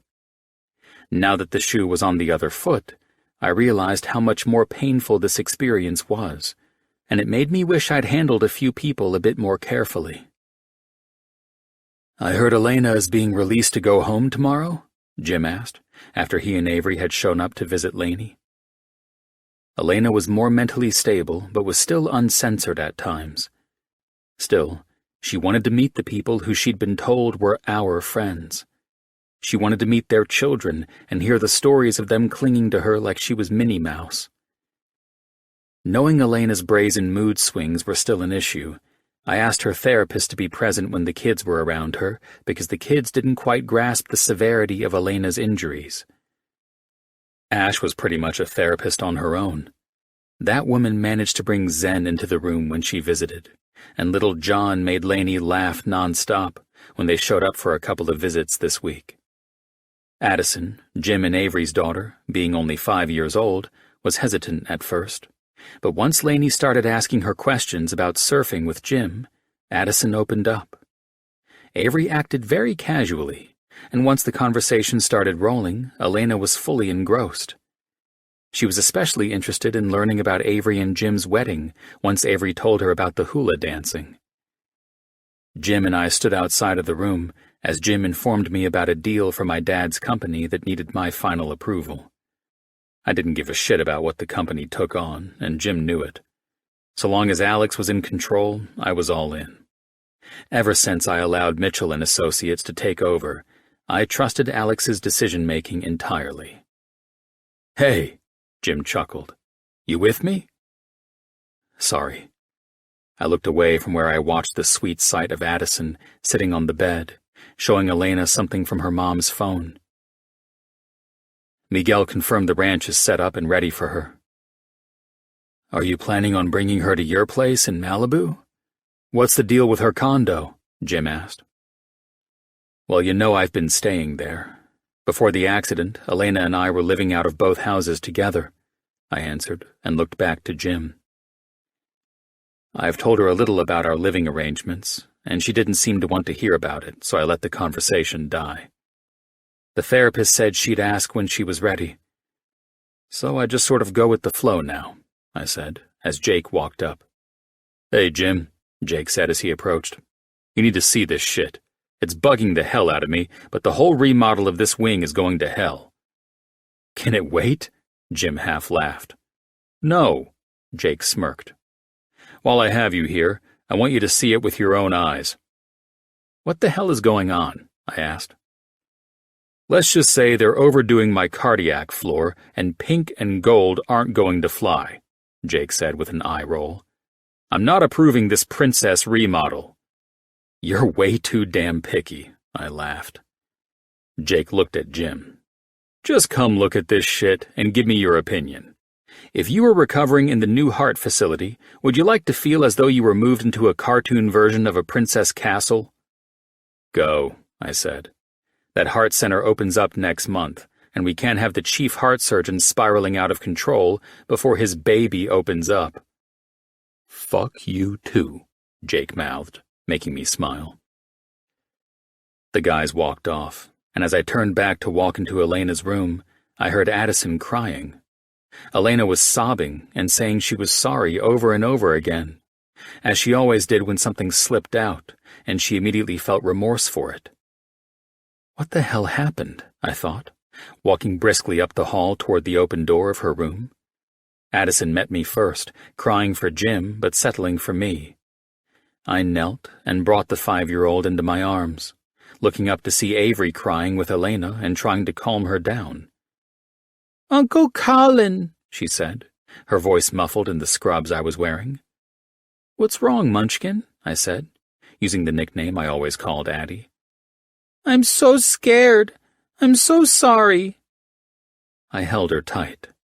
Why are you sorry and scared? Your baby is dead. Mommy's baby can die too. She pulled away, and tears streamed down her face that I instinctively brought my hands up to hold. Lainey said she killed your baby. My mind was reeling. Thank God Avery was holding it together with Elena while I had Addie out here.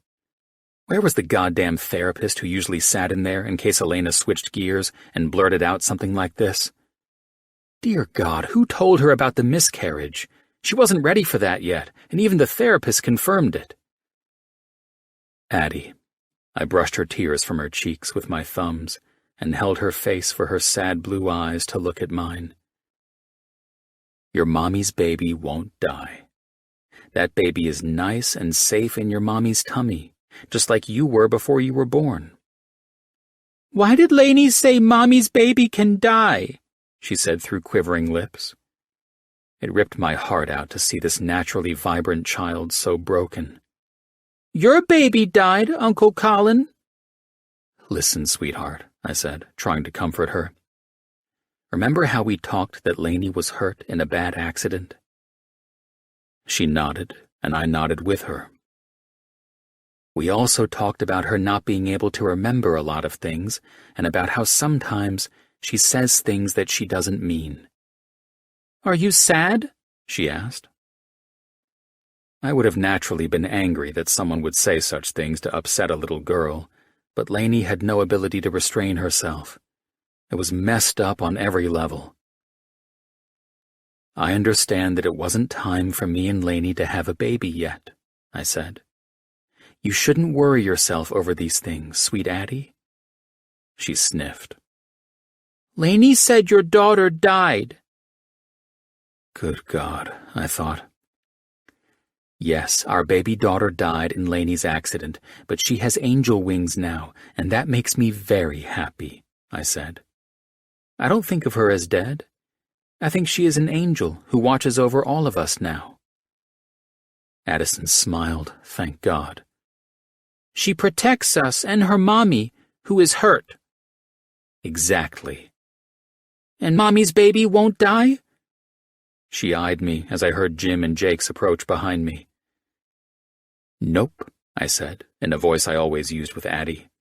That baby is nice and safe in your mommy's tummy. I think Lainey might have said something that she didn't mean, just like we talked about before. Don't you? Yeah, Addison said.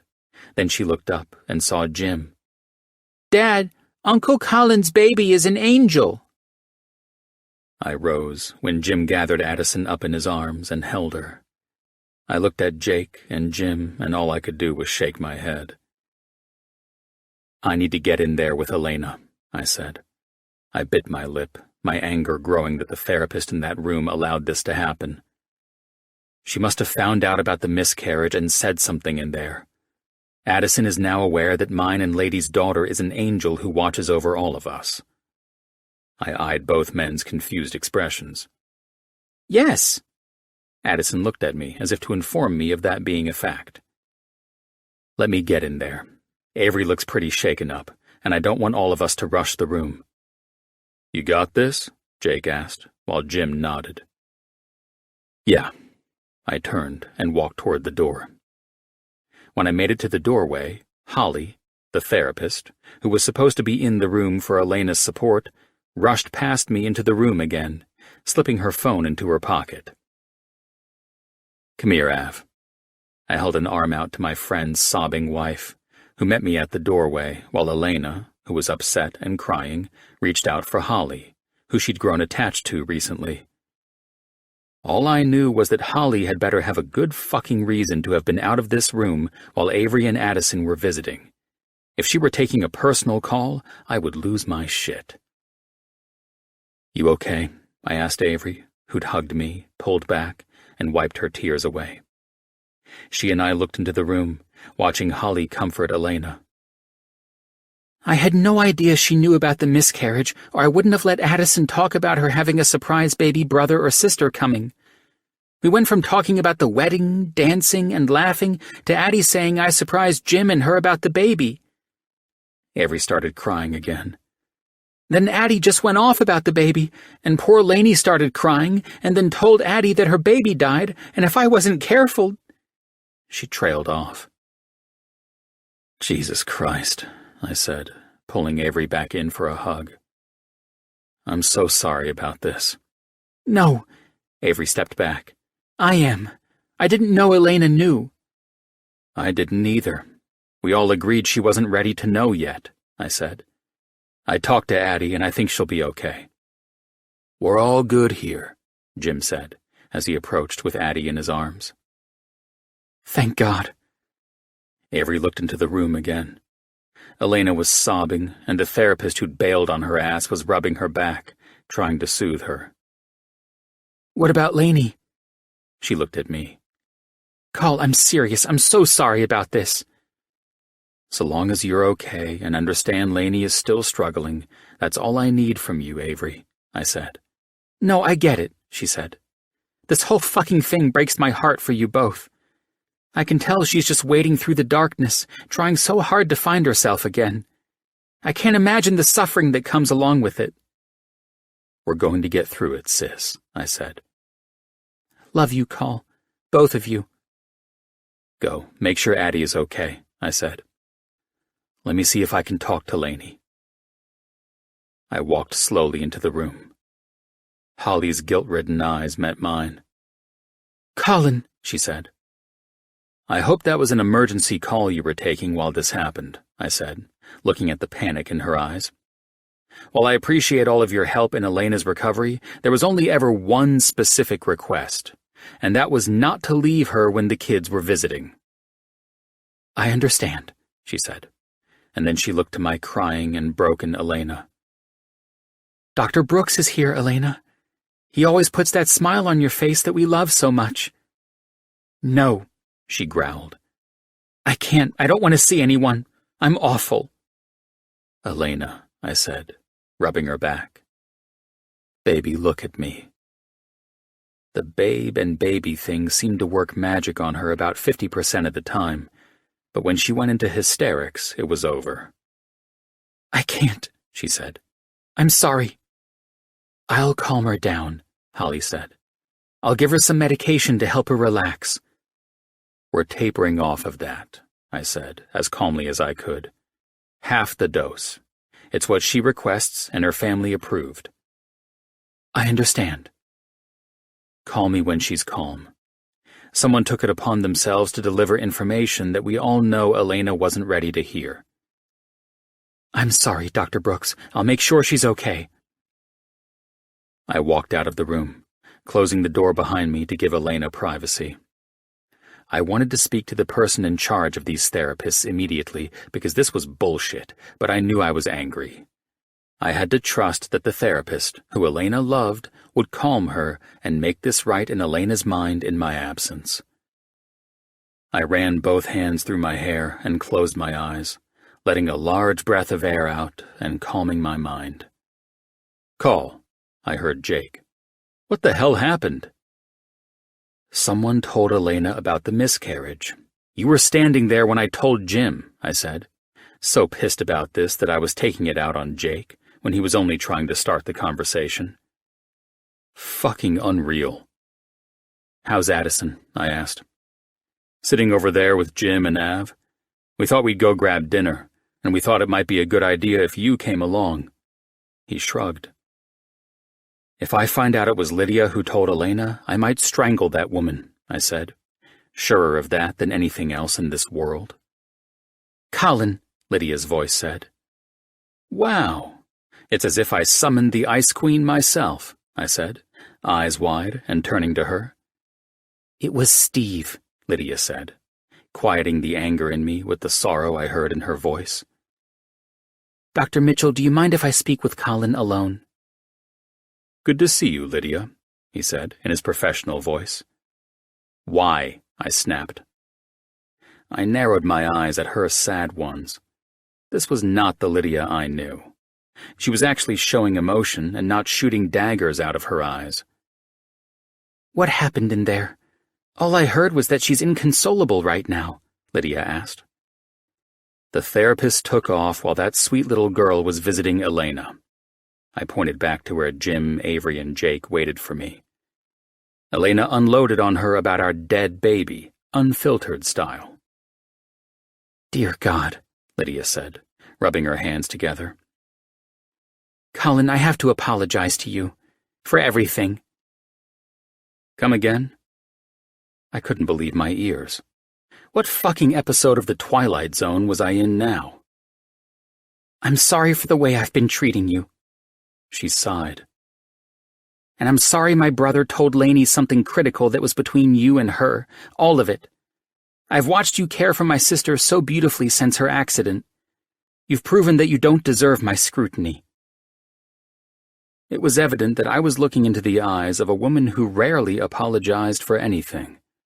If she weren't so genuine and vulnerable because of her big sister, the words would have probably made her uncomfortable. "I am a big enough person to admit when I am wrong, which isn't often, by the way, I assure you," she said, with a confident arch of her eyebrow. "However, I will admit that I was wrong about my assumptions." "Well, Lydia," I said, pretty fucking astonished that this exchange was taking place. "Thank you for that." "I'm serious.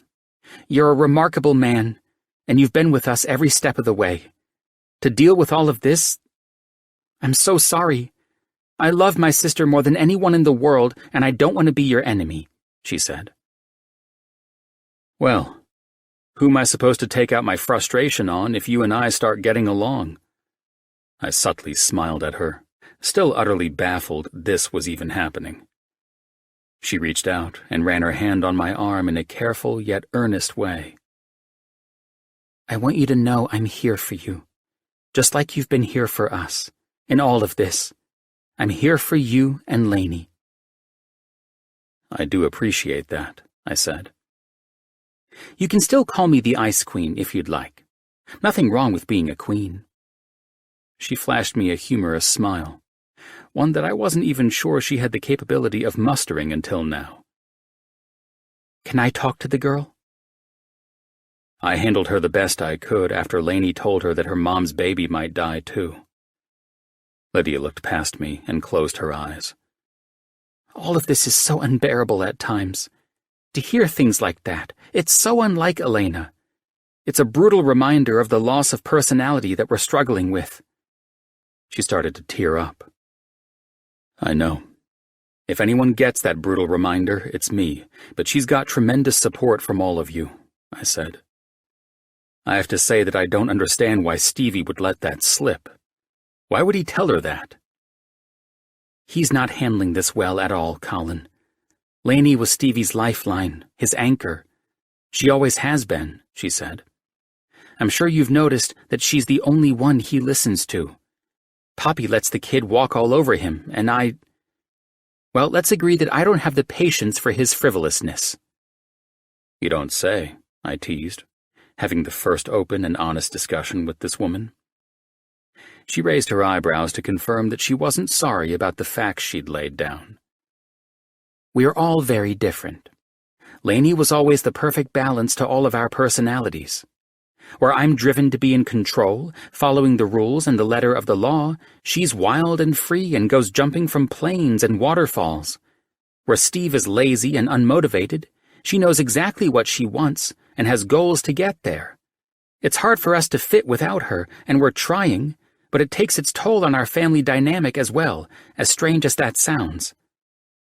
"It doesn't sound strange at all," I said. Lydia was right. The family needed to learn how to function with Elena's personality change, too. Elena had been the glue that kept them all together. She was the magnet they were all attracted to, the way she'd attracted everyone else who knew her. And now she was different, and that left a void in their lives and relationships with one another. "Poppy won't allow Stevie around her again until he can figure out how to work with all of this. When Stevie came home crying and telling us he accidentally told Elena about the miscarriage, I came straight here, and Poppy lost it on him." "It's hard on all of us and in different ways. I'll talk to the kid," I said. "You don't have to do that. He's not your responsibility," Lydia said. "Yeah," I ran my bottom lip between my teeth. "But I made a promise to Elena that we'd get him on the right path. He's part of my promise to help her."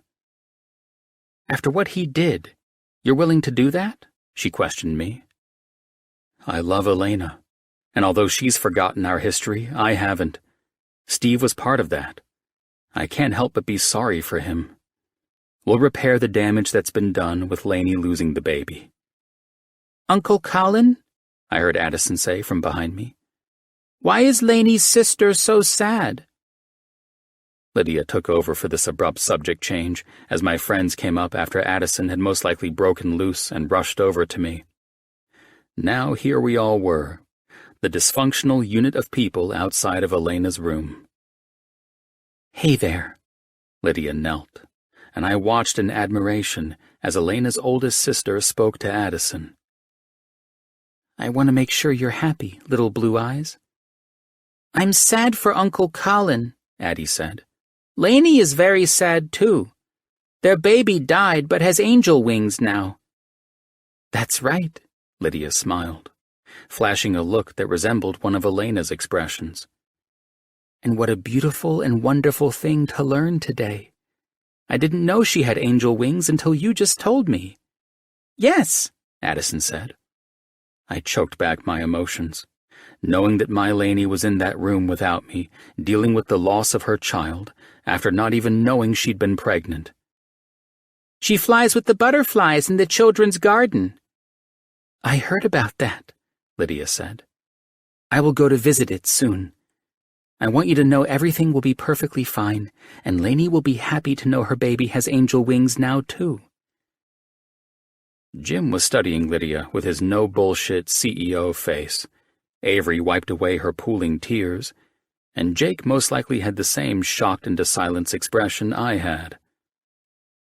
"Lainey is tired," Addison informed Lydia. "Do you want me to take you to the butterflies?"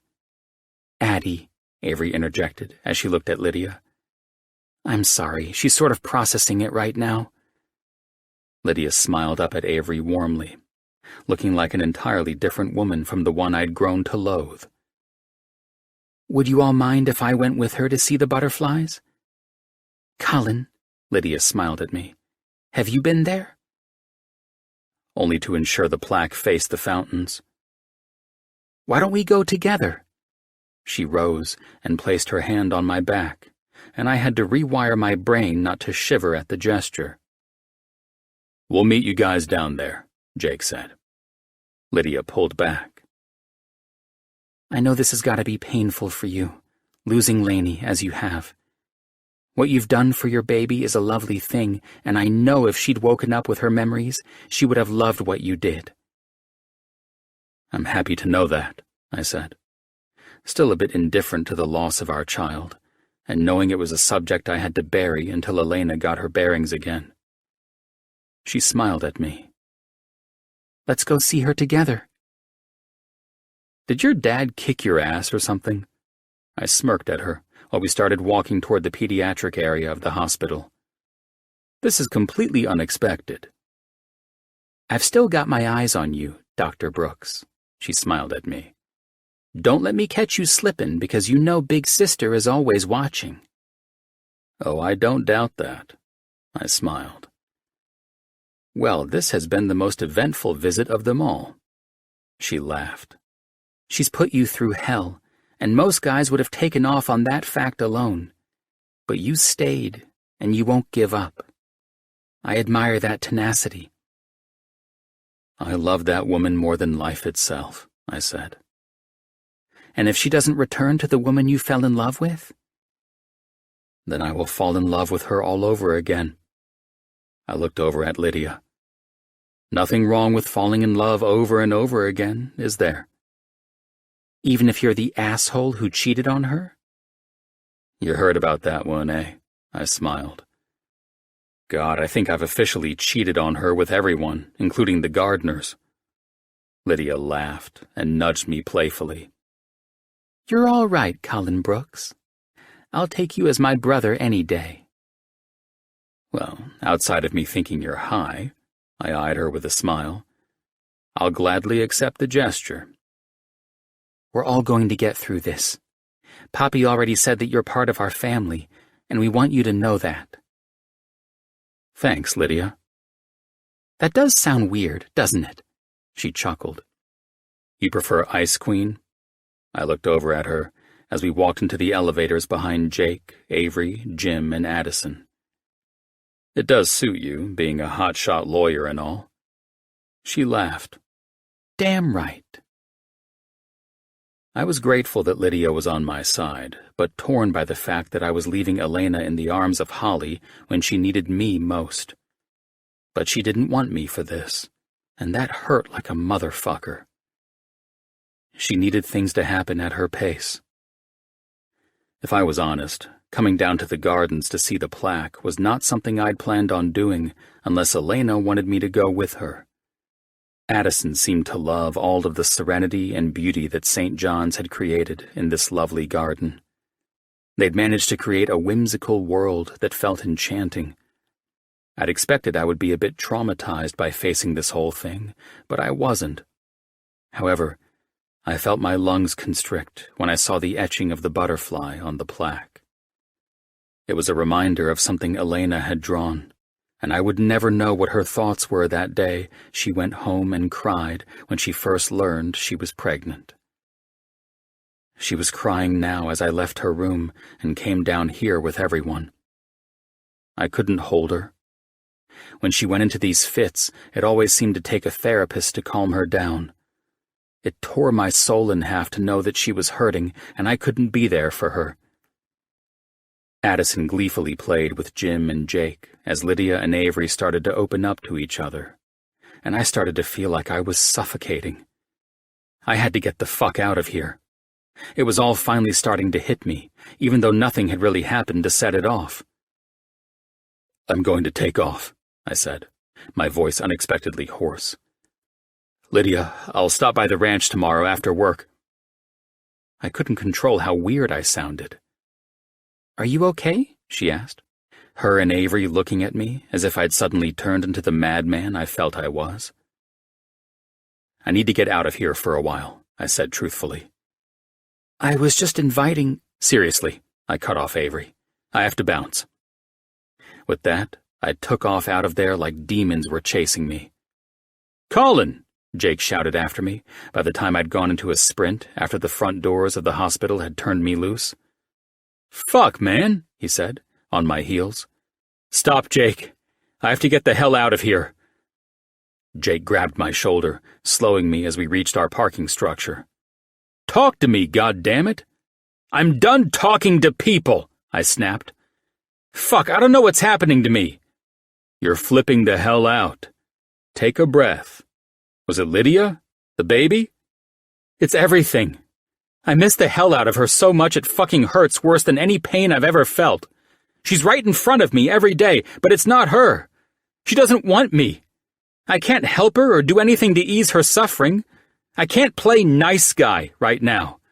I can't be fucking soft and vulnerable. I have to get the hell away. I'm off until tomorrow, and I'm getting the hell out of here. You're not taking off like this, he said. Jake, if you know what's best for me, you'll let me get the fuck out of here. All right.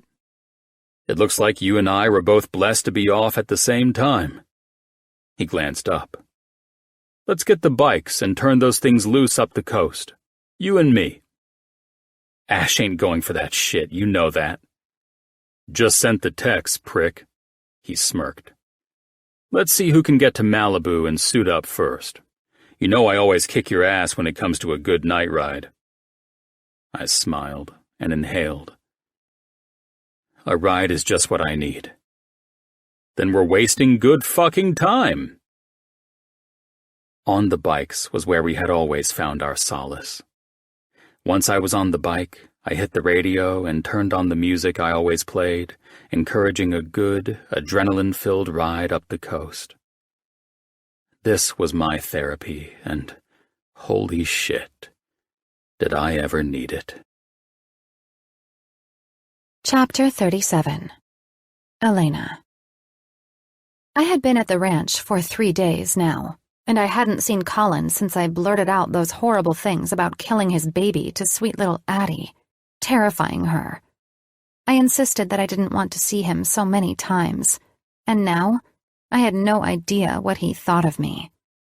Thinking about seeing him again brought up the horrible things I'd said and done to that poor little girl, and it made me feel wretched. Holly would visit in the mornings, and even with her help and encouragement, I wasn't ready to face Colin or any of his friends yet. It made me cry and go into hysterics, which I despised, when I even thought about seeing them again. I had no control over myself, and it was scary and frustrating and making it feel impossible to move forward. I was told that this was the week Colin and I had planned to take our 2-week honeymoon. The first 2 weeks of June were supposed to be for us to enjoy each other after our wedding, and he'd planned a trip that was intended to be a surprise for me. I only knew any of this because of what my family had relayed to me. Lydia, Mom, and Dad worked overtime to help bring me to accept being around Colin again, but nothing helped. All it did was send me off in another direction, making me hate the other Elena again. I just wanted to start over from where I was now. Nothing my family was doing jarred any of my memories, and it was starting to make me angry.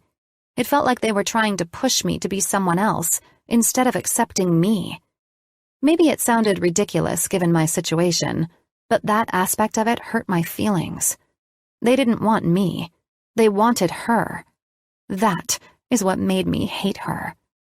Even if my memories came back, my therapist told me my erratic behavior, the mood swings, the uncensored cussing, and everything else that was uncharacteristic no matter what stage of my life, may or may not go away. I was told not to dwell on that, though, and that everyone understood. Stevie, I caught my brother before he left the kitchen to hide in his apartment above the garage. How's my baby brother? He smiled and wrapped his arm around me as I walked with him. Good, Lainey, he said, kissing the top of my head. How's my crazy sister? I'm good. On top of you being much taller than me now. I love being with you the most, you know, I said. You don't treat me like I'm some fragile person, and you shoot me straight. Yeah, well, because of that and my own mistakes, he said.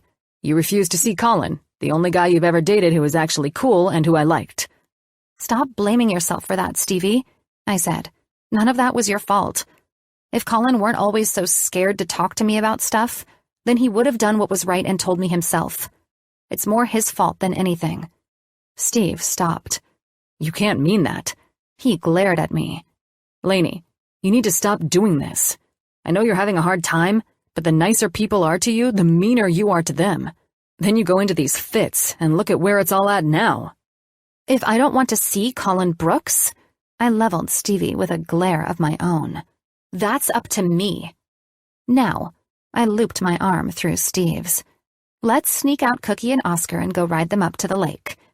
Steve gave me a look that I hated. Everyone gave me the same look whenever I forgot that something had changed in the last 10 years, or when no one had told me yet. I know I hadn't asked to ride my horse, and I know for a fact I hadn't been out to the stables, so this was something I hadn't been told. Spill it, I said. You sold Cookie when you started med school, he said. You didn't want him locked up in the stables. Sounds like something I would say or do. I smiled at him. See, I do well when people actually answer me.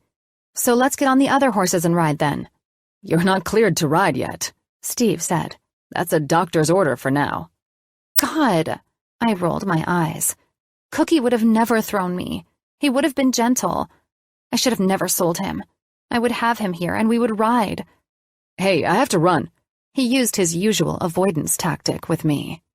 You're afraid to be around me, I said, my voice more elevated than before. I'm afraid of hurting you, sis.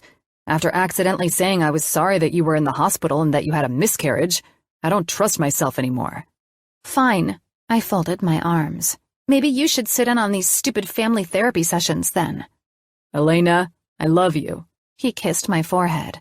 I'm job hunting today, something I promised you I'd start doing. That and going back to college. Well, this is good news. I smiled at him. Can I go with you? I need to get out of here. I'm afraid the interviewer wouldn't appreciate my sister cussing them out if they don't hire me. He chuckled, and I punched his arm. Good luck, I said.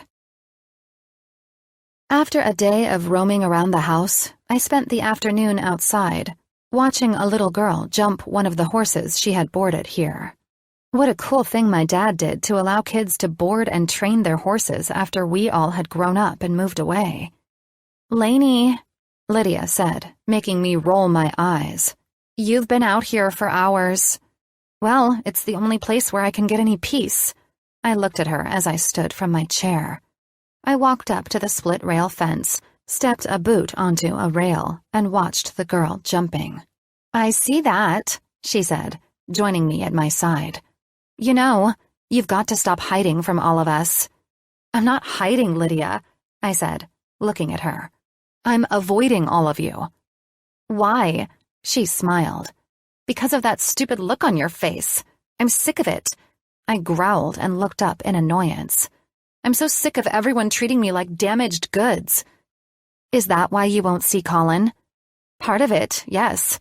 No one answers me when I ask questions, and the only person who ever did runs around this place sad now because I did such a god-awful thing to Avery and her daughter. I sighed. Colin is the worst of all of you. He hid that from me. Why would he hide that from me? Because he knows this is all a process, Lainey. He planned on telling you, and time and again, the therapists, you know, the people you trust like we do, they told him you weren't ready to find out that you and he were going to have a baby. Well, it's all in the past now, I said. I'm done talking about it. You need to knock this off, she said. This is childish, and you know better. You shared a pretty awesome life with Colin, and you're refusing all of it now. It's stupid. How can I not act childish when all that you guys ever do is treat me like a child? I said. And I want my horse back, but the other Elena sold him. Stop referring to your memory loss as the other Elena, Lydia said. How can I not? I laughed in disbelief. That part of my brain doesn't seem to want to fill in the missing 10 years of my life. That Elena was who I used to be, and I can't get her back. The more I try, the angrier I get. I started crying again, and Lydia wrapped her arms around me. This was usually where my days ended. It was so difficult to come out of these fits when I let it all in. Lainey, she tried to calm me. Don't do this again. I can't help it, I sobbed. I want to see Colin, I finally admitted. Then let's call him, she said. I know for a fact that man would be here in seconds. No, I sniffed and stepped back. He might think he still loves me, but I'm telling you, I don't even like myself anymore. He's wasting his time if he thinks he's in love with this bitch standing in front of you. A man who sticks by your side after he saves your life. She paused. You truly believe he would stick around after all you have forgotten about him and all the hateful things you've said to his face? It would get old, and I don't want to fight. I know this will only frustrate him as it does me. God, I can't even live with myself. Why should I allow him to try and live with someone he didn't fall in love with? I started crying again. I want to ride again. That's all I want right now. It was always soothing to just ride. The previous day ended with me avoiding everyone, holed up in the attic, and looking at pictures of when I rode Cookie in competitions. In one picture, I was standing in Cookie's saddle and getting busted for trying to turn an expensive, show-jumping horse into a trick horse. Instead of crying at the memories, I smiled, knowing I could remember them. It was so comforting to see things I remembered. And part of me wished I'd taken that early flight with my mom this morning to go back to the life I remembered in Miami. Thinking of going back to Miami made me think of yet another thing I couldn't manage to do anymore. Dance. It was like that part of my brain wouldn't allow me to remember. I busted my ass to learn salsa, tango, and even hula when I lived in Hawaii, and now all of it was gone. Well, my mind understood it, but my legs didn't want to do what my brain tried to tell them to do. After getting it out of Poppy, I found out my surprise brain tumor was still in there, and scans would most likely show that the tumor was jarred in my brain, possibly pushing on that part of my brain and causing me to struggle with something as simple as making my legs move to music. It was so crazy how the brain worked. If Colin Brooks wanted to do anything for me, he could take out the last of the tumor and let me dance again. "The door is for you, Lainey," Dad said when I walked out from doing the dishes. "Get out here." He had a smile in his voice that I liked. "I'm not seeing anyone," I said, eyeing him. "Too bad." He hit me straight with a smile and his usual no bullshit look. I covered my mouth when I saw a magnificent horse trailer and Colin holding the most stunning, tall chestnut mare. They both were so beautiful. "Care to take a walk with me?" Colin asked with a dazzling smile that could only make me say yes. "Are you boarding a horse here?" I asked, leaving my dad laughing in the doorway when I walked out to where Colin held onto black leather reins. "No," he answered, as the horse remained perfectly calm. I ran my hands over her mane and the nameplate on her fancy black bridle. "Grace," I said, and the horse seemed to tug at the reins Colin held. "What a beautiful name." I smiled at Colin. "Why are you and Grace here if you're not boarding her?" "She's yours," he said, his eyes shimmering. "I can't accept this. Did Lydia call you?" I glared at him. He ignored that, and I diffused immediately. "Come with me." He turned the horse and led her as we walked. I loved hearing the sounds of her hooves clicking on the cobblestone walkway. "Where are we going?" "Well," he looked at me. "Lydia called yesterday." "She needs to knock that shit off." "It's a good thing she did," he said, "because I wouldn't have known it was finally time to give you the gift I'd planned on giving you as a wedding gift." I stopped and swallowed hard. "Why would you think to buy me this beautiful horse?" "Lydia mentioned you wished to be cleared to ride." He ignored my question. "Yes?" He stopped once we reached the grass. "Obviously, we're not going to allow you to just take off and let your healing brain bounce around in that skull of yours." He pulled the reins up over Grace's head. "So, if you'll allow me." He reached for my waist, and I shivered and smiled at his face being so close to mine, right before he effortlessly lifted me and placed me on her back. "You still enjoy bareback riding, correct? She has all new tack that was delivered with her today as well. We can saddle her, too." I narrowed my eyes at him. "How did you know I like to ride bareback the most?" His expression made butterflies swarm in my stomach. "We had a few fun conversations about that." He arched an eyebrow at me and laughed. "All right, Alvarez." I loved when he called me that. I just didn't know why. "Here's the deal. You're only allowed to go as fast as a walk with grace. No trotting or galloping, am I clear? Listen to you, Dr. Colin Brooks, I said in a low, silly way of mocking him. He grinned.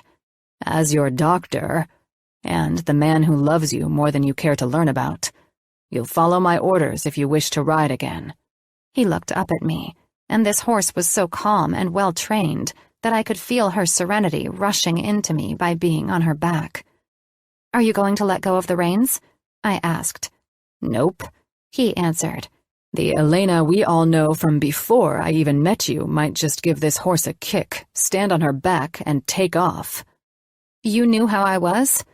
I would be a foolish man to fall only for the woman and not want to know about her history, too, he said, holding the horse at her mouthpiece and letting us walk.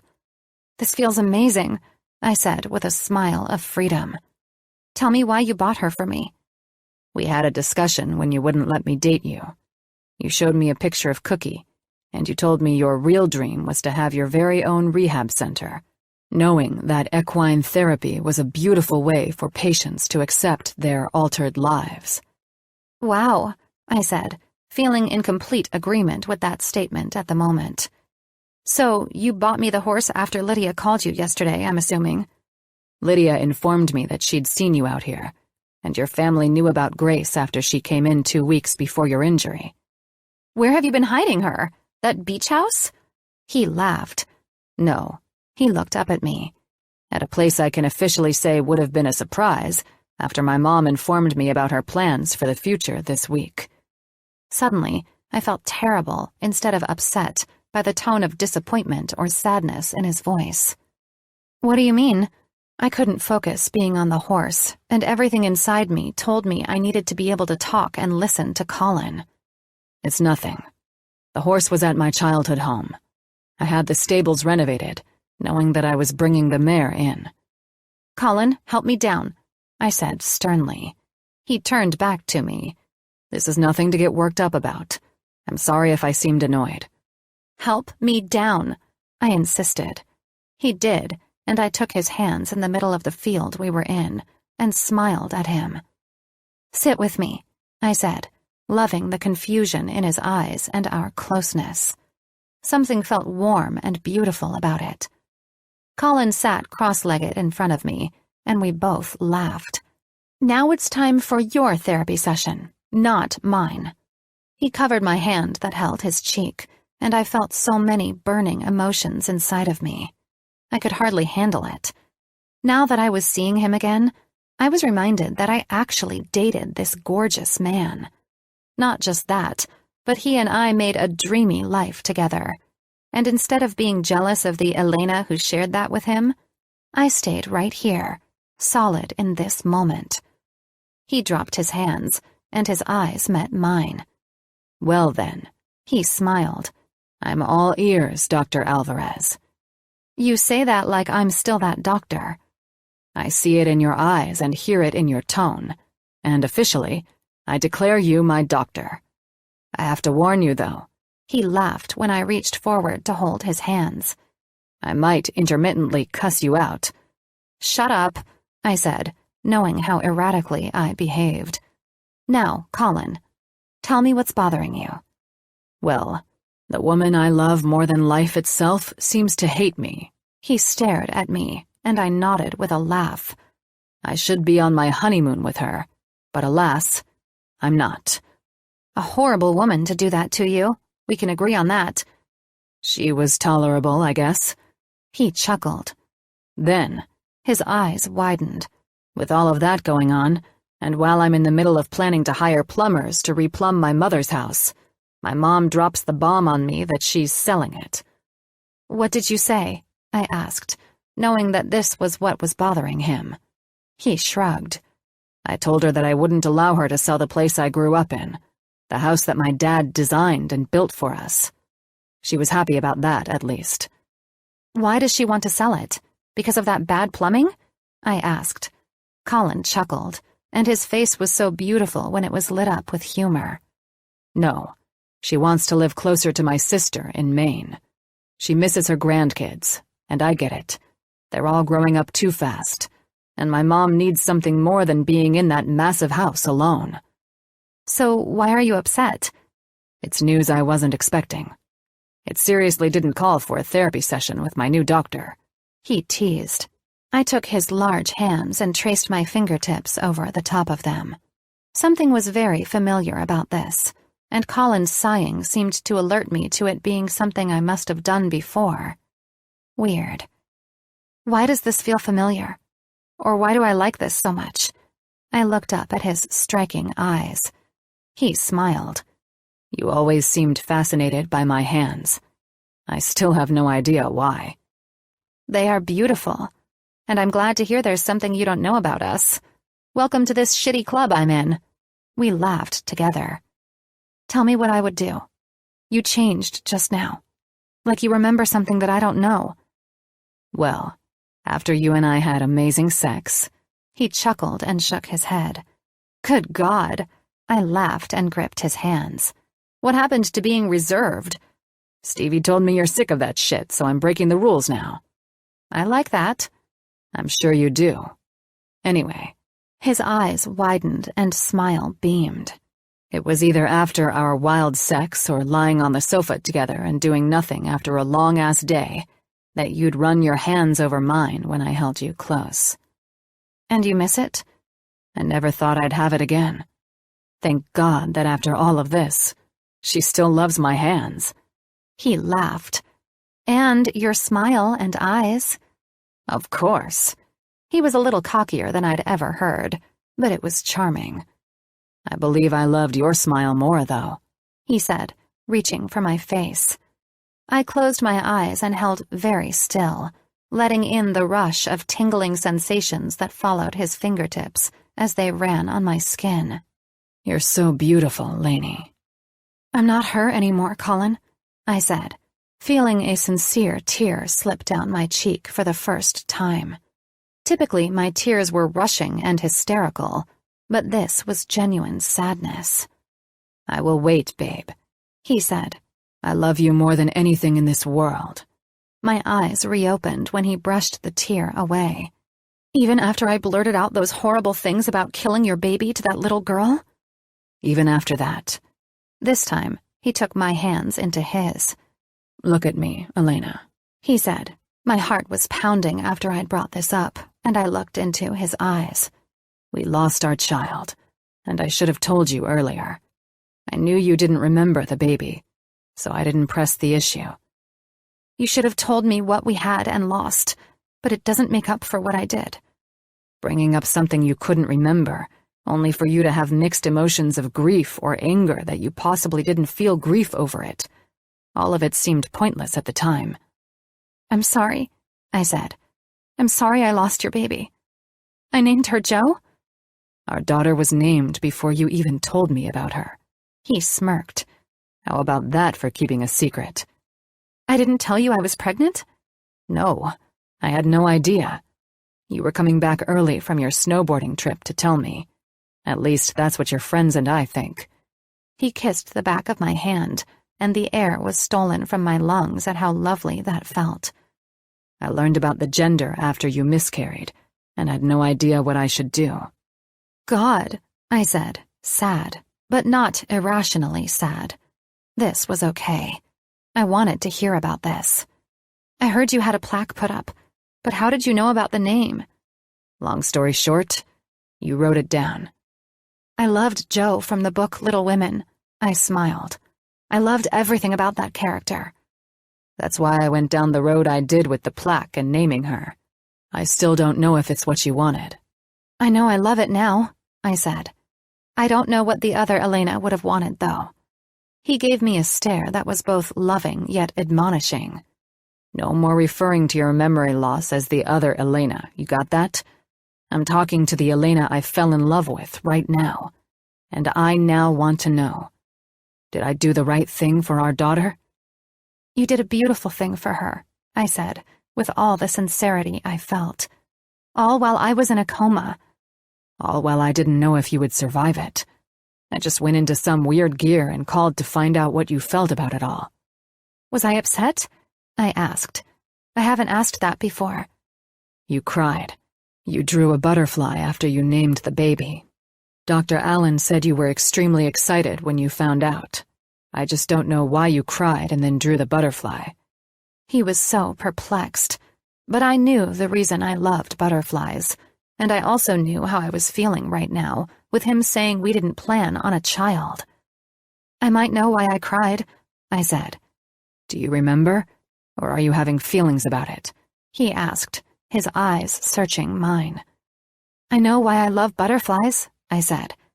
Maybe I drew that because my papi always told me to dance with the butterflies when I left for Miami. He knew I loved to dance, and he told me that butterflies meant embracing change and a new life. I didn't want to leave him when Mom left for Miami. I smiled and then tried to mock Dad.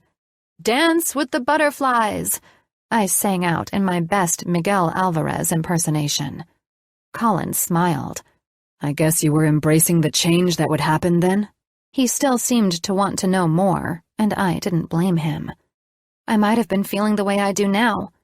How's that? He asked. Well, you said we didn't plan on the baby. What if I were scared it would upset you? A child changes everything. Even I know that with 10 years of my life stripped away. He smiled.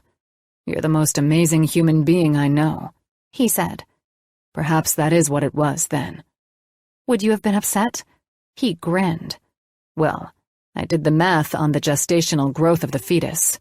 It would place us in the earlier days when we just said fuck it and had sex with or without a condom. God, I coughed out with a laugh, imagining what it would be like to have sex with him.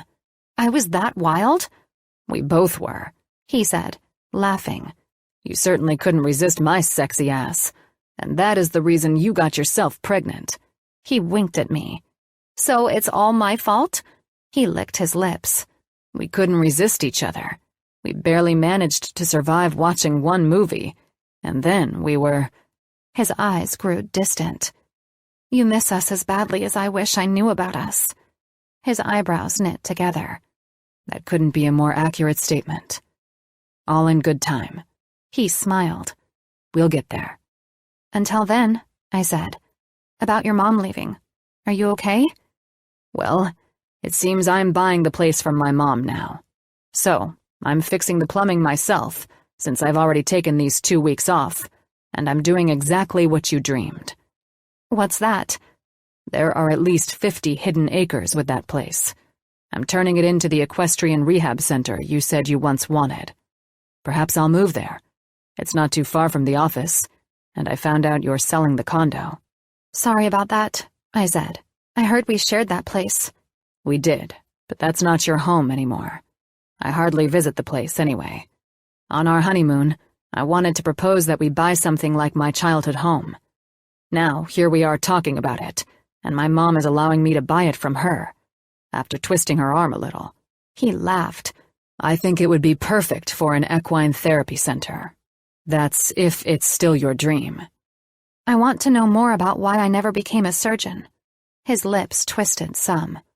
I saw how your dad fixed people but didn't help them like you're being helped. Like we're all being helped. After the fallout.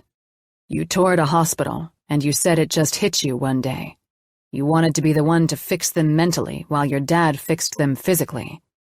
That's quite beautiful, I said, finally getting why I changed career paths. Do you mind if I help you this week? I mean, we were supposed to be on our honeymoon. You want to help fix the plumbing? His forehead creased in humor. I wouldn't have it any other way. Did I name this rehab center you want to build? No, I'm sure I said something stupid. Well, let's come up with something together. Well, I'll be damned. That equine therapy really does work. He laughed. If I'd known that Grace would put all of these smiles back on your face, and we could manage to get through a conversation for this long, I would have walked that mare right through the hospital and handled shit immediately. I laughed and felt happier than I had since I woke up to this life. Colin stayed for dinner, and I watched how he blended so beautifully with my family. I wanted to know more about us now, but I wanted to be stable in my head. We opted for a day together, and he would take me to the beach house where we lived. We would go from there, and I would try to gather the missing pieces of our relationship. Chapter 38. Colin. To say it had been a long fucking week would be a vast understatement. Elena not wanting to see me from the moment she'd cracked after telling Addie our baby died wasn't what I'd expected. I was pissed it had come to this, but what the hell was I going to do, bust down Miguel's front door and demand she see me? I was powerless in the situation. I'd been trying to keep myself occupied since Elena had gone to the ranch, refusing to see me, but nothing was working. Surfing wasn't even working. Just when I thought I couldn't take on anything more, my mom dropped the bomb about moving to Maine. It shouldn't have come as a surprise to me. Mom and Dad had a summer house in Maine, and being close to my sister and her kids made it all the more enticing to Mom. Who wanted to live in a mansion alone? I could hardly be at home since Elena's accident, so what made me think my mom enjoyed being in the big-ass house that my dad built for her, without him? It didn't take much convincing to insist that I buy the house instead of my mom putting it on the market. It's not like she needed the money, and this way the house stayed in the family instead of sitting vacant. After Mom knew Elena was healthy and I was going to survive this, she confirmed her usual summer trip to Maine, giving me the idea to try and take on the old plumbing of the massive-ass house myself. I had plumbers on standby to fix anything I fucked up, since, I was a surgeon and not a plumber. It was a fun challenge, and one that kept my mind occupied, up until I got the call I'd been anxiously awaiting. When Lydia called yesterday, I knew it was time to change the game. My mind had already been made up that I wasn't going to sidestep shit with Elena anymore. I just needed a nudge. That nudge came with Lydia suggesting I could introduce Elena to Grace, the mare I'd boarded at the stables at Mom's place, all set to surprise her for our wedding that never happened. I wasn't off my rocker. I wanted her back and would do whatever it took, even if it meant showing up with the horse uninvited. I wasn't having Grace delivered. Elena was getting both of us, whether she fought me on that or not. From what Stevie had told me, after I took him out for a heart-to-heart and got his head back in the game, Lainey was sick of the secrets and us being guarded around her. Holly even agreed it was time to stop holding back, and with her brain healing, it was time to start moving forward. We needed to continue to be cautious and remain unoffended if Lainey lost her shit on things. I was prepared, and from what Lydia had told me, so was Lainey. After Lainey and I shared the best day since her accident, being together at the ranch and introducing her to Grace, she asked to see the beach house and spend the day with me. I couldn't put my joy into words, but I knew I needed to stay cautious. "You ready, Sunshine?" I asked, seeing if she would react to one of the many nicknames I called her. Working to get her to access her memories was part of our job now, too. She blushed. "I like that," she said, walking to my car. "Wow, this car is so badass." "I know," I smiled at her. "That's why I bought it. It was your favorite one." "You have more?" "Sort of a hobby," I said, helping her into my Lamborghini. "So, to the Malibu place, right?" "Let's do this, sexy," she played back. I smiled. "I like you calling me that." "Did I used to call you that?" she asked. She frowned when my music came on, way too loud, and I instantly shut it off. "Sorry about that. I love loud music, fast cars, and pretty Cuban girls." I smiled at her. "You loved it too." "Ah," she laughed. "Then punch it and get me out of here." I probably could have left the music on, but I didn't want to blast Elena with sensory overload. I would see if the beach house jarred any memories of our time there, and we'd go from there. When we rolled into the garage, Elena was quiet. "Don't let the cars intimidate you. You always made fun of me for having them." "I did?" she said softly. "You're seriously rich. These cars alone are worth—" "You always said I was born with a silver spoon in my mouth," I said with a smile. "Let's go inside. This house misses you." We walked in, and Elena was greeted by all of the vibrant colors of Miami. I stood back as she moved into the living room area that led out and overlooked the infinity pool. Seeing her here again was the most beautiful sight in the world, and it felt like a dream to have her here again. She continued to wear a crocheted beanie to cover the shaved areas of her scalp, but I wished she was comfortable enough around me to take it off if she wanted to. I didn't care if she was completely bald. I had the love of my life back, and she was in the one place I'd felt the most immense void, our Malibu home. The pool dumped over the side and appeared to fall into the surf beyond the beach that spread across the back of the house. The decorators had been called off, for now, so she had to deal with my plain decor, which was exquisite, but not what she liked before the accident. She was quiet, so I decided to follow her lead and sit next to her on our blue sofas. "What do you think?" I asked. "I think I just landed in Miami," she laughed. "All this wicker, the flamingos, palms. And to think I almost booked a flight back to the life I remembered there, when you have it all bottled up in this living room." "You designed it." I smiled at her bewildered expression. "No shit. You and Ash's best guy friends designed all this. They're crazy talented." "Those flamingos, the water behind them looks like it's moving." She pointed at the large portrait that Clay and Joe had designed to be the room's focal point. "Ash painted that for us. I think that woman sprinkles fairy dust in her paintings, and they magically come to life." "This place is beautiful. I love your home." "Well, it's your home," I said with a laugh. "The pool and cabanas in the back are the remainders of what was mine in this house." "Before I took over the place?" She laughed, and it made me smile. "I was pretty damn bold to do that." "You were the same person you are now." I looked out at the pool area. "This was your next big project, and since you just scared the shit out of me by saying you wanted to move back to Miami, what would you change out here to make this home for you?" "I think moving in with you is a pretty big step." She shrugged. "I can't even dance anymore. If I can't mentally move my legs in big steps—" She stopped herself and frowned. "I don't know what I'm talking about." She half laughed. "It sounded right until I started talking." "Your dad told me about that." My heart broke, seeing the sadness in her eyes. But even if this tumor was pressing on this particular motor skill in her brain, it didn't warrant emergency surgery. I heard she threw a raging fit with Miguel, saying she wanted the tumor removed, but thank God that man was a brilliant neurosurgeon himself, and he explained to her why I wouldn't do the craniotomy.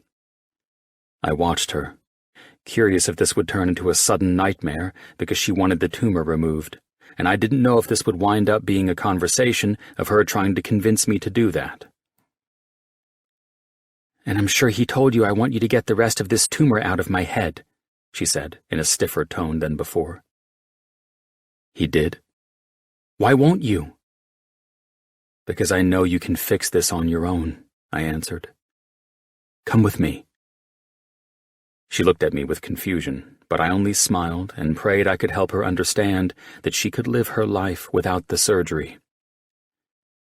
We walked out to what used to be our favorite place, next to the outdoor bar and under a pre-lit pergola.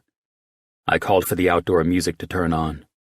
My rhythm and blues playlist came on, playing the last song we'd listened to before her accident, when Elena and I had turned a night of dancing by the pool into a night of hot sex. I knew how much this woman loved dancing. Hell, it was how we met, and we loved doing it when we were home. Setting aside my memories of the last time Otis Redding played for Elena and me, I cleared those thoughts and appreciated the perfect tempo to lead the woman I loved. "I seriously can't dance anymore," she laughed as I slid a hand around her waist. "I can do it in my head, but my feet won't do it. I swear to God that this is a waste of time." "Bullshit," I smiled at her. "Follow my lead." I stepped back. "Step forward and follow my foot." She stepped forward and laughed. "Wow!" her forehead wrinkled in humor. And now I step back. She followed my simple steps. I stepped my other foot forward, watching her follow perfectly. Yep, you got it, I said, as we slowly moved our feet in with the beat of the song. Now, I pulled my hand from hers and took her chin between my fingers. Look into my eyes and allow the beat of the song to guide you. She tripped and laughed. Not a good idea to look into your eyes. Eyes on mine and listen to the music, I said with a smile. This feels nice, she said, gently swaying her hips to where I couldn't resist both of my hands holding her waist and guiding her. Her eyes widened. Are you trying to distract me? Trying to get these sexy hips moving again, I said. Can you squat down on one leg and up to your toes before moving the other side the same way? She did, and I smiled. It's like shaking these hips can't be stopped by anything. Oh my God, I'm doing it! It was a matter of retraining her brain with a little bit of a confidence boost. I was thrilled to see her cheerfulness by conquering something she thought she'd lost. She wasn't at full speed yet, but the song's tempo didn't lend to that anyway. I was pulling her into me and bringing her closer to my cock that was hard and dreaming this was my Elena, before her injury. Shit, I had to be careful. The last thing I needed was her taking off down the beach because I turned this into a too much, too fast sexual situation, but this felt amazing.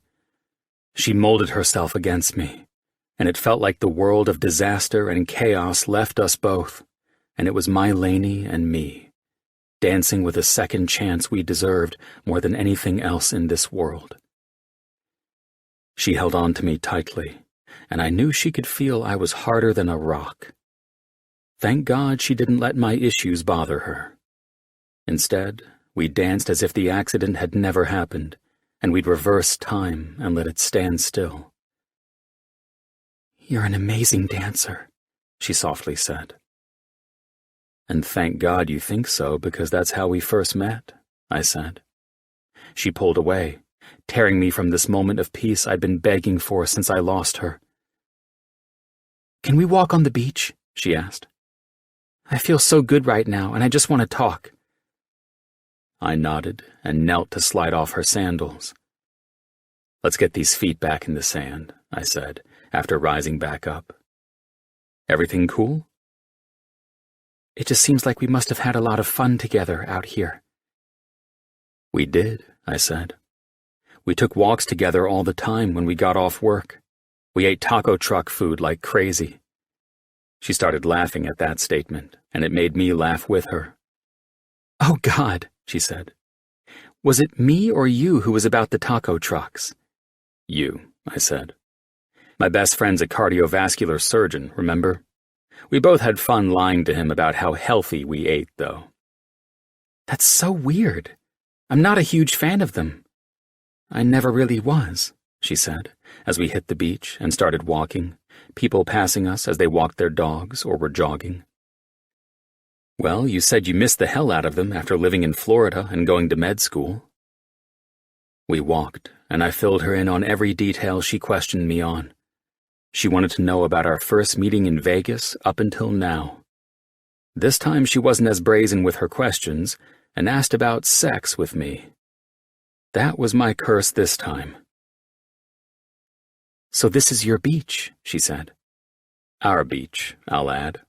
I smiled at her when we came to a stop in front of the private part of the beach I owned below my house. Our beach?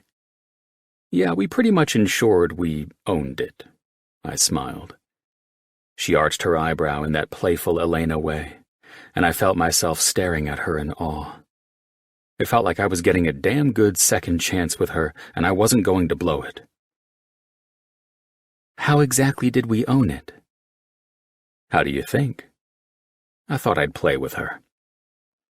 Well, from the stories you've told, I'm pretty sure we violated some laws. Her cheeks tinted pink. We unquestionably had sex on the beach, and you wanted to hate me for it, too. I laughed. I highly doubt I would have hated to have sex with you, ever. You despised me pulling crazy shit when it came to illegal sex, I smirked. Like when we had sex in the car. We did not. We most certainly did. I eyed her with a grin. You didn't believe I could pull that shit off, so I proved to you I could, driving up to Big Sur on the 2-lane highway. In your tiny little car? She laughed and rubbed her forehead. No, the blacked-out windows on your Land Rover made it pretty easy for me, I said. How in the hell did we pull off sex while driving? She was laughing, and her face so beautiful while her bronze eyes dazzled. Cruise control, my awesome driving, and you climbing on my lap. You loved every single second of it, too. I chuckled. I was getting hard just thinking about that wild ride. That was near the top of the list of the hottest sex I'd ever had with Elena. Well, for being a neurosurgeon, you sure do take a lot of risks. She grinned. You're going to laugh when I say this, but I'm craving a taco truck taco now. Glad we're changing the subject. I exhaled with a laugh of my own. And also, I'm truly grateful you want your usual taco truck fix, because we practically own the damn trucks down here. I took her hand to guide her up the steps to the house. What do you say we grab some tacos, head to Jim's place, and then I'll show you where I grew up? You sure they're okay with me coming around? I still don't trust myself and get a little anxious sometimes. She sighed and stopped. I really couldn't handle it if that poor little girl thinks I'm some crazy woman who says horrible things. Everyone understands, Lainey, I said. The kids are cool too. Trust me. If there is closure you need with all of that, our best friends will allow you to see that you didn't damage anyone or anything by saying what you said. We all know we're in this together, all of us, and that includes you with our friends. I don't get it. You don't have to, I said, leading her up to the house. Just know that we're all tight, and if Ash or Avery were in your shoes, you'd be leading the pack on forgiveness, understanding, hope, and moving forward. They all love and adore you. Okay, she smiled at me. You'll be with me the entire time? I'll smother you so much that you'll be pushing me off of you so that you can enjoy some girl talk with Av and Ash. I smiled at her. Let's go get your life back. Chapter 39. Elena. The taco truck was more delicious than I thought it would be. It tasted so familiar. And even though I knew I'd apparently been eating these like crazy for the past 10 years, it was still strange to have such a familiar reaction to something completely foreign to me. I felt the same every time Colin touched me. It was like I subconsciously craved him, but I had no experiences to back up my feelings. It was so unfair. I remained positive, though, and after we ate our tacos, we reached Jim's place in Hollywood Hills. All I could say was that Colin and all his friends were seriously loaded. Growing up in Beverly Hills, I had my share of wealthy acquaintances, but this was insanity. My dad designed this house with a buddy of his, Colin said, probably because I got quiet as I stared at the imposing house, built beautifully into the mountains that overlooked all of downtown Los Angeles. We got lucky he convinced Jim to buy it and more or less keep it in the family. You guys blow me away, I laughed. Was I surprised by this place before? Shit, who isn't? My dad was a goddamn genius, and his skills are seen throughout the home. I'm sure Addie would love to give you the tour. He winked, and I settled down. When we walked in, I was awe-stricken again. All the walls were windows. I couldn't believe such a marvel of a home existed. I could easily understand why Colin would be proud of his dad, seeing what he'd done in this house. The group of us settled into conversation, and I felt at ease and happy. Another one of those familiar feelings washed over me. My brain knew this was a meaningful environment, but it wouldn't reveal why. I ignored the frustration I felt as soon as Jake and Ash's little boy came running in with Addison. They made a beeline toward Colin, screeching with delight. "Oh no!" Little John's bright blue eyes widened, and he made a perfectly round O with his mouth when he giggled out the word no. "It's him!" Addie rushed to John and ducked behind the cute little boy. "It's the mad scientist," she said in a funny voice. Colin released my hand and rose from the couch where we sat when the kids rushed in. He hunched over and started growling at the two laughing kids. John balled up his fists while I laughed at him, pursing his lips and frowning at Colin. John's spiky and messy hair was like his dad's and Colin's and made him look so cute. "No, you crazy, mad doctor," he said as Colin crept toward where he and Addison laughed and giggled. "No Frankenstein today, bud."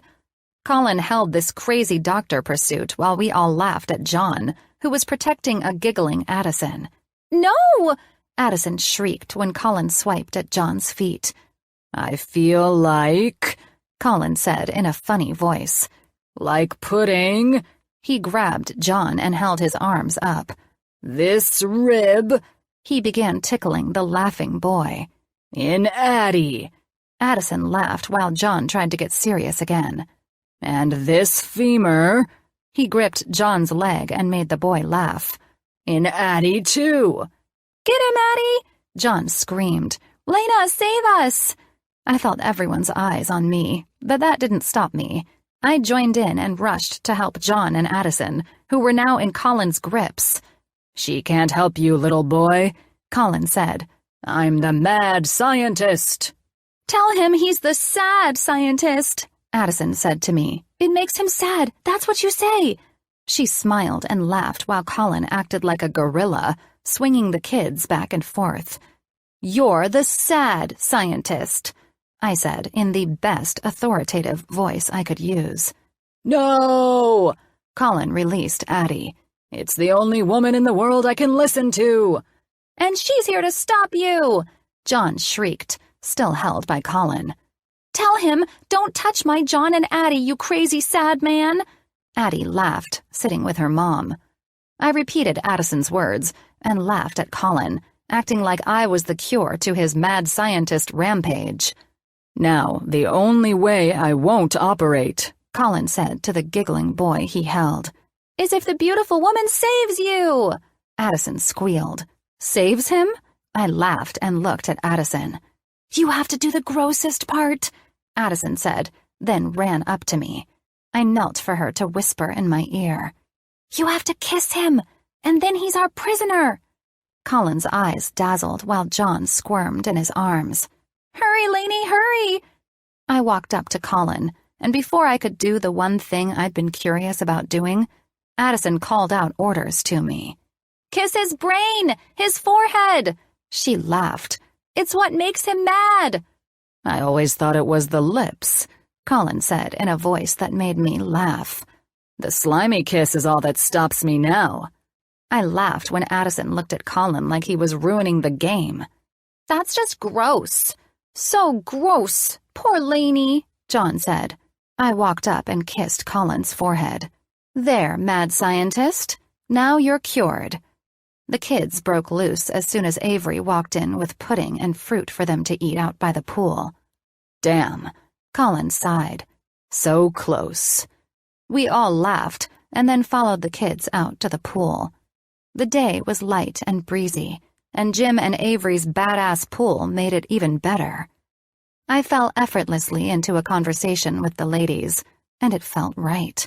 I wished I knew how it seemed like we'd all been close friends for all our lives.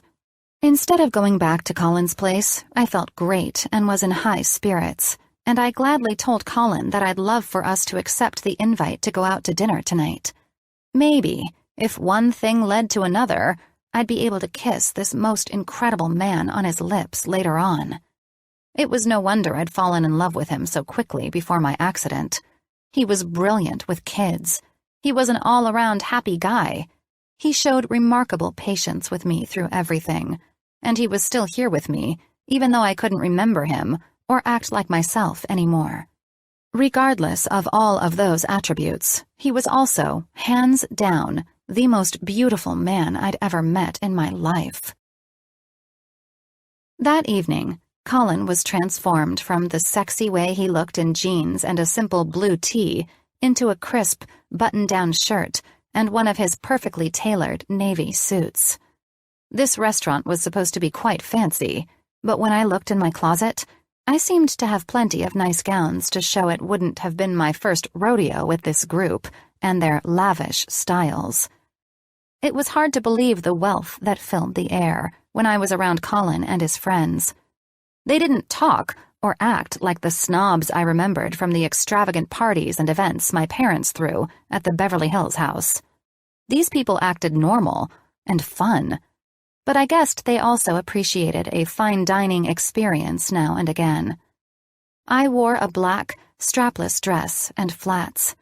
My balance was a disaster, and there was no way I was quite ready for heels.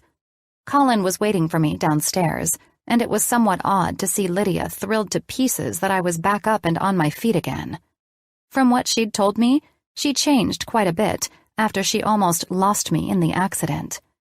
I guess that was one upside to me losing 10 years of my life, my career, and accepting every single day that I wasn't 22 years old anymore. "You look radiant. Smile," Lydia said, and I did. She dusted some blush onto the apples of my cheeks and touched the brush playfully to my nose. "There." I laughed. "Why so nice? What the hell is wrong with you?" "Just making sure my baby sister shines like the light she is." We never acted like this before. It's kind of weird. I almost lost my little sister, and a situation like that tends to change one's outlook on life. "So, we weren't close before the accident?" She leaned against the vanity and smiled. "I moved away, and all I cared about was being successful. And I was. I was successful at making it on track to be a partner at my law firm, and I was successful at running off the love of my life because of my ambitions." "Wait," I smiled at her. "The love of your life?" "Alan Hall." She smiled, and her eyes became dreamy. "He and I lived together. He was great. But I found out he cheated on me." She shrugged her shoulders and rolled her eyes. "Oh my God," I said. "What an asshole." "I had it coming. I didn't make any time for him," she said. "We went from having a dreamy love affair to this mundane and distant relationship. Maybe that's why I was harder on Colin than I should have been." "You saw me on the same course." "I did, and I knew a lot about him. Being a world-renowned neurosurgeon, totally gorgeous." She winked at me, and his face plastered all over the health magazines with some broad on his arm. "I guess I figured he'd crush your heart." "What makes you think he still won't? What changed your mind about him?" "My eyes were opened after your accident. Poppy even said Colin was the strongest man he'd ever met, even to attempt to perform your surgery while faced with the impossible idea of it being you. When I woke up, you seemed to hate him as much as I did when I fought with him. At the time, I wasn't overly convinced he would stick with you as your family would. Instead, he proved me completely wrong. I saw a man in love with my little sister, a man who lost a child he didn't know about and grieved for both of you." Her eyes suddenly filled with tears. "It broke my heart to see the man so broken. He felt every bit as lost without you as we did, the way only people who love unconditionally do." I hugged her. "I was so horrible to him. I still don't know if he'll ever really fall in love with the woman I am now, Lydia. I'm not the woman he shared a life with before that accident. If I were her, I'd be on a honeymoon, married, and with—" "Stop that," she sniffed. "He wouldn't be waiting downstairs to take you out for a wonderful dinner if he didn't love you still. He told me he would wait. That doesn't mean he loves me." I felt tears pooling in my eyes. "Lainey," she said with a smile. "Then make him fall in love with who you are now if you're so worried about that. You've lost your mind completely if you can't see it in his eyes. I see it. He loves you. The question is, do you love him?" She cocked her head to the side. "I don't think any of us have asked you that." "I don't know him," I said truthfully. "I've seen the funny videos of us on my Instagram page. after Stevie showed me what it was and how to use it. And I've seen videos and pictures on my phone, but all I see is my face with this beautiful man who made me smile. It's like I went out, got blackout drunk, and had the time of my life, and then I'm looking at videos of it the next day, and I have no idea who any of the people are. I sat back down, a bit defeated. I feel like I'm this other woman with her face. Just give him the time he asked for with you. I was there at the dinner table when he said he'd make you fall in love with him again. He's genuine, and I don't think that man's going anywhere. There were so many videos, but there was one that stood out to me. He was singing this silly song and dancing for little John and me as he held 2 dead Christmas trees. I shook my head and laughed. Tell me you watched the video of you proposing to him. I haven't watched that one yet. I'm afraid to. There's nothing to be afraid of. It shows who you both were. I saw it all as foolish and reckless. You always seemed to live this wild life, not caring about the fallout. But I now know that Colin was put on this earth to be your other half. My eyebrows rose. If only I were still that wild life-living, carefree person. You are, she said. Now, go fall in love with the man who wants to steal your heart again. I walked downstairs, and Colin was laughing about something with Stevie and Dad. His hands were casually slipped into his pockets like he wasn't wearing a $1,000 suit. He was tall, beautiful, and I wished I could see beyond his exterior sometimes. It was okay to be smitten by a man's flawless and handsome looks, but I had seen more of his personality, and I needed to hold on to that. I saw the mad scientist games he played with the kids, the way he looked at me with confidence when he worked to teach me how to dance, and the tender way he held my hands when we talked in the meadows yesterday. So why wasn't I feeling more? Was I being difficult, or did my brain know I loved him, but my heart couldn't understand? Just like my brain knew I could dance, but my feet couldn't do the job. Stop thinking, Elena. It's been a beautiful day. Just go with the flow. Wow, Colin said when he saw me. You look beyond ravishing, and I see you picked out my favorite dress of yours. Your favorite dress? I smiled back at his perfect smile. I almost didn't send it with all your clothes when you moved back home, he said, taking my hand when I hit the last step. But I threatened to kick his ass. Poppy smirked and chuckled at Colin. Take care of my little girl tonight. Have fun, sis, Stevie said. Bye, guys. See you tonight. My dad laughed, and Stevie followed in suit. I didn't understand it, but Colin whisked me out of the house and into his car before I could start asking a million questions. So, this is your favorite dress? I asked, smiling at him as he got in his car and started it. Yep. He smiled at me, putting the car in gear and taking off. I think that might be. He squinted over at me and grinned. His eyes fell to my cleavage, and then he nodded while looking out at the road. Yeah, that's definitely the dress that got you knocked up, Alvarez. He chuckled, and the way he said it made me laugh.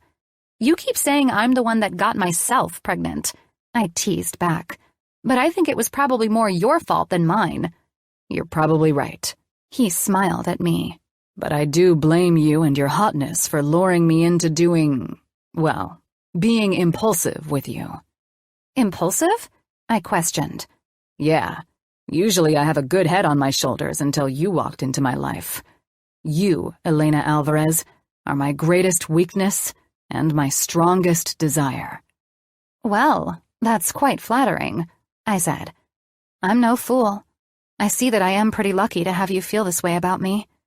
He glanced over at me and gave me a look I couldn't discern. You give me too much credit. I landed the hottest doctor at that hospital, I laughed. No, I landed the hottest doctor at that hospital. He nodded and then turned on his music. Let's get our night started with some high speeds and good tunes. With that, Colin and I settled into the car, and I let the music playing on his radio soothe my nerves and set the mood for a fun and fancy night with Colin and his fun friends. This is my first time being in public, I whispered to Avery and Ash, while the men stood in conversation together. What if I say or do something? I paused at the idea of embarrassing everyone. Shit, we didn't go over this part. Elena's first night out, and at the fanciest place around. You won't, and if you do? Avery smirked at me, her black hair putting such a beautiful spark in her blue eyes. Ash and I have your back. Hell yes, Ash agreed. Nothing to worry about. She glanced over at the group of handsome men. If anyone is going to embarrass us at this extravagant place, it'll be those four. I laughed. You two are so kind to me. Thank you. Elena, Ash said, her brown eyes twinkling with excitement. You have no idea the kindness you've shown to all of us. Like we talked about earlier, we got close, and fast. You're still the spark of energy that we love. Now, let's go have fun and watch the guys banter over something stupid and get us kicked out of this place. Colin was at my side as soon as the group was called to our table. The restaurant's fancy atmosphere should have calmed my nerves, but it made me feel a bit intimidated. Maybe I wasn't ready for this.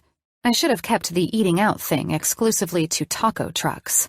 I tried to laugh along with the group, but the anxiety I was feeling was something I was working to keep at bay. Jim's presence exuded power, and Alex, who sat at my right, was the same. I hardly knew these men, and suddenly I felt like I didn't want to ruin their expensive dinner. Jake and Colin were in some funny conversation, but I couldn't keep up. I focused on simple things like Colin's thumb rubbing against the bare skin of my upper back and wondering why I didn't feel sparks like I did before when he touched me. I swallowed my water and wished I was clear to drink alcohol.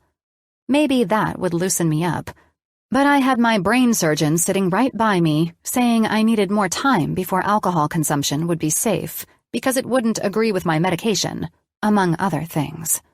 Shit. Calm down and breathe. I'm okay. It's all fine. Hey, Lainey, Ash said, most likely seeing me fade. I would love it if you'd come to the gallery tomorrow. After Colin said that you liked the flamingo painting today, I wanted to show you more pieces that go with it. It's interesting how your paintings come to life when you look at the picture, I said. It's all in the way I paint the canvas. I do black at first, and then I sprinkle in colors as I go. It was Jake who noticed it under certain lighting. Yeah, Jake smiled at me. After she dumped my ass for being an idiot back in the early days, I found out she was going to trash the things. Instead, Colin chimed in. Jake realized the black magic that drew him in to love Ash must have been the same black magic she used in her paintings, too. No shit, Jake said, as Ash laughed. We silenced as two waiters came and placed our plates in front of us. My food was arranged so beautifully that I was afraid to cut into it and ruin it. Damn, no wonder I had 1,000,000 pictures of food on my Instagram page. This is how we ate. I cut into my poulet de Bresse with cream that I'd ordered and took a bite. It was so flavorful and delicious. A bit chewy for chicken, but who knew? Maybe that's what the world's most expensive chicken was supposed to taste like. Oh, fuck! I shrieked. For no reason, all of my panicked nerves that I'd been pushing down surfaced like a bomb. It's not cooked all the way through. Please, God, don't be louder than you think you're being, Elena.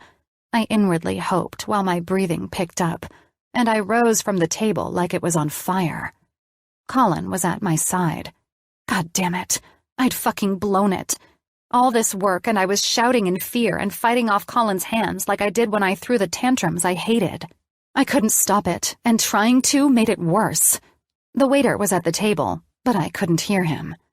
I didn't know how long it took or how he did it, but Colin sat me down, and I was facing him. Me, the lunatic who ruined dinner for everyone in this restaurant, embarrassing myself and everyone at my table. Eyes on me, Lainey. Colin's voice finally cut through my internal freakout. Baby. His hands held mine like they did when we sat in the meadow. I started crying.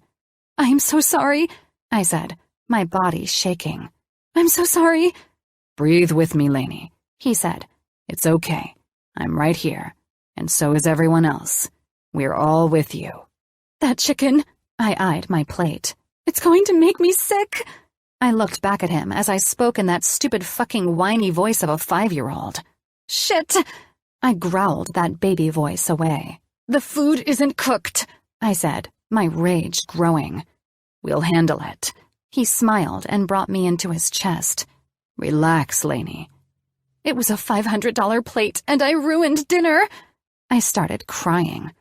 I hate myself more than anything in this world. I hate this. It's not fair that I can't stop doing this, even after doing so well. I heard the waiter ask us to leave, and my attention was brought to apologies directed toward the man. Listen, Alex, the handsome billion-dollar suit man who sat to my right, said in an authoritative voice. We're not leaving. He spoke as if he owned the place. Colin held me as I watched Alex's sharp features level the waiter. Why, though? To protect his lunatic friend's outburst? Sir, the waiter said. Our guests have been disturbed. I wasn't done, sir. Alex shot back. I want the plate taken back and the chef brought to our table immediately. As per our... No, Alex said. As the customer and the man who had papers drawn up for the executives who own this restaurant today, I want the chef brought out, and I demand to speak with Gabrielle Lefebvre. Mr. Lefebvre is the owner, sir. I can assure you... I cowered into Colin's side as the restaurant grew so quiet you could hear a pin drop. I can assure you, Alberto, Alex said, a bit more aggressively, that if you don't get the head chef out here and tell the owner that Mr. Alex Grayson is seated and most unhappy, we might have a bigger problem than my friend getting salmonella poisoning from undercooked food. I believe she is overreacting. I shot up from Colin, only to see Jim look at me, and his stare alone settled me down. I demand the owner be notified that James Mitchell and Alex Grayson are patrons at his restaurant this instant, Jim said to the angry waiter. Quel est le problème? The head chef said, storming into the dining room. Alex responded to the man in perfect French, and they went into some French conversation, Jim chiming in, and I had no idea what the hell was happening. What are they saying? I whispered to Colin. That the food sucks. He had a smile in his voice. That it is criminal to charge more than $500 a plate for undercooked food, and that they are going to terminate the contract of Jim's company that is investing in this unique French restaurant business. What? I pulled up while Alex continued to speak French in some demanding voice. Alex was acquiring this business, and we were here tonight to celebrate on an exclusive invitation from the owners, Colin said. Turns out the chef sucks, and he's not too bright to be arguing with the two most powerful men in Southern California right now.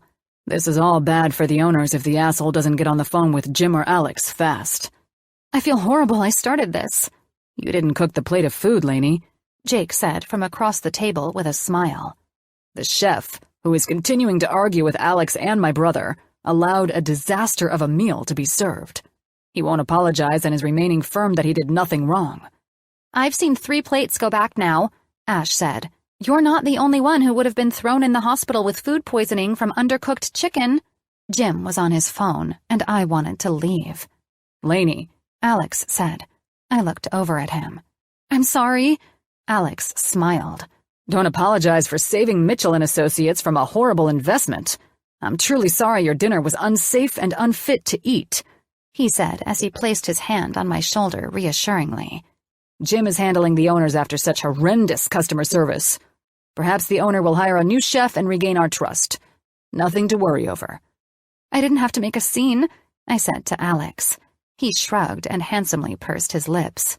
I probably would have thrown my plate back against the chef's wall. He smirked. Acted like that show... Hell's Kitchen? I laughed. Yes, Gordon would not have approved of what was served. Not likely, Alex said. It's all good, love. He winked and then returned his attention to Jim, who was speaking in French to a man who seemed scared to death of him. Let's get out of here, Colin said. You've stopped shivering, and I think you might enjoy a taco from the taco trucks. That sounds delicious, I said. No shit, Jake said and stood. prompting the others to stand as well. Jim and I will be out once we've finished up here, Alex said. We heading to Malibu? Yeah. The taco trucks practically moved there because Elena and I funded them being out by Venice, Colin said. Tacos and sitting on the beach is just what this doctor ordered, Jake said, putting his arm around Ash. Wow. Colin raised his eyebrows at Jake as we walked out. The cardio doc is approving this? Eating tacos on the beach while watching the surf roll in is just the trick for good health, Avery added. It's all good, Lainey. I felt a bit better, but now I had a new insecurity. Freaking out in public over something minor. There was no excuse for my behavior, and I knew that. I didn't mean to react when I did, but I couldn't stop myself. Whether or not I was justified, and regardless of how everyone was trying to calm me, I needed to find a way to stop this. Chapter 40. Colin. Eating tacos at the beach with the gang was a perfect way to help ease Elena out of her embarrassment. Her outburst was certainly unexpected, given how well she'd been doing. However, it was also something the neuropsychiatrist and therapist had repeatedly told us could happen. It was all part of the unfortunate package that came along with Elena's brain injury. That and the anxiety she told me she'd been suffering from when we were on the way back to her house. As much as I wished it would all go away, I also knew Elena was more exhausted than anyone else from dealing with this, and this wasn't about what I wanted. My heart was crushed when she told me she was scared to go into public after what had happened tonight, and I'd be damned if I wouldn't help her regain confidence. The last thing I was going to allow Elena to do was isolate herself because she was dealing with the expected outcomes from surviving a traumatic brain injury. She survived that accident and the tumor, and she was a walking miracle. The only issue was getting her to understand that. "Home?" she said, when I pulled up to the ranch house. "I figured we'd stay at the Malibu house tonight." As much as I'd love that, I smiled over at her. It's probably best we take it slow, as you wanted. "Colin," she sighed and ran her hand over her forehead. "I'm so confused. I thought we were trying to get us back." "We are," I said, taking her hand into mine. "Then why am I home and not staying with you tonight?" She looked away, and I softly gripped her chin and turned her face back to mine. "Because it's the right thing to do." She sat in my passenger seat, and I was fully prepared for her to lose her shit again. "I want to be with you. I want to kiss you, at least." She stared at me with some anger. "You have no idea how badly I want that myself," I said. "Lainey, I want you to be ready." "What makes you think I'm not?" "I've dated enough women to know when love isn't present between us. I know you're not there yet." She stared at me, and tears filled her eyes. "What if that will help me remember us?" I couldn't help but smile. "Sex?" I softly laughed. "If that were the cure, I would have had my way with you the first second I had you alone." "I just want it all back. I've seen videos of us, and I see a woman in those videos and photos that I'm not. I hate her, Colin." "You hate that you can't remember us in those videos and photos, you mean? That woman is you, Lainey. It's the same person that I'm looking at right now." She let out a breath of frustration. "Well, I don't. And no matter how hard I try, I can't see it that way." "That's why we're moving slowly." "You aren't attracted to me anymore. After the outburst tonight, I wouldn't blame you for taking off." "I'm not going anywhere, Elena," I said. "I already told you that." "And if I don't come back? If you don't get the woman back who you fell in love with? You just said it yourself. You dated women like me, and there was nothing." God damn it, that came out wrong. "Fair enough. Allow me to put it to you this way, then. You, Elena Alvarez, are the love of my life. I'm not abandoning you over memory loss and outcomes you're dealing with due to your injury. However, I will make you this promise. I will make you fall in love with me again. like you did before. I wasn't going to stop pursuing you when I first fell for you, and I don't plan on stopping that pursuit even if I'm forced to have to relive those days of you turning me down all over again. You say that like it will happen. I say that because I know you'll fall for me again. Through all of this bullshit, you'll be in my arms soon enough. I smiled at her. Then take me back to your house. I won't allow you to ever suffer regrets from being with me. While I am seriously fighting the urge to take you up on this offer, I don't know. Call me selfish or whatever, but I want you to love it, to love me, to wake up in my arms and not feel anything but how amazing it was. And you don't think I'll feel that way now? You have no idea how I'll react. I know that too, I said. But if I brought tears to your eyes after we were together, I would never forgive myself for it. Aside from that, to be perfectly honest with you, I'm not sure I'm solid enough these days to handle that kind of rejection. Unexpectedly, she smiled. Fine. She opened her door. We'll wait, but when it does happen, best sex of your life. I finished her sentence. She blushed, and I loved it. You held me off before, trust me. I think you even liked making me bust my ass to get you in bed. I was different from all your other girlfriends then? I laughed. You have no idea. It's almost as if that part of my life never existed after you waltzed in and staked your claim on me. Did I now? She licked her lips like she always did, making me hunger for her kiss. Well, I promise you this. I have plans for you and me. I'll work through all of these issues that make you think I don't love you, and that I'm tearing your ass up. I laughed out loud. Now that could get you taken right to the beach house without another word. Good. I hope you sleep well, knowing you could have taken your favorite dress off me, but you decided to play it safe.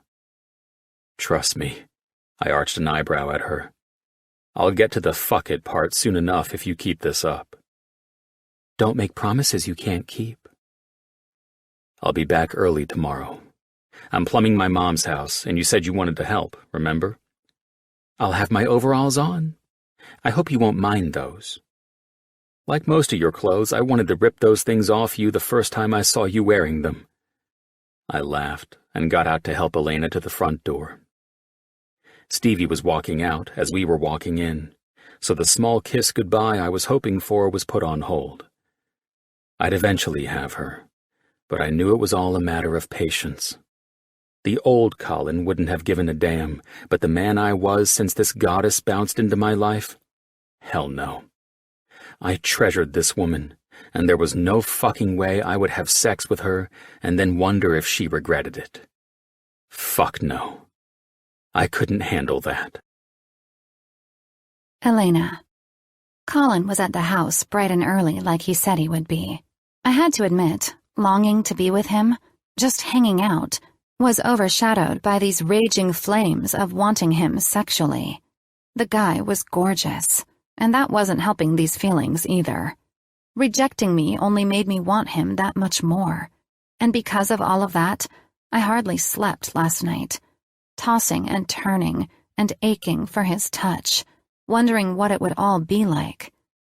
Hopefully, getting busy with this plumbing today would curb my sexual appetite for the man. I still can't believe you're doing this, I laughed, sitting across from him in the massive house's basement.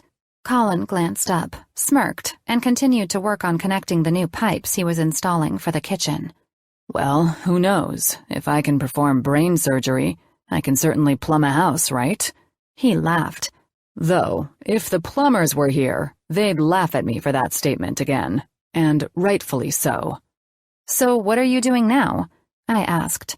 My feet hung down from the concrete I sat on and into the dirt that was dug up to get to these particular pipes. Colin was tweaked and bent over, and I was trying to ignore how perfectly defined his biceps were and the way they flexed while he worked. He was using some tool to smear blue stuff around the pipe. I'm gluing this so I can attach these two. He grabbed the final piece of PVC pipe to finish his current job. I watched with humor. "I can see you as a sexy handyman, you know?" He laughed. "You haven't seen me in my surgical room." He glanced up at me with his beautiful smile and winked. "All right." He looked back at the pipes he'd just glued together. "Your turn. Twist that valve on and let's see my magic unfold."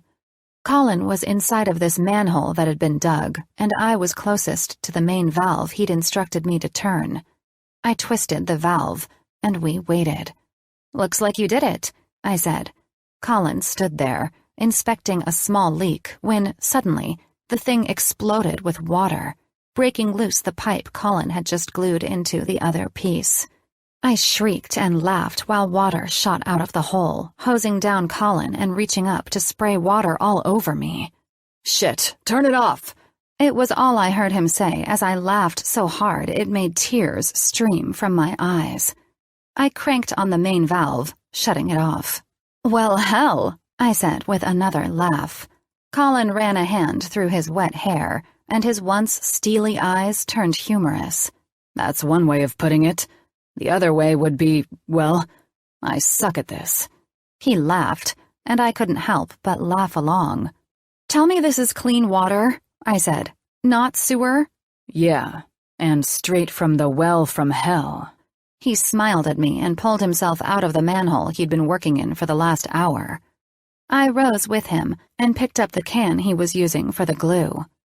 "I thought you said you were a patient man." I arched an eyebrow at him, both of us dripping wet. "The most patient man you'll ever meet," he said with a smug grin. "Then why didn't you let the glue actually dry?" I laughed again. "It says here at least an hour." "Give me that," he said as he took the can and studied it. "Damn it. I thought I bought the quick cement shit. Well, fuck." He made the funniest expression of defeat, and the water dripping from his spiky hair and down his face made him so desperately gorgeous. I couldn't resist closing the gap between us and wiping the water from his face. "God, I'm one lucky woman," I said. Colin didn't respond. Our eyes locked, and my heart started to fall out of rhythm in my chest. "Other way around," he finally said. I watched his beautiful face twist into an expression I'd never seen before, and then his hands were holding onto my face. I reached for his forearms, mainly to brace myself when he let out a breath, and his lips were finally on mine. My mind was fuzzy but focused. I was frozen in place while I felt his warm, soft lips cover my bottom one, then gently kiss each corner of my mouth until it dropped open, wanting more. "Damn," he said in a ragged breath, his lips firmer as they captured my bottom lip again. I swept my tongue into his mouth, on my toes, and reaching back to grip his waist and pull him against me. He groaned as his tongue met mine, and he held me closer as his kiss became so wild, aggressive, and hot that I could hardly take in how this made me feel. I moaned, tasting his delicious kiss and yearning for more. Both of us were caught up in this hungry kiss, and I felt how hard he was. I felt energy rushing through my body on another level, and it was enough to make me feel dizzy and powerful all at once. Colin pulled away and sighed when he kissed my forehead. "Hell, Lainey," he said. "We need to go take a walk or something. Jesus Christ. I stepped back and pulled off my overall straps. "You're what?" I interrupted, my new hunger for him urging me on. "Listen, no one wants this more than I do," he said as he reached for my face and then tightened his lips, his eyes deep in their blue color. "But I swear to God, if we do this, I won't be able to stop.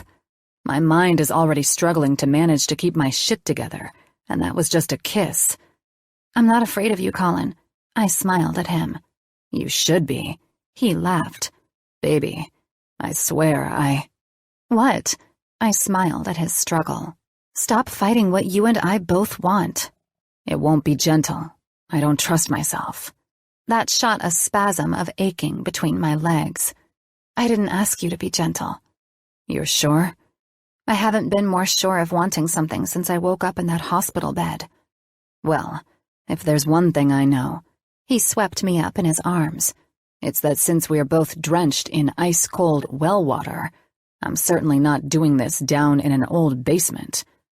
Colin must have had the entire house memorized, because I had no idea where we were or where he was taking me after he finished that sentence, and we resumed his delicious kiss. My feet were set on the ground in a room with a balcony to the right of the bed where Colin stood. I ignored the stylish room and focused on the only thing I wanted, and that was for Colin's clothes to be off. He stood as still as a statue while I pulled his shirt off and examined the defined ridges of his pecs and ab muscles. "Wow, you're beautiful," I said, kissing the center of his warm, tanned chest. I stepped back and wanted to see Colin's expression when I stripped down to nothing for him. I hadn't been this daring since, well, never. Colin's sharp blue eyes grew darker, and I loved seeing them fall to my exposed breasts while he licked his lips, watching as I pulled off my lace panties. How did I ever forget the body I always worshipped? He smiled a devilish smile. "I know I forgot yours," I said, stepping up to him. I unbuckled his leather belt and worked fast to give myself the pleasure of seeing this outrageously handsome man entirely. My eyes followed the V-shaped muscle that was cuttingly defined, and then my eyes took in the perfection of this man's enormously large and hard cock. "You're perfect," I said, looking up while I instinctively reached for his hard cock. His eyes closed while I felt his wet tip and then tightly ran my lubricated hand from the top of his shaft to the base and then back. "Holy Christ," he said in an exhale. His eyes reopened and met mine. "Elena." "Stop." I smiled and looked into his dazed eyes. How in the world did I ever forget about this? I squeezed his tip while twisting its moist surface in my hands. Colin grinned. "A question I've asked myself since you forgot about me." That's when the man had me back against the wall and took my breast in his mouth. I groaned in satisfaction, my nipple being tugged and toyed with by his teeth and lips. I ran my hands through his hair, loving its soft, wet texture. "I need more," I begged through a choked-up and hoarse voice. "Fuck me, Colin. Please don't make me wait." That's when the patient, funny, witty, and kind Dr. Colin Brooks turned into the sexiest man I'd ever been with. I could only remember having sex with 2 boyfriends before this, but I knew that most men fucked hard and couldn't last long. I'd only hoped I could keep up with this man. Colin had me on the bed, my body writhing beneath his, as he kissed and bit along my neck. Then he did something I wasn't expecting. He dipped his fingers into my soaking wet entrance and licked up the center of my chest. "I need to taste you," he said, his eyes demanding and possessive. "Are you comfortable with that?" "Fuck." I arched my waist up, his fingers pressing into a spot that made me feel like I was electrocuted as his thumb moved my clit into circles. "Oh God," I said, and my eyes met Colin's brilliant ones. "Come on me," he said with a triumphant smile that only made me want more. "I don't want it to end," I said, feeling the rolling sensation of this orgasm spinning deep inside me. "We can go all night, Lainey," he said. Feeling more ecstasy than I'd ever remembered having, I did the one thing I'd never done and shoved his perfect face down, begging him to taste me. "I'm coming, Colin." I arched up my pussy, and he caught it with his mouth. His hands covered my hips, while his long fingers gripped around my ass. "Oh, my God," I thought, when his tongue ran in and out of my pussy. His grunts told me how much he loved this, and then as I screamed again that I was coming hard, his mouth covered my pussy, and his moans made this orgasm rip through me with so much more power and ecstasy than I knew was possible. "Fucking hard," I called out again, coming in his mouth. Once I started coming down, I felt my body working back up again. He was right about being able to go all night. It was perfect, and my pussy was desperate and needing that massive cock of his inside me. "You're so fucking beautiful when you come," he said, kissing the inside of each of my thighs. "You want more, baby?" "So much more," I panted out. "Kiss me. I need to taste myself on your lips." I was stoned on this man. I had the most intense orgasm ever. Usually, I was pretty much done after I came, but now, I was just getting started. After tasting myself on Colin's lips, running my hands through his messy hair, and feeling his tip teasing my entrance, I had no earthly idea how my brain could let me forget this man. Chapter 41. Elena. I have no idea what had washed over me, but I wasn't stopping it. This was the best sex I'd ever remembered having. Not just that, but it was with the man I'd been secretly wanting it from, wondering what it would be like to have him all over me. I knew there was more to it than the way he held himself so confidently with his tall, robust frame, or the way his eyes sparkled like jewels when they seemed to recall our sexual past the few times I'd asked about it. It was even more than just that smile of his that took me under his spell. But that's exactly where I was now, and I never wanted to leave this bliss. I couldn't bear not having him inside me anymore, and my thoughts were wild and extreme when his daring eyes met mine. His kiss was delicious, especially when mixed with the taste of myself and Colin's flavors combined into one. He was a man who every chick seemed to pine over, but he was mine, and I loved it. I reached down while his tongue moved aggressively with mine, and I grabbed his dripping wet cock. Colin pulled away that second, and his eyes met mine. "Fuck, baby," he said, exhaling and bringing his cheek to mine. He sighed in the most beautiful way that told me he was following me into this world of bliss that had shrouded me. I spread my legs where I lay beneath him, feeling his hard abs against my flesh. "I want it." Colin's bottom lips went between his teeth. "Once I start, I could be rough." "I want you, baby," I whimpered, kissing his hair that I'd destroyed while he swallowed my orgasm. "Now." "Fuck it," he growled with a smile so dangerously beautiful, I felt my stomach coil up in response.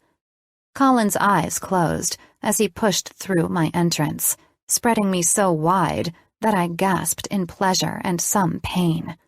"Oh, fuck," I said, my chin lifting while he kissed it and thrust deeper inside me. "Open your legs for me, Lainey," he said in a low voice. His eyes met mine, and his face was so serious that it nearly pulled me out of my exquisite bliss. "God damn, I've missed this tight pussy." He pushed in, and I watched his eyes go into a trance while his mouth fell open. My own eyes rolled back behind closed lids the deeper he filled me. It was slow and so sexy that I could crawl out of my skin. I reopened my eyes and saw Colin's head turned to the side, his eyes closed as he moved in and out. My pussy throbbed against the sensation of his huge cock, moving deep and pressing against an area that sent a shiver up my spine. I fell back into my daze, pushing my tits up into his chest while his lips went to my forehead. I licked from the base of his neck and under his chin, feeling so powerful that my body was creating this feeling for the sexiest man I'd ever met. His grunts and groans were so erotic, and I could only whimper in response. Everything felt like it was moving in slow motion when Colin's fingers twisted into my hair and his lips forcefully met mine. He began moving harder and faster, and my body welcomed his cock in a way that had me wondering how I could have another orgasm without using my clit to set it off. "Oh, fucking God," I cried out. "Oh God, Colin, just like that." "That's my girl," he said in a low voice, his lips and tongue on my neck. "You taste so delicious and feel so fucking good." He let out a breath and started thrusting harder. Colin and I whimpered and moaned together while I gripped each of his biceps and further opened my legs. My body coiled up deep inside as if Colin's cock was pushing this orgasm through me like he knew exactly how to do it. This was heaven. "Harder?" he asked, our eyes meeting. "Fuck yes," I smiled at him. "Baby, I've missed this." We both used voices I'd never heard before, and our eyes locked onto each other and wouldn't let go as I felt Colin's body flex. Then, with a hard thrust and his head falling back, eyes closed, we both cried out in orgasm together. I went wild into shivers beneath him and loved him moving himself to complement the way my pussy contracted around the one thing it had wanted from this man for too long. "I love this goddamn part so much," Colin said, his tongue circling my hardened nipple, and then he moaned, taking my breast in his mouth, sucking and moaning while moving in and out. "You feel so good," I said. He moaned in response, and I could sense he was having his own moment of pleasure while coming off his high. I wasn't done with him, though. Not even close. When Colin rolled off of me, my eyes took in the dreamy sight of his perfect body while he panted out the last of his pleasure. I traced my fingers over the rigid lines of his abdomen when his hands went up behind his head. "You're so beautiful," I said, my fingers moving to that sexy V-shaped muscle. "And sexy." He smiled, his eyes remaining closed. Then he reopened them and eyed me. "Thank God you approve." "More than, Colin Brooks." I smiled. "You used to call me baby, or call." He ran a hand through his hair. "Never this Colin Brooks BS." He chuckled. "I'm not who I used to be, remember?" I peered up at him as I repositioned myself between his legs. "You're my girl," he said, eyes studying me. "That's all that matters." His lips twisted up into a smile. "We used to go all night, eh?" I said, grabbing his soft cock and moving it through my hands. "How'd we manage that?" "By doing what you're doing now." He arched an eyebrow at me. "You want more, my little goddess?" "You're the sex god," I teased. "I've never had sex with anyone like I just had with you." Colin's head shifted against his pillow. "Well, I'm happy to hear that. You never brought that topic up before, nor did I care to ask." "Why wouldn't you ask?" I asked, feeling his dick grow hard and sparks ignite between my legs, knowing I was blessed to be with a man who didn't pass out the moment he was done having sex. "2 reasons. The first is that everyone has a past, and it's in the past for a reason. And the second is that I knew I was the best you ever had." He grinned. "I want to swallow all of your cum, baby." I dipped my head and covered his hardening tip. I watched Colin's legs fall slack and give me all access to his perfect cock, his balls, and his beautiful body. He grinned and let out a breath when I used the fact that he wasn't fully erect to take all of him in my mouth. "Jesus," Colin whimpered. I took his balls and ran my tongue around them. This man was beautifully and meticulously groomed for a woman to devour him. I couldn't resist sucking on his balls and seeing his heels dig into the bed. "You may not remember any of this, but you could have fooled me," he said in a beautifully tranced voice. "I'm all yours, sunshine." I watched him close his eyes while I licked up and down his shaft and took his tip into my mouth. I closed my eyes and worked Colin's cock like a hungry sex addict. That's when Colin moaned again. "The way you get me hard again blows my goddamn mind.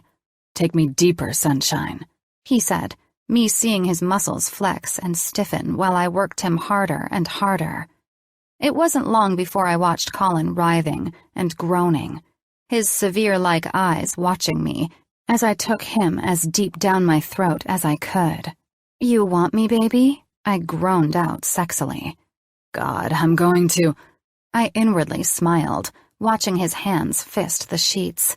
and then his cum shot deep into my mouth. The savory flavor of Colin was fully welcomed, and I swallowed his cum like it was the best thing I'd ever had. "Damn," I said, licking his tip for the last of him. "I've never swallowed before." I smiled at his eyes, snapping open and looking at me. "You're fucking kidding. Well, that's another new one for me. Aren't you full of confessions in bed today?" He smiled. "Well, hopefully you're not thoroughly disgusted." I ran my tongue around his leaking tip. "No," I smiled. "Not at all. It was pretty amazing." I couldn't say how long we continued our sexual escapade. It was all about crazy positions, groaning in pleasure, being on some crazy high, and Colin being so rough sometimes that I had an orgasm by that alone. The man sent me into some crazy sex frenzy, and it wasn't until I woke up and saw it was dark outside that I realized we'd been at it non-stop until we had actually passed out. There was a soft light filtering into the bedroom from the living room, giving me the view of Colin's perfect body with a sheet that was draped slightly over his legs. We'd stopped for food at one point, walking around the house naked, and me, acting like a drunk weirdo, smearing peanut butter over my breasts to see that look in Colin's eyes and feel him lick it off my flesh. It was wild, and it was passionate, and it was self-indulgent and hedonistic, and right now, as I looked around, not under the love spell anymore, I felt dirtier than hell. Fuck, I have to get out of here, I thought, feeling like the whore I'd acted like with him. I slipped out of bed and gathered my half-dried clothes and went to leave the room. I grabbed my cell and called Lydia, but there was no answer. Shit. Why did I feel so disgusted with myself? And him. I tried to call Stevie, but no answer. Okay, fine. Get some fresh air. I went outside, trying to rid myself of the disgusting way I felt. I sniffed, knowing I couldn't do this again. I was repulsed with myself. With my mind reeling, I decided to see if Lydia was right about Colin Brooks. I decided to search up a hashtag on Instagram to see if he really was some guy who always had a hot chick on his arm. I had no idea why I was doing this, but it's the way I felt after being with him. Cheap and replaceable. Our sex was hot and amazing, and there was a reason he was a natural, knowing how my body would want to be pleased. He let me do things to him that showed this man was probably a male slut himself. Why are you thinking this way? I pleaded with myself. I knew where it was going, and this wasn't going to be good at all. I felt my spiral, and I couldn't stop it. That's when I saw some beautiful brunette when a video started rolling, and Colin appeared and ran his tongue up her cheek. They were on a boat, and Colin's hand slid over her waist while someone videoed them. "We're celebrating my birthday," she squealed when Colin's mouth covered her neck. "Get the fucking camera out of here," Colin said. I could see he was drunk and delighted to be all over this woman. "I love you, Colin Brooks," she screamed as he hoisted her up in his arms, and she waved off the person videoing them. My stomach knotted up. I checked the date of the video and saw it was 3 years ago. On some crazy witch hunt, I kept going. It seemed Dr. Colin Brooks was quite the playboy, and the male slut that Lydia was right about all along. No one is that good in bed without a reason. I watched more videos with different girls, and mostly on that boat.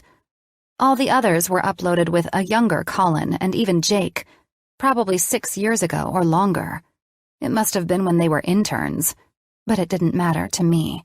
I couldn't separate it in my brain. I was repulsed because I was one of those women, too. "What are you watching?" Colin asked. I should have felt like shit or something, but I didn't. "Videos of the man I just slept with?" I said, standing up and turning back to where he stood, confused and staring at me without his shirt on. "You're quite the hot item. You know that?" His face darkened some by the accusation in my voice. "What are you trying to say?" "Was this who I was to you?" I asked, turning my phone and shoving a picture of a woman in his face. I thought you didn't cross lines with medical staff, yet here you are up in a helicopter with the same nurse who checked on me after I woke up." "Casey came to see you?" he questioned. "Doesn't matter. She's a nurse. And you said I was the only medical professional who made you break your stupid little rule of dating medical colleagues." There was something inside me that I knew was making something out of nothing. It's like I should have known better. But that voice inside me wasn't loud enough to drown out what was urging me on. He ran a hand through his hair, looking almost terrified. "We're not doing this, Lainey. There's no fucking way I'm going to allow you to act this way. Not after everything We both acted like nymphos, Colin." I glared at him. "I'm sure Casey, who has a million pictures of you and her, was the same as I was in bed with you, too." Colin's expression was dark, and I shivered under it. "Those videos and pictures are from another fucked up life I had before you. Ever since I met you, it's like I never had that life, Lainey," he said in a sad voice. "I bet your patients love seeing this," I said. "I haven't lost patience over ex-girlfriends and their social media posts, no," he snapped back. "Lainey, I'm telling you that's from a life I hardly remember. You're my entire world. Fuck. Did I know about all of these women?" "If you did, you never accused me of being an asshole for it." I smirked in disgust. "An asshole? Try a male whore." I glared at him. "Jesus Christ," he said. "Is that what you're thinking? Good fucking God. I knew this was a bad idea. God damn it." His eyes leveled me. "Now what?" He lifted his chin, and this was the first time I could see that Colin was furious and not playing the Elena has a brain injury game. "I want to go home." "God, Elena, over my past? You'll judge me for that shit, but not for being the man who loves you more than anything?" "Thank God I'm on the birth control pill," I said, strangely hardened against him. "God only knows who else you knocked up the way you selfishly fuck women without protection." I stared at his stoic expression with disdain of my own. "Is that how it would have been? A girl from your past, walking into our lives with some kid she had you didn't know about?" He ran a hand through his hair, looked to the side, and closed his eyes. "Answer me, goddammit!" I yelled. "You have a history, that's obvious, and you just want women sexually and don't give a shit whether—" "Stop it," he growled. "I fucked up by once again losing myself in you and fucking you without protection. No, I've never had unprotected sex with any other chick I fucked." He paused, and his eyes widened, glossy with tears like he just had a revelation. "Oh my God, what did I do? What the fuck are you doing to me?" he asked in a soft voice. "Realizing you weren't the man they all say you are," I responded coldly. I could sense him pulling into himself. It was like an animal who'd been struck by its owner one time too many. His lips tightened, and he coughed out a laugh of disbelief. "My fucking God. I can't. I've done everything under the sun to work with you, and you're just not going to let me in, are you?" "I wish that I could." "No, you don't." His voice wasn't filled with accusation or malice. He was heartbroken. "I knew better. Having sex with you was the worst thing I could have ever done. I see that perfectly now. God, I wish I had you back." His eyes filled with tears, and my heart broke, seeing that this man was torn. "That's the thing. You see, every day, I'm reminded that I'm not 22 anymore. I have to force myself to imagine I'm 32. I guess this ruins everything because I'll never be the Elena you fell in love with." I walked up to him, but he stepped away from me as if I were the devil I was behaving like. "I'll never have my career back, my life with you back, and I'm sick of fucking trying." I waved the phone in front of his somber expression. "I am pretty sure the other Elena wouldn't have stalked you out like I just did, and if she did, maybe she'd be more forgiving than I am. I'm not the woman you fell in love with, and I'm glad the sex we had made me see we're both wasting our time trying to get back something I know I don't want. I'm sick of trying to be who everyone wants me to be." He pulled a fist up to cover his mouth. "It's over," he said to himself. "Fuck me. I can't believe this." He looked over at me with a tear slipping out of his eye. "Okay then. It's easy to see people fall in love when the time is right. We met at the right time before, and it was all beyond perfect. You see what I mean? I can't even tell you how sick I am of being compared to someone I don't remember without you immediately bringing her up. Everyone is clinging on to some hope that I'll one day come to my senses. I don't want to be her. Fuck her. I couldn't help but shout, but I wasn't out of control. I didn't need to be calmed down. I was angry, and I was finally speaking my mind, and I didn't give a fuck how it made him or anyone else feel. I've heard you talk about me regressing, and maybe this is what that is, but I don't care. Nothing I do changes anything, and I think it's time you leave me alone for good. I have no interest in being the woman you loved. That's not me anymore. I was tired of trying with him and with everything. I was tired of all of this, period. I wasn't getting my life back, no matter how hard I tried. I didn't wake up from a night of passion, feeling in love like I'd hoped would be the case. There were no bells or memories flooding back. Nothing. It was just me and the man who'd been relentless at trying to make me someone else again. I was hurting him, but my instinct for self-protection felt so much bigger than any of this. Maybe I blew the video thing out of proportion to have an excuse to get out of this. My subconscious had been sabotaging me for months, so I didn't know anymore. And I didn't care. I was done. Chapter 42. Colin. I was numb. Elena had sat quietly in the car for the entire way back to her home, and she didn't say a word as she got out and went inside. Yesterday, I wouldn't have let her leave that way, but I couldn't do this anymore. I fucked it up, and I knew it. She wasn't ready, and yet I still impulsively jumped off the deep end and destroyed any progress I could have made with her and her goddamn memory loss. I felt like a piece of shit. Worse than the man she recalled from my past, the player, Colin Brooks, who didn't give a shit. I was all about enjoying hot women, booze, and good times when I wasn't studying. Fuck that life, and fuck me now for putting Elena in a position to have regrets about being with me and make her think I would fuck her like any other piece of ass I had in the past. Regardless of the videos she'd seen sending her off the deep end, she made it clear that she was moving on and accepting life as the person she was now. She had no interest in trying to get her memories back, and pushing her to keep trying was only making her regress farther into herself. I'd fucked up on so many levels, and I knew there was no putting this genie back in its bottle. Maybe I'd been fooling myself that she was farther along than she was, because I wanted it to be true so badly. That mistake cost me my happiness, my entire life. Ring, ring. I was headed to Malibu after dropping Elena off, and lo and behold, at 7 a.m, Alex was calling me.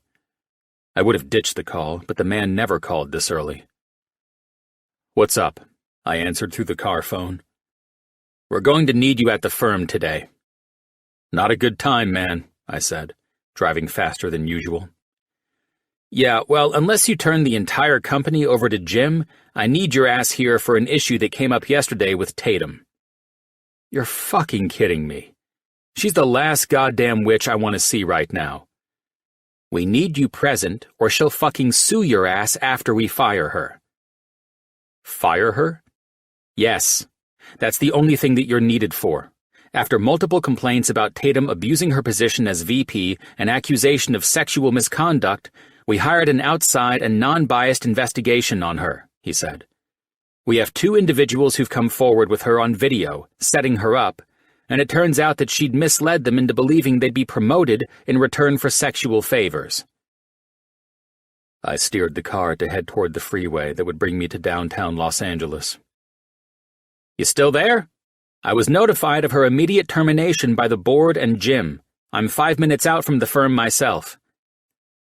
"Don't sick and twisted men in power pull this vile shit?" I questioned, in shock that Tatum was sick enough to consider such a thing. "Anyone can pull this shit," Alex said. "But Tatum will fucking try to sue. She's that ruthless. You need to be present, sign papers, and we'll handle the rest from there. She's requesting a meeting with you and me first." "I don't want to be anywhere alone with a woman as demented as she is," I answered. What about the complaints? Is this shit going to put the firm on blast and shed my dad's company in a bad light? Not if we terminate her. We've had our lawyers speak with the lawyers of the victims. A healthy settlement has been reached, and there won't be any media involved. Jim's a genius when it comes to this shit. I'll be there in about 30, I said. I pulled my car up to the valet and tossed him my keys. Park it in the VP parking space, please. Sir, that is Ms. Adams' usual spot. Her car is parked there currently. He smirked at me in confusion and humor. I'll park your car in your... Tow the Mercedes that belongs to Ms. Adams, and then park my car in her spot. She's terminated. I glanced down at my Rolex. She'll be packed up, and that car will be considered illegally parked in about half an hour. A towing company should be here by then, and if she wants her car back, she can find the impound lot. I eyed him. Please don't argue with me and just do as I ask. Absolutely, sir, the valet said. And I turned to walk into the entrance of the badass skyscraper my dad designed for his firm. I walked in and was greeted by the security at the front desk before using my card to get to the top floor. The more and more I thought about it, the more I was entirely done with owning this company that had been dropped into my lap. I tried to work with Jim, having Mitchell and Associates take it on, but Alex was right. There was shit Jim and Alex couldn't do. The vice president we'd trusted, because my dad had trusted her, had taken advantage of her position. Alex tried to manage this place, but he was running two massive billion-dollar companies between this and Mitchell and Associates. His main priority, however, was Mitchell and Associates. Brooks' architectural firm was something he oversaw to keep the machine running, and he did that for me. I'd be making a lot of decisions within about 30 minutes, though, and I was so furious about everything that had happened with Elena that I didn't know if those decisions would be good or bad, keep friendships or destroy them. I didn't fucking care, either. You, I said to a young woman with dark blonde hair sitting outside Tatum's office. What's your title? Well, I was hired a month ago by Ms. Adams as her personal secretary. She pulled off her black-rimmed reading glasses and suddenly seemed a bit irked as I remained quiet, studying her. You'd think I was vice president, though, which I shouldn't get annoyed about.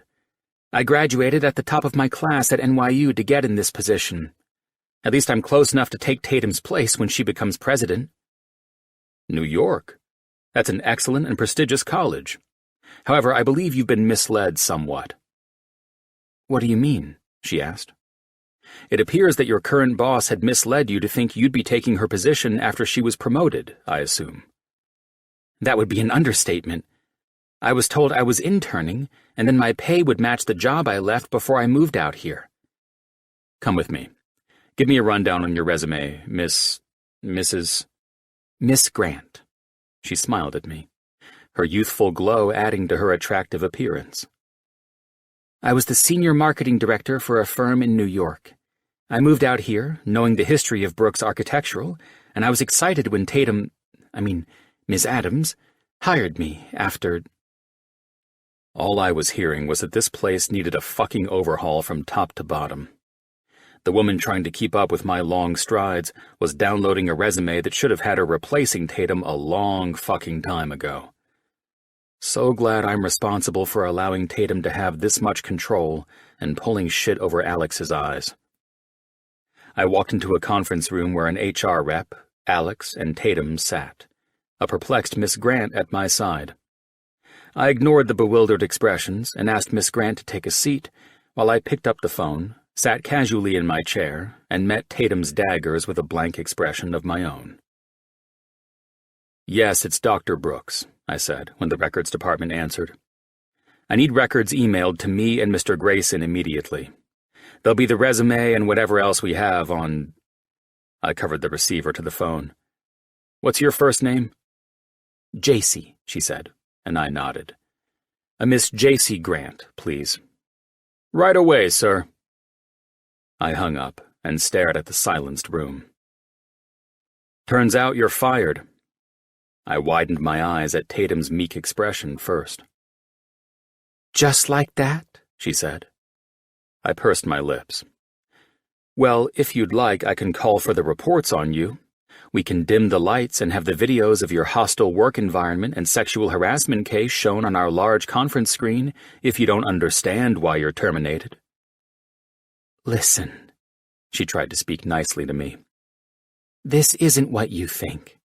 Ma'am, the HR representative spoke before I could.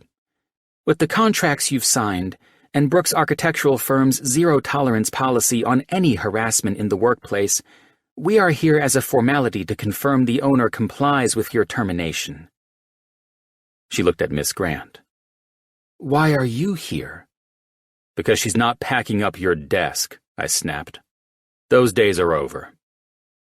My email notification dinged, and I pulled it up on my opened laptop, looking at Miss Grant's resume. Holy crap. I looked over at JC. You've won quite a few distinguished awards. You accomplished a great deal at your previous firm as well. It's no wonder you assumed you were going to be our vice president. I looked at Tatum. Care to explain the lies you told this woman when you hired her? I shook my head, disgusted. You know what? Your voice is no longer necessary. I looked at JC. It looks like Tatum was right. You were hired to replace her as vice president. Alex will schedule a meeting with you to go over the details of your new job, should you accept my offer. The monetary concerns will be addressed in all of that as well. Her eyes nearly bulged out of her head as she looked over at Alex's pissed-off expression. I already knew I was coming in hot, and that I may or may not make all of my friends angry in the process. Miss Adams, security will return with you to your office, and with Dr. Brooks's official declaration, you are terminated from this firm immediately, Alex said with anger and authority. Is that all? I said. That's all we have for now, the HR rep said. Miss Grant, Alex said, I request that you move forward with your day. I will be in contact with you shortly. The room filtered out, leaving me swiveling in the leather chair my dad always filled, staring outside the floor-to-ceiling windows. How many meetings had that man conducted in here, and how many times must he have looked out over all of downtown, deep in thought about the next project he'd take on? This next part wasn't going to be easy. What the hell was that? Alex asked, taking the chair adjacent to mine. That was me, handling the last of the business that I'll be taking care of as the owner of this firm. Call, come on, he said. I mean, I saw Miss Grant's resume. I'm quite shocked about her predicament, but an immediate replacement into Tatum's VP position? And now you're acting like you're out of this firm altogether. I'll be selling it. I'll ensure the new owner understands that it's merged with Mitchell, but I know you well enough to know that if I gave this burden to you, you could manage the firm and not allow shit like this to bust loose or ever happen again. Things like this always happen in large... I know, Alex. That's why I'm out. I'll keep our family's stock in the firm, but I'm out. I can't run this place. And with the position you hold at Mitchell, trying to trust the VP and board to keep this place running, it's fucked up. So, you've got the keys if you want them, CEO and owner. Tell Jim he can hate me for the rest of his life for offering you the business, but I don't fucking care. What the hell happened? He grew more solemn. It's you and Elena, isn't it? Let's say that Elena and I are officially done, and I'm getting back to what I do best, which is being a neurosurgeon and not dealing with this place. It's been bugging me for a while. Tatum's fuck-up was the push I needed to do the right thing and let it go. I appreciate you and Jim carrying this shit for me, but I'm not keeping the firm. So either take the beast or I'll sell it off. Okay, fuck. He rubbed his forehead. We're not allowing you to sell it, that's for damn sure. Even if you did sell off, Jim would buy the place on principle alone. This was practically his second home growing up, too. Then he won't be pissed when his VP leaves to own it, I said, and stood. Let me know what you both decide. I'm as serious as a fucking heart attack. I'm done here. Talk to Jim and let him know where I stand. That JC woman? I eyed him and pursed my lips. After skimming her resume, you'd be a fucking idiot not to put her in the VP position. After we're assured she wasn't connected to what Tatum was doing, of course. I smiled my asshole smile. And that's why you've got this place, if you want it. Jim and I will discuss removing your name as owner, and we will ensure you still receive the proceeds of the company. You, your mom, and your sister. I can give a fuck about the endless income from this place, but I know my sister could probably use it. And even though my mother has enough mink coats to carpet her mansion and money to wallpaper it, I think her dividends are well earned. She helped my dad start this place, so I wouldn't feel right about her not getting her share, even if she is swimming in gold coins like Scrooge McDuck. Alex let out an incredulous laugh as he shook his head. He couldn't have been too surprised. The bigger surprise should have been that I attempted to hang on to this place for as long as I did. We'll handle it and do what's best. I turned to leave. The only reason this place has kept running without my dad is you, Alex, I said. You know that shit, too. You are the fucking reason it didn't fold, so take my offer. It's the best you'll ever get. Being the friends that they were, Alex and Jim handled all of my business. It turned out that J.C. Grant's nose was clean from any contamination from Tatum Adams, and she and Alex were going to work together to clean up my dad's company and move it forward. I didn't give any of it much more thought. I was just glad that Jim and Alex didn't flip out over me, handing the firm over to Alex. Jim couldn't have been happier for his best friend, though, and rightfully so. Badass acquisitions and VP executives like Alex were primed and prepped to take over a company like my dad's, or even Jim's. It had been about a month since Elena told me she was done, and I was moving forward no matter how difficult it was, knowing Elena and I had no hope. I couldn't fix what I broke, and if I was honest, I never wanted to see that look in her eyes again, or be reminded of how she felt and how it all made me feel. My friends kept the topic dead after I went off and said I didn't want another word spoken about it. Even though I'd gotten back to work and moved through it all reasonably well, I had my moments. Today was what I'd refer to as a dark day, a day that made me feel like demons haunted me and laughed in my face, making sure I knew that I'd gotten what I deserved for being so reckless and wild with women. These days only hit when I was stupid enough to stay at the beach house I'd finally gotten up the courage to put on the market. So, I heard Jake walking down to me as I stared out at the ocean, looking for serenity there. You're really selling the place, eh? I have my mom's, my ranch, I said, not looking at him as I continued to lean against the edge of my balcony, forearms resting on the top edge. We all know I never spent that much time here anyway. Well, Ash and I don't spend as much time at ours, and we still have the place as a nearby place to escape. I don't need the place, I said distantly. I eyed a sailboat out in the distance. Remember when we were like 5 years old, and I was supposed to tie that rope? Your dad was teaching me how. And you fucked it up, and the wind blew the mainsail right into me and knocked me the hell out? He laughed. I'm still sorry about that, I chuckled. No, you're not. He grinned. Maybe I'm not. I let out a breath. It was that moment when I thought I'd killed my best buddy. I smiled over at Jake, still in his scrubs from working today. That doctor who helped you, being so young, I really thought he brought you back to life. That neurosurgeon was an asshole, Jake chuckled. While the nurses kissed my ass, he told me that my head was fine, and I didn't need special treatment. He laughed. Just when I had a nurse sneak in a candy bar for me, too. I laughed at the memory.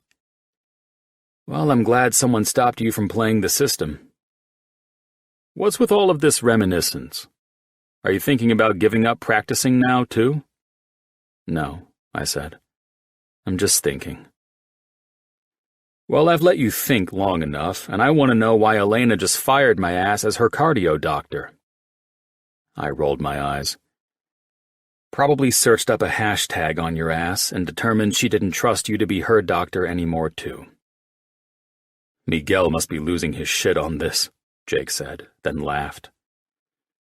Although the way he is and that no-bullshit Latino streak in him, I guess Elena's blood runs just as strong with that, too. It's what made her personality so much fun. I smiled at the memories of her and I being wild together. I definitely met Miguel's bloodline in her that day I stopped. She made you feel like a male whore who fucked her for fun? I glared at Jake. You know me too fucking well. It was easy to see. You have the same regrets I had when I got together with Ash, and wished I'd never lived some crazy male slut life before her. And what's the fucking deal with your exes not deleting old pics of you with them? I have no clue. I ran my hands through my hair. Do you think you'll try again? I know it took 2 of you to have sex, right? This isn't all on you. I should have had better control. Fuck that noise, Jake said. You've had nothing but control with Elena. You're so damn sexy that I want to fuck you sometimes, too. Can't blame her for most likely luring you in and taking advantage of your greatest weakness with her. You can be so stupid sometimes, I said, not in the mood for the way Jake and I got into this routine a long time ago of acting like fucking idiots. Listen, whether or not you and Elena ever get through this, I know one thing I'll remain solid on. What's that? I'll be single and lonely for the rest of my life? No, he laughed. I won't let you carry the blame on this. I don't give a shit about what you heard her say. It wasn't all you, Call, and we both know that. No, it wasn't. I rose and turned back toward the house. It wasn't only about that, though, and that's why I'll never see her again. There's no point in trying when she's made it clear she's not 32 in her head and didn't want to try to be. I think it was a lot less about the sex and a lot more about not wanting to keep trying to be someone she's not. I think I'm just a reminder of what's gone, and after a while, me being around is counterproductive. I have no place with her anymore. I'm accepting that, and I'm moving on. I clapped him on his arm and exhaled. The burden of the firm being gone has helped, and once this house is out of my life, I'll be living in a better place. Why do you have this place listed nearly $40 million over the market price? He smirked at me. Because, I stopped and stared at the living room. I'm greedy. Bull fucking shit, Jake laughed. Hey, I'm off early, and I'm heading to the beach house to change and take a ride up the coast. You in? Absolutely, I answered, feeling the adrenaline of my bike calling for me from my garage. I'm off until Tuesday. I might just get a hotel up the coast and enjoy what I love most about it up there. Sounds like a great idea. Guys' weekend? Ash cool with that? She hates it when I take her to San Francisco just to ride trolleys and take tours of Alcatraz. Yet, my forehead wrinkled in humor, it's what I love most about you. Let's get the hell out of SoCal for the weekend and enjoy the fact that Jim insisted we work identical shifts. You think that's why this shit keeps happening? I laughed at the fact that Jake and I were rarely off simultaneously, but as soon as Elena and I were over, his shifts pretty much matched mine. I know that's why, he answered. Jim's always been a big brother to you, too. He's just looking out. Thank goodness I can handle your ugly mug. And that I can handle your all-new asshole personality. Chapter 43. Colin. The time came and went in the blink of an eye, and before I knew it, it was officially August. I went through the motions of my life, trying to scrape together a semblance of what it used to be before Elena came into it. But I would never be the same. I could never be the same. I suppose I could have gotten angry at the universe for treating me so cruelly, but when I compared my misery to what Elena must have been feeling, I knew I had no room to complain. If anything, I should have been on my knees with gratitude that I was given the gift of all-consuming love. something that most people will never have. My sister told me that I should be grateful that things with Elena ended now instead of later, something she intended to be a comfort to me, as if it's something I would have ever wanted to happen at any time. Maybe it was easy for people to give those platitudes because they didn't know Elena. They didn't know us. The people who didn't know, there were no extraordinary circumstances. I was just a guy who'd lost the interest of a girlfriend he hadn't even been dating for a year. It seemed so uncomplicated with that logic, and I wouldn't bother to set the record straight. What looked like a whirlwind romance that was bound to fizzle out was anything but that. Elena had been my soulmate, of that I have no doubt, but she wasn't my Elena anymore, and I'd forced myself to accept that conclusion. I wouldn't live in misery, and my Elena wouldn't have wanted me to. So all I could do is get on with it. I spent the majority of my off days giving Addie and John horseback riding lessons at my ranch.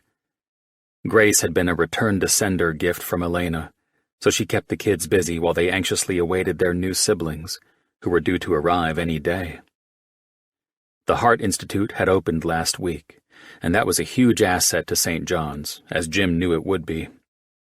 All that was left now was to break ground on the Neuroscience Center and get the ball rolling. Sometimes I wondered how Jim kept up with all of this shit, and still managed to be the ideal family man. It was nearing the end of the day for me, and I only had one consultation left. It was with our new neurologist from a prestigious hospital in the UK, and in her 2 months here, this doctor was a highly impressive asset to the team. I walked to the hospital to do a quick consult for her patient, who had a benign tumor and would probably not be a candidate for surgery, but who knew? I hadn't had a chance to read the recent brain scans or patient history before being called for a consult. I walked briskly to the neuro ward and into the dimly lit room, knowing her patient was waiting in the hospital for her to come back with answers. I went straight to the scans and studied the brain in the 3D images of the MRI. Patient is Miss Elena Alvarez, and... I'm sorry, who? I looked at Dr. Moas. Elena Alvarez.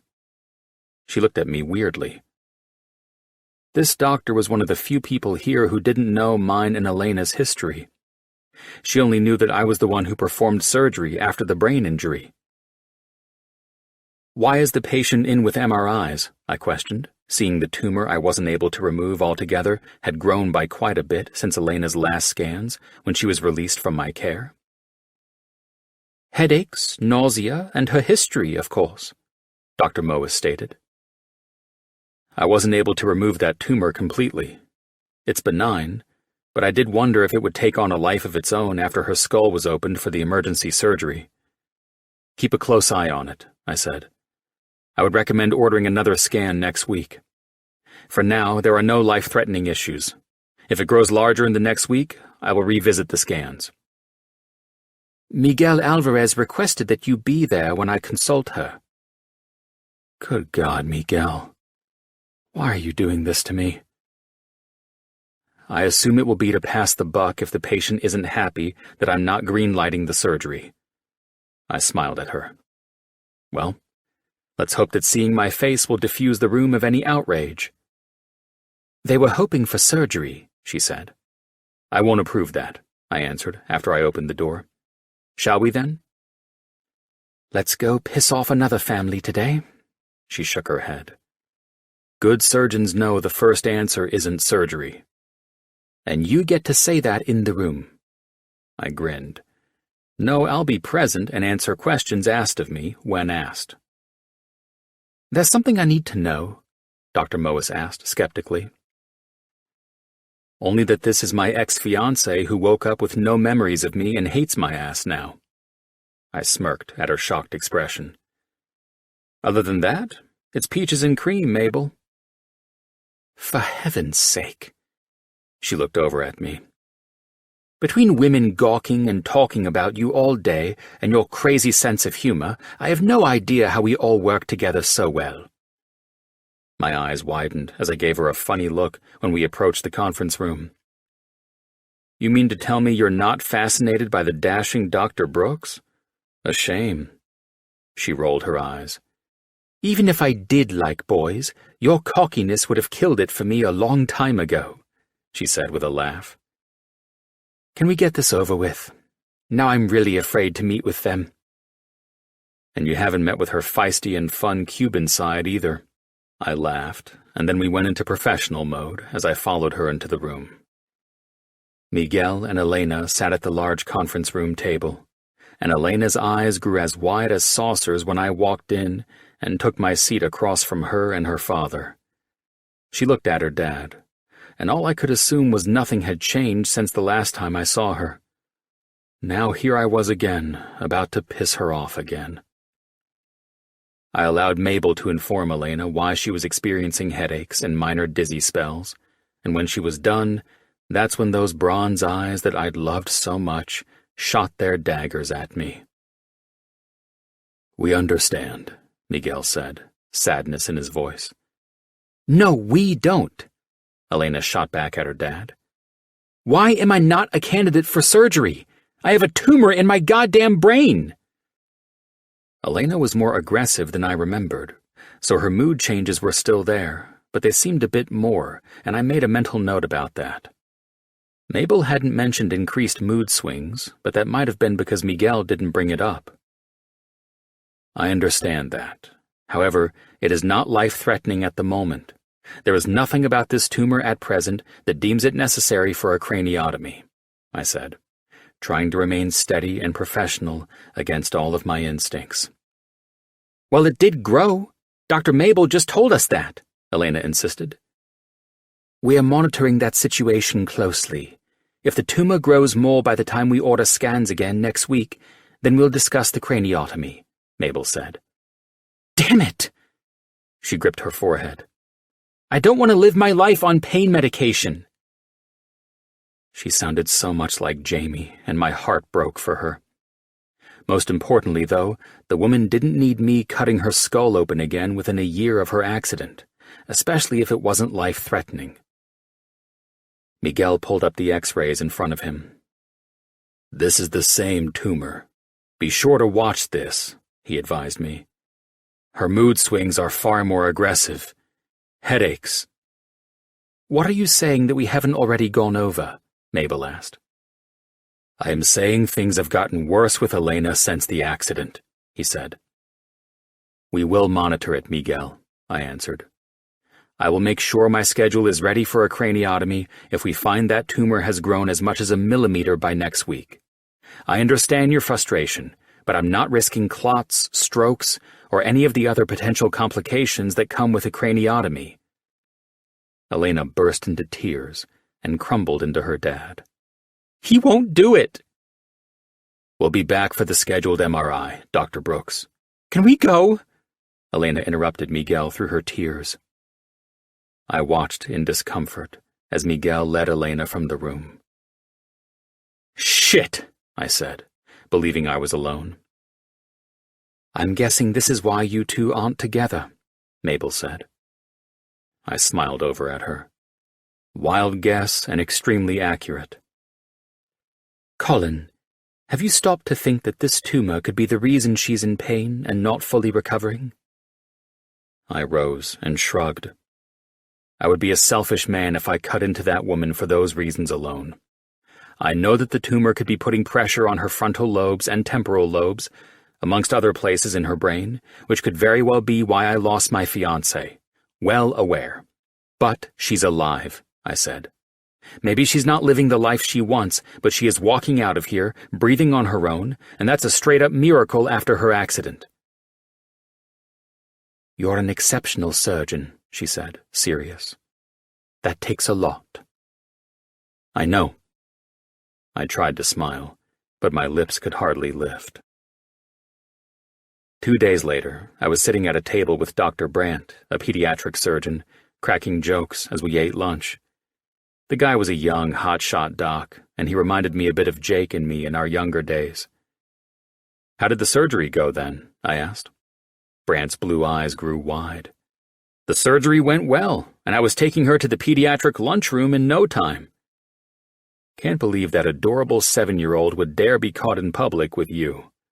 I smirked at the man who had a different chick on his arm every other weekend. Brant was fun and relaxed, and hitting the club with him one night was probably the only fun I'd had since Elena dropped me on my ass. However, given he was in pediatrics and I was up in the main neuro unit, I hardly saw the man. Besides, he was into the nightlife, and those days were so far in my past that I felt like an idiot being at a club at all. Then it came down to her mom. He gave me a look I knew well enough. Enough of this story, I rose with a laugh. Tell me, did you take the mom out? God, no, he said. Doctor and patient relationships stay between the kid and me. The only dates happening there are when I take them to the cafeteria for ice cream. Those kids have been through enough, and that's the end of the line. Wow, I smiled at him. Looks like you took a page out of mine and Dr. Mitchell's book. My pager went off, and I eyed Brant as my cell began ringing right after. Gotta bounce. Good catching up, man, I said before I answered my phone. What's my case? I asked, knowing this call-in number meant that my trauma unit was on standby. The ER doctor ran down the list of everything his room had done to stop the patient's epileptic seizure, and after he ran through all of the charts and told me she was currently stable, he informed me that the patient was Elena. I felt a cold chill shoot through my chest as soon as he said it, and I didn't hesitate to have her sent to my unit at once. I ordered an immediate MRI, knowing Elena's history, trying to get a step ahead. I looked at the scans on the MRI, and I saw immediately that the tumor had grown. The motherfucker had almost killed her once, and now her quality of life was suffering. Headaches and dizziness had reached the point of severe grand mal seizures. I remained quiet while the trauma staff in the room spoke about the outcomes of what we were looking at. Is there a chance surgery will be taking place? Dr. Singh asked. I'm watching the EEG, I said, intensely studying whether or not this tumor was indeed the culprit to Elena's seizure. I had to be sure before I made a call on this. Is her family here? Dr. Alvarez and her brother are being brought up to trauma waiting room 4, he said.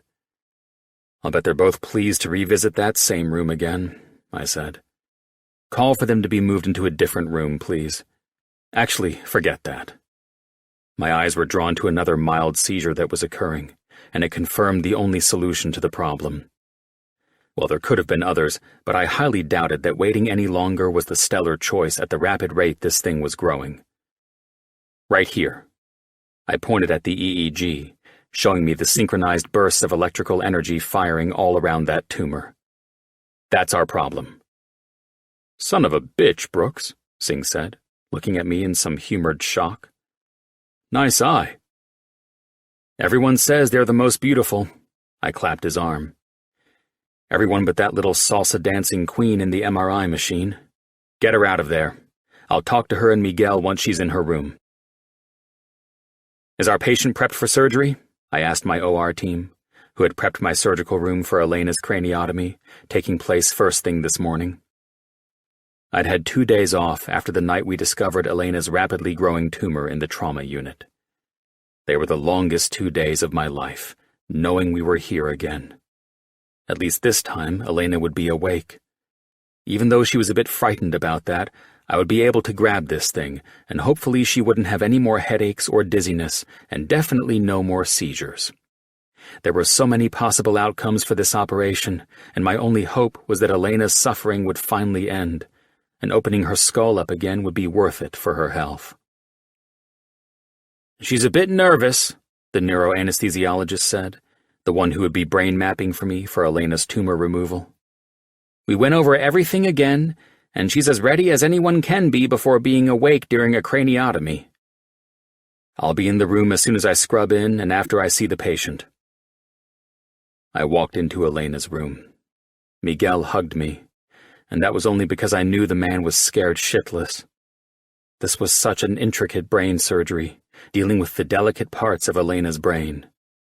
I needed to work with the utmost precision and skill to get the entire tumor out this time. You were invited into the observation room, I said. I'll stay out with Stevie and the family, he said. Okay. I looked at Elena, the bed being prepped to move out once I was done. "Elena?" "Dr. Brooks?" she answered nervously. "I know this is unsettling, but we plan to keep you comfortable as I work to remove the tumor with Dr. Nathan," I said. "Natalie has talked to you about her being at your side when we wake you up?" "Yes," she sighed. "All right, let's get this out and get you well on your way to recovery." "Thank you, Dr. Brooks." The medication being administered was working because I was finally on the receiving end of the nicer Elena, the one I hadn't had the privilege of for a couple of months. It was time to keep this down to a doctor-patient relationship so I could do my job and get the entire tumor out. "All right, let's wake up the patient," I ordered, once I was ready to have Natalie guide me to stay away from the critical parts of Elena's brain. Elena was on the other side of the plastic barrier, making it much easier not to see her face while I operated. It was just me, a tumor, a brain that needed my help, my sucker device, and scalpel. "Hi, Elena," Natalie said cheerfully. "Can you squeeze my hand?" "Where's Dr. Brooks?" she asked. I smiled, a typical question that almost every patient asked while I performed a craniotomy. They always seemed to think I wasn't around when they were first brought out of anesthesia. "He's right behind you," I said. "Can you squeeze Natalie's hand for me?" I looked up at the computer model and then toward Natalie, who was nodding while I moved my device around her healthy brain outside of the tumor. "Keep doing that." Natalie looked at me and shook her head. "Okay, stay away from here." I coached my way through removing the tumor and focusing on that. "I'm sorry, Dr. Brooks," Elena said. "Elena, can you please work with Natalie and answer her questions?" I asked, knowing she and I weren't going to get into a heart-to-heart while I was poking around in her brain. "And it's okay. I just rewired your brain to say that to me, so we're all good now," I said, Dr. Nathan laughing at my side. I needed to keep Elena comfortable, though, and my initial knee-jerk reaction was a bit harsh. "I bet you've wanted to do this all along," she said. "Elena, tell me what this card is showing." Natalie tried to keep Elena focused on the boring cards I'd stopped using a while ago, but Nat was old school, and this was how she rolled. "It's a shoe," she said, while I moved around to the side of the tumor, slowly removing it and clamping off blood vessels that fed it as I went. "Would this have helped me before?" Elena asked me. "I can't answer that question. That wouldn't have been a reason to do surgery, though," I said.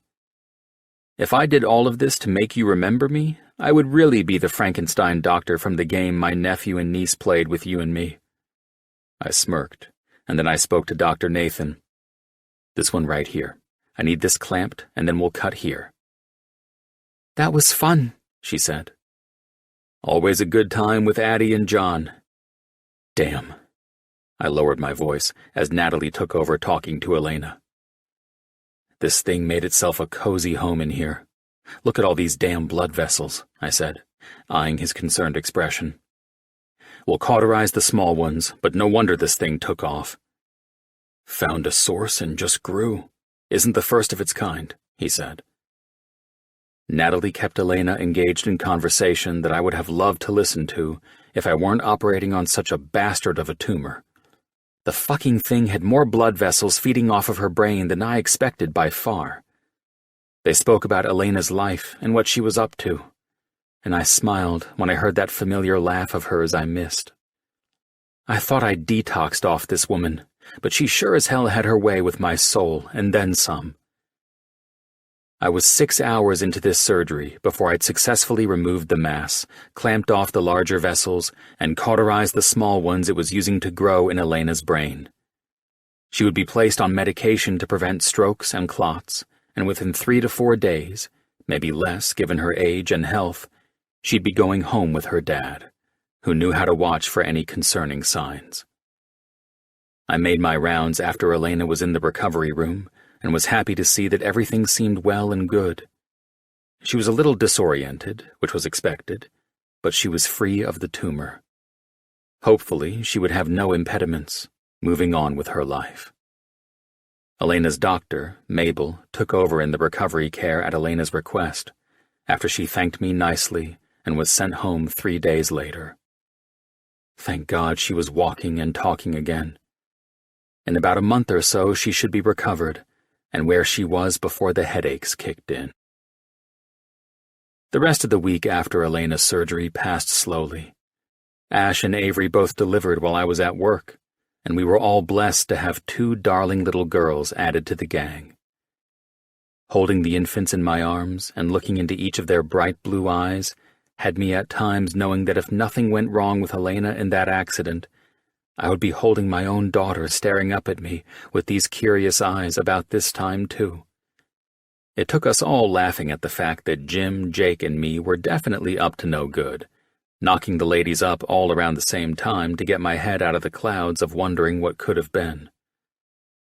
There was something about seeing my friends so happy, John and Addie so damn excited, and the innocence of the powder-fresh babies to keep me from staying in the past that couldn't be changed.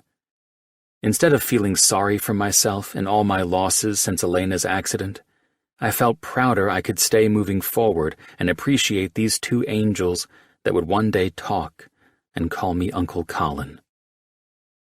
I had just gotten back from my hospital visit with the babies and finished eating before I sat engrossed in a medical article.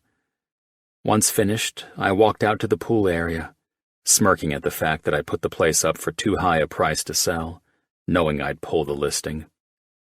I wasn't selling the damn house, and I knew it. It was the first place I ever bought, and it really had the best views of all Southern California beaches. I wasn't that big of a bitch. Hurt or not, I had to admit I put the place up to make it feel like I'd sell it, but in some demented way, I overpriced it and kept it. Made no sense to me, the real estate agent, or those around me, but hell, who cared? I still owned it, and here I was. I was right where I needed to be, moving forward and carrying on with my life, while appreciating the oceanfront home and the solace it truly brought me. I would accept the things in my life that I could and couldn't change, adapt and overcome all that had been sent my way to challenge me, and I would only allow it all to make me a better man for it. Chapter 44. Elena. 1 month later. I walked out of Dr. Moaz's office, wanting to squeal with excitement that this was my last visit to the neurologist until my next follow-up in 3 months. The scans had all shown that Dr. Brooks had been successful in removing every last piece of the tumor that had caused headaches more excruciating than the pain of trying to stomach everyone attempting to trigger memories of the last 10 years of my life. I walked out of her office and spotted the tall figure of Dr. Brooks speaking with someone in the open reception area we were in. His dark blonde and messy hair could be spotted a mile away. I discreetly observed him in his white lab coat where he stood, facing away from Dad and me. So many mixed emotions filled me when I heard him laugh. I watched the 2 women in scrubs staring up at him, and their eyes dazzled in humor to whatever he was saying in response to a book he was thumbing through. I wasn't jealous of the interaction, though. He was a fascinating man, to be sure, and I expected nothing less from the 2 staff members who were being entertained by him at the moment. "Let's go, kiddo," Dad said, and then he stopped when he caught me staring at Colin. "Did you want to say anything to Dr. Brooks before we leave?" "No, he's busy." I smiled. Besides, Dr. Moaz told me that he cleared me to drive and resume life as a happy, healthy miracle. I linked my arm into Dad's. I am shocked he didn't sit in on the meeting, though. Dad and I walked out of the reception and to the exit of the neuro offices of the hospital. "I'm sure it was out of respect for your wishes." Dad smiled at me. "Also, neurosurgeons don't necessarily sit in on consultations of patients who aren't theirs. The only reason he met with us at the hospital was that Dr. Moaz requested his consultation to see if you were a candidate for surgery." "And he turned my ass down." I arched my eyebrow teasingly at my dad, thanking God that my outbursts and horrible mean streak went away in the last 2 weeks as my brain healed. I knew he would, Dad admitted. but I'd rather the surgeon see the tumor had grown and see if he found anything the neurologist and I hadn't seen in your recent scans. Well, God knows I turned him down plenty of times, so he probably enjoyed turning me down for once, I said with a laugh as I rolled my eyes. I still don't understand why he would turn down operating on the growing tumor, letting it get to the point where I had seizures. We reached the car, and Dad's expression was professional and serious. That's because he's a damn good surgeon, Lainey, he said as we got into his car. A good surgeon never sees surgery as the first answer. I taught him that, you know. I nudged Dad in the arm. And you must be so proud of your prodigy of a student. He grinned. Let's get some lunch and head back to the ranch. You're clear to ride again, but nothing more than walking or maybe a little trot. I smiled at him. Yeah, exactly what that horse you sent back to Colin was trained perfectly to do. He shook his head.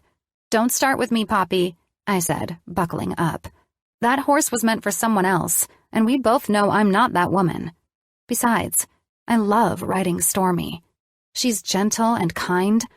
Dad nodded and sighed, and I was undoubtedly itching to get home and finally ride the horse I'd been riding before everything went to hell with the headaches and seizures.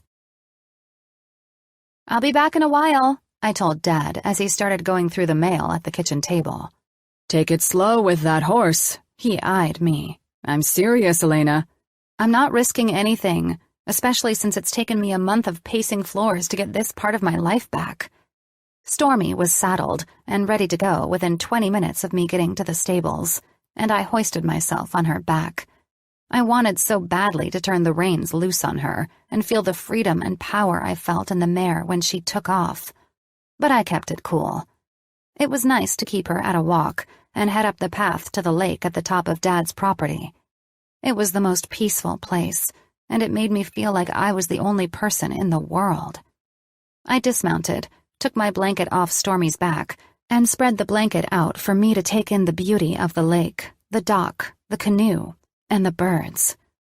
A soft breeze blew against my face, and I watched as the canoe rocked gently in the water, tied to the dock by only a rope. My eyes then suddenly saw something entirely different. All right, hold still, I said. I was transported into the canoe, and back in time, and I was looking at Colin's brilliant and curious smile. About time you kiss me, he said, as I felt myself gripping the side of the canoe to show off a stunt I'd learned when I was a kid. Oh my God! I rubbed my forehead as I saw, felt, and heard everything as if I'd gone back in time and experienced it. What the hell? I scrambled to get up. I froze when my mind was flooded again. The beautiful view of the ocean from here had disappeared, and I was dancing at the medical conference. I felt so free, and I loved the song that played because it reminded me of Miami. I held my hand up in the air, and it was caught. I finished the spin, and I was suddenly dancing with the most handsome man I'd ever seen. His eyes were an enchanting blue. His smile dazzled, and he danced with me as if he were my partner for a competition. I wondered where he'd come from as he dipped me, and my breath caught when his eyes locked onto mine. May I ask who you are, sir? I'd questioned this beautiful man as I moved the dance to become a bit more seductive. I tried to scare him off, but he didn't waver. Your future husband, he said, and without missing a beat, he spun me out and away from him. I fell to my knees. What was happening to me? Did something go wrong after my brain surgery? Or could it be? Were these my stolen memories being flashed before my eyes before I died from a possible brain aneurysm? I was overwhelmed, nauseated, and terrified all at once. I couldn't die up here alone. Stormy! I called my horse. I needed her legs. My mind flashed to my med school graduation. I crossed the stage, shrieking in delight, and instead of being proper, I pointed to my dad in the crowd. I did it for you, Poppy! I was getting dizzier and dizzier as I climbed onto Stormy's back, all while my memories were slamming into me as if I were downloading them from somewhere. They were all on repeat, all of my memories, coming back, and I didn't know what the hell was happening, but I was panic-stricken that this was the end. I reached the house and felt like I had vertigo. "Poppy!" I called out in panic. "Right here, Lainey," he said, watching me stumble into the house. He looked as terrified as I felt. "What's happened?" "I see things, I think," I said, panting. "Poppy, my memories. I remember what happened. Everything. Am I going to die? Do I need to go to the hospital? I don't want to die." I saw my dad smile as he pulled me tightly into his arms. "Easy, Lainey," he said. No, baby girl. You are not going to die. This is completely—" My dad's voice trailed off, and my vision changed again. I was on the beach and had been watching Colin surfing all morning. He surfed like a pro, and I was intrigued, watching him out there, looking like a total badass. The air smelled of salt, and I heard seagulls flying above me as the waves rolled into the shore. I watched in utter excitement as Colin danced through the water, and the next thing I knew, he was kissing me with the salty taste of the ocean on his lips. His wetsuit was ice cold, and I shivered underneath him. I laughed, trying to push him off of me, but his lips remained firmly on mine while we rolled through the soft sand and kissed like no one was watching. I finally pushed him off of me. "You crazy man! I'm all sandy, and that water is so freaking cold," I said to him. His smile was my favorite, and it always made me laugh because I knew he was going to do something wild and insane. He'd taken his wetsuit off by the time I figured I was safe from some crazy Colin maneuver, but I should have known better. I screamed when he threw me over his shoulder and ran out toward the cold surf. I screamed through my laughter, and then the next thing I knew, we were both waist-deep in the freezing cold Pacific Ocean. Colin's eyes dazzled while the sun reflected off the ocean and into them. He pulled me close while I tried to act like I was furious, but my laughter always screwed me when I tried to act angry with him. "Hold your breath, babe," I heard him say. His eyes wide and wild, and I was in trouble. I managed to listen, and the next thing I knew, he pulled me under the water, and his mouth was on mine. I felt the cold water stinging and the electric currents I always felt inside me when he kissed me. I saw my dad again, and I was sitting in his large chair in the living room. I started crying. "Poppy, what's happening? I'm so scared," I whispered. "Lainey, I need you to be as calm as you can. Your memories are coming back to you," he said. "Like this?" I said, looking at him in fear. "My entire surroundings are changing, and I'm being transported into them. What is this?" "It happens in many different ways. I've had a few conversations with patients on the phone at home when it happened to them. They may come back all at once, or they may take some time. They return differently." "This is good. Keep talking," I said, scared to get zapped off into another memory again. I needed a second to catch my breath to appreciate the miracle that was happening. "Right," he said, kneeling in front of me. "Some people have reported that it was as if they returned in a reel, like watching a movie, but most have reported they just remembered everything. When the deep-rooted memories return, we believe those are the ones that hit the hardest. The most impact is felt with those. You're safe, honey," he said with a smile. "I want you to relax and let this pass." "Oh, Colin, I love him, Poppy," I said through tears of relief. My soul felt that more than anything. "Close your eyes and rest. You look exhausted," he said. "Are you thirsty? Hungry?" "I'm overwhelmed," I said. "Close your eyes. Let them come as they are. I'm not leaving your side." I closed my eyes, and then I was lying on the couch with Colin. I was trying to watch a mystery movie, but I couldn't focus. Colin's firm lips massaged on my neck, and his hand moved over my abdomen. "I'm never going to find out," I laughed when Colin's hands went into my panties.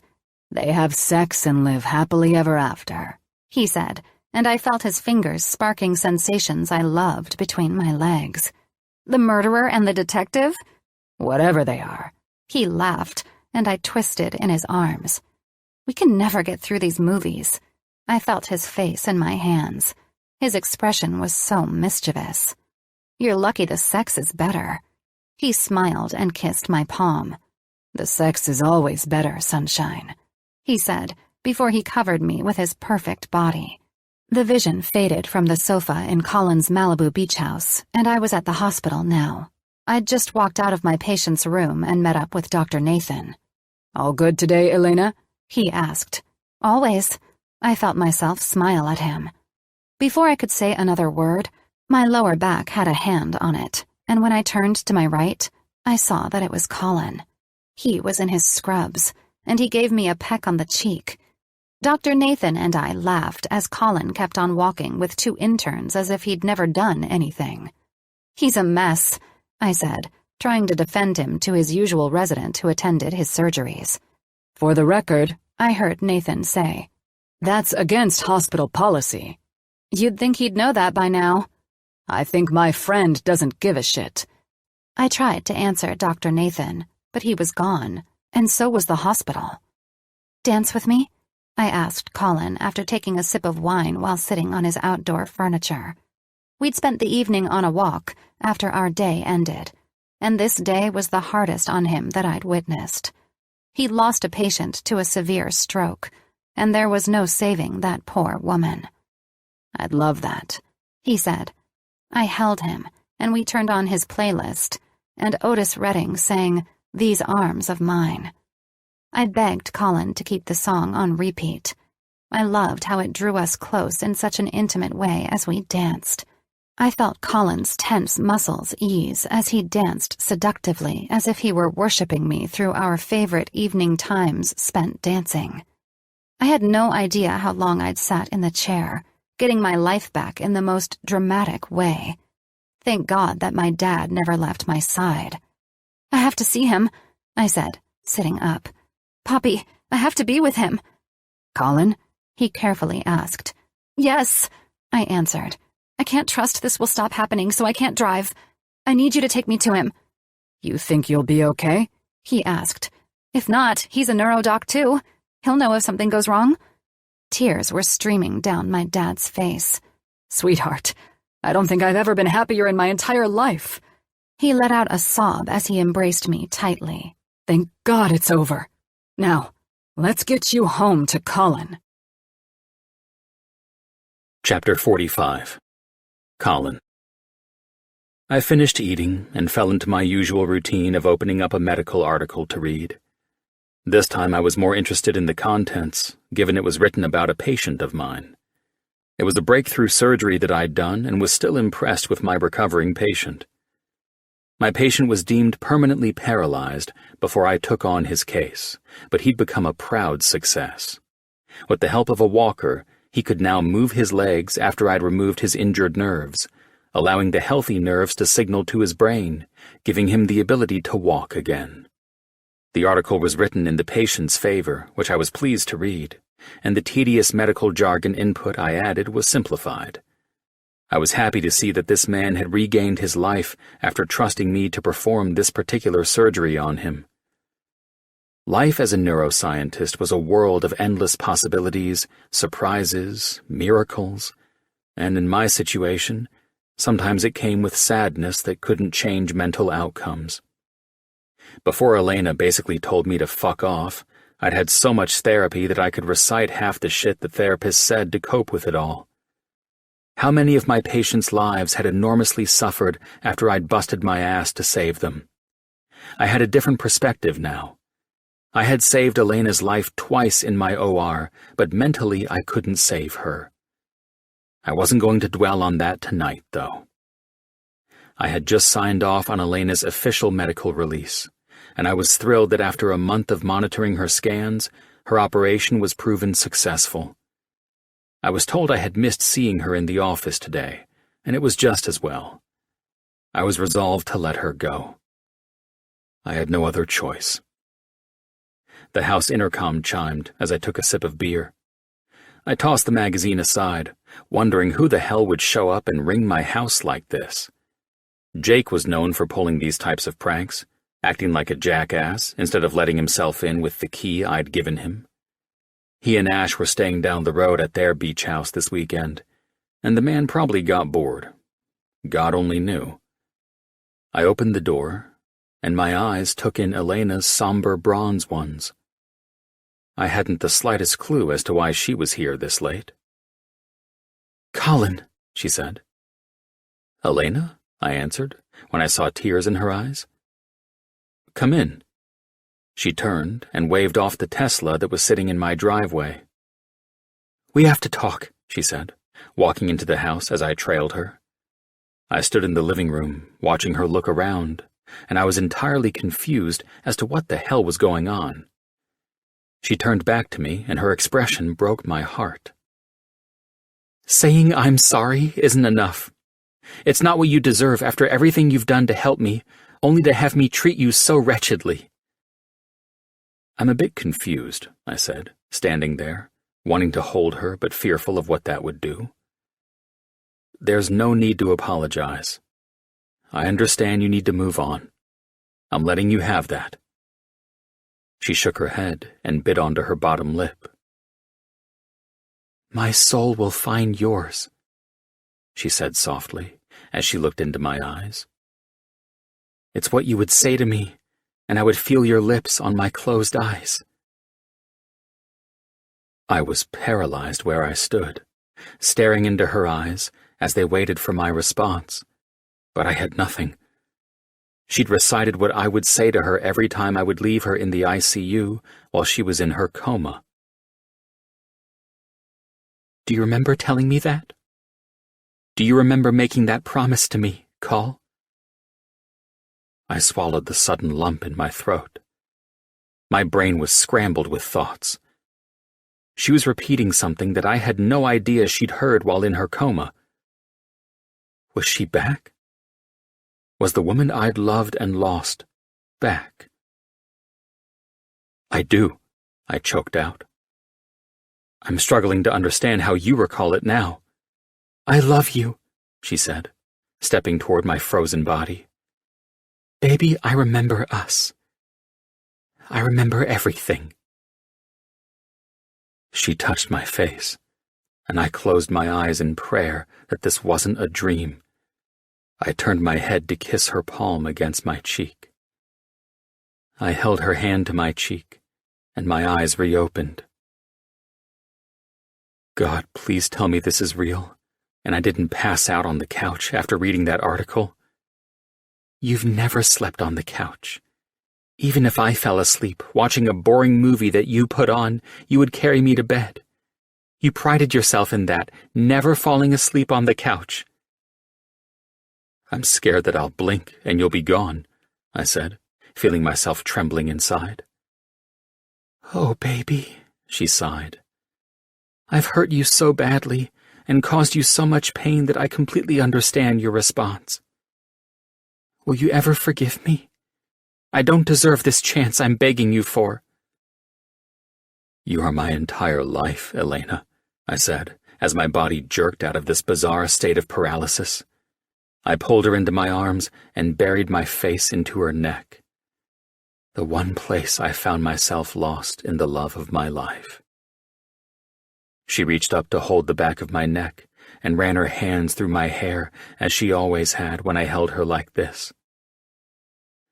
I had no idea how long I stood there, holding her and feeling as though if I'd let her go, I'd lose her again. Elena and I both shed tears, and we stood there, reuniting our broken souls. I felt like life was being breathed back into my entire being. I'd imagined this scenario from the first moment I knew she had amnesia, and now that it was here, I wasn't reacting in any of the ways I thought I would. It wasn't an explosion of fireworks or spinning her around in the air as we both laughed with joy. It was gentle and so deeply soul-moving that I could hardly make a sound.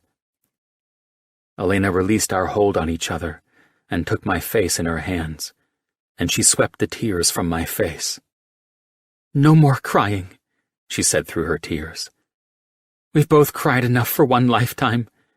We're the ones who are supposed to laugh and do crazy stuff, remember?" I grinned. "We are. We're also the couple who were ripped apart, and by some miracle from heaven, I have you back. I almost can't believe it, Lainey. I'm home, Call, she said. If you'll still have me, of course. God, stop saying that. I took her hand and kissed it again. You know that this is your home if you want it. You know that I am always yours. I ran my hand through my hair, still having a hard time with the fact that my Elena came back to me, and she was one of the miracles we all talked about on the neuro ward. Sit with me. My fucking knees are weak. I laughed at the fact that I'd never felt anything remotely close to this before. Maybe it was a mixture of shock and glee. All I knew was that I was overwhelmed in the best possible way. We sat on the couch. All I wanted to do was hold her, and after a few seconds of sitting there like a jackass in shock, I pulled her onto my lap from where she sat across from me. I kissed her shoulder, her arm, her neck, and her jaw. Afraid to kiss my lips? She arched her eyebrow when she shifted in my arms to face me. I smirked. I don't know what I am, I answered truthfully. I brushed her hair from her face, and I felt a rush of emotions of desire hit me stronger than ever before. I relaxed into the cushions, taking her beautiful face and bringing it to mine. My lips were so urgent and hungry for her, and I was grateful that her desire for my kiss was returned with more passion than I remembered. She tasted so delicious, and I became ravenous for more of this. Our bodies found their usual position on the couch whenever I pressed for more, and I felt her react as she always did, moving so I wouldn't smother her while I lay on top of her and turned a delicious kiss into a consuming one. Her moans, whimpers, and her fingers running through my hair, all of it was my Elena responding to me. I didn't want to stop with this kiss, but I had to. I had to know how she remembered and how it all came back. What did she know? I had no idea how I did it, but I pulled away, watching Elena's beautiful chest rise and fall while she caught her breath.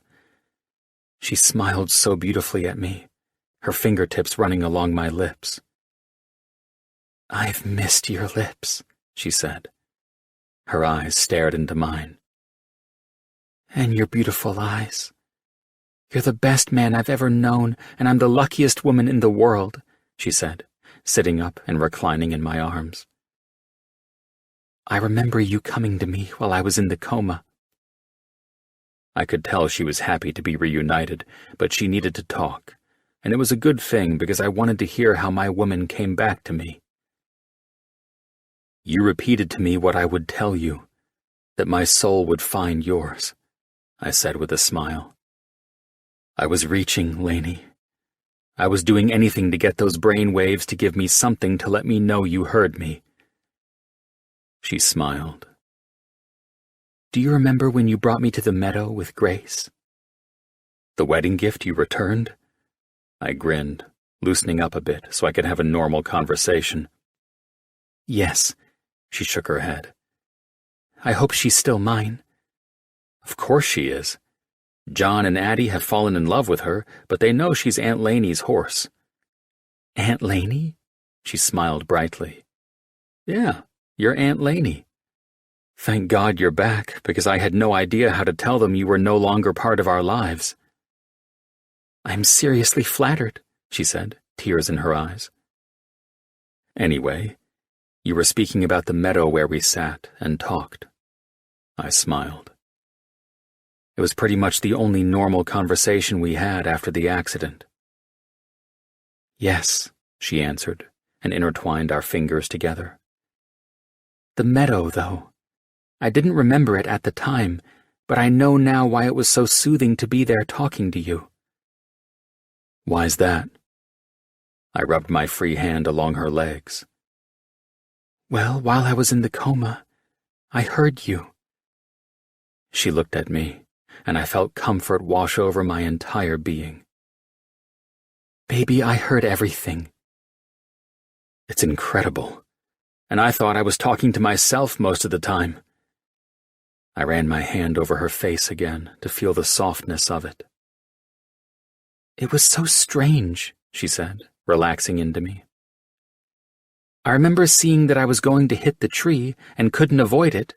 Then suddenly I was in that meadow filled with yellow flowers. It was so peaceful and serene.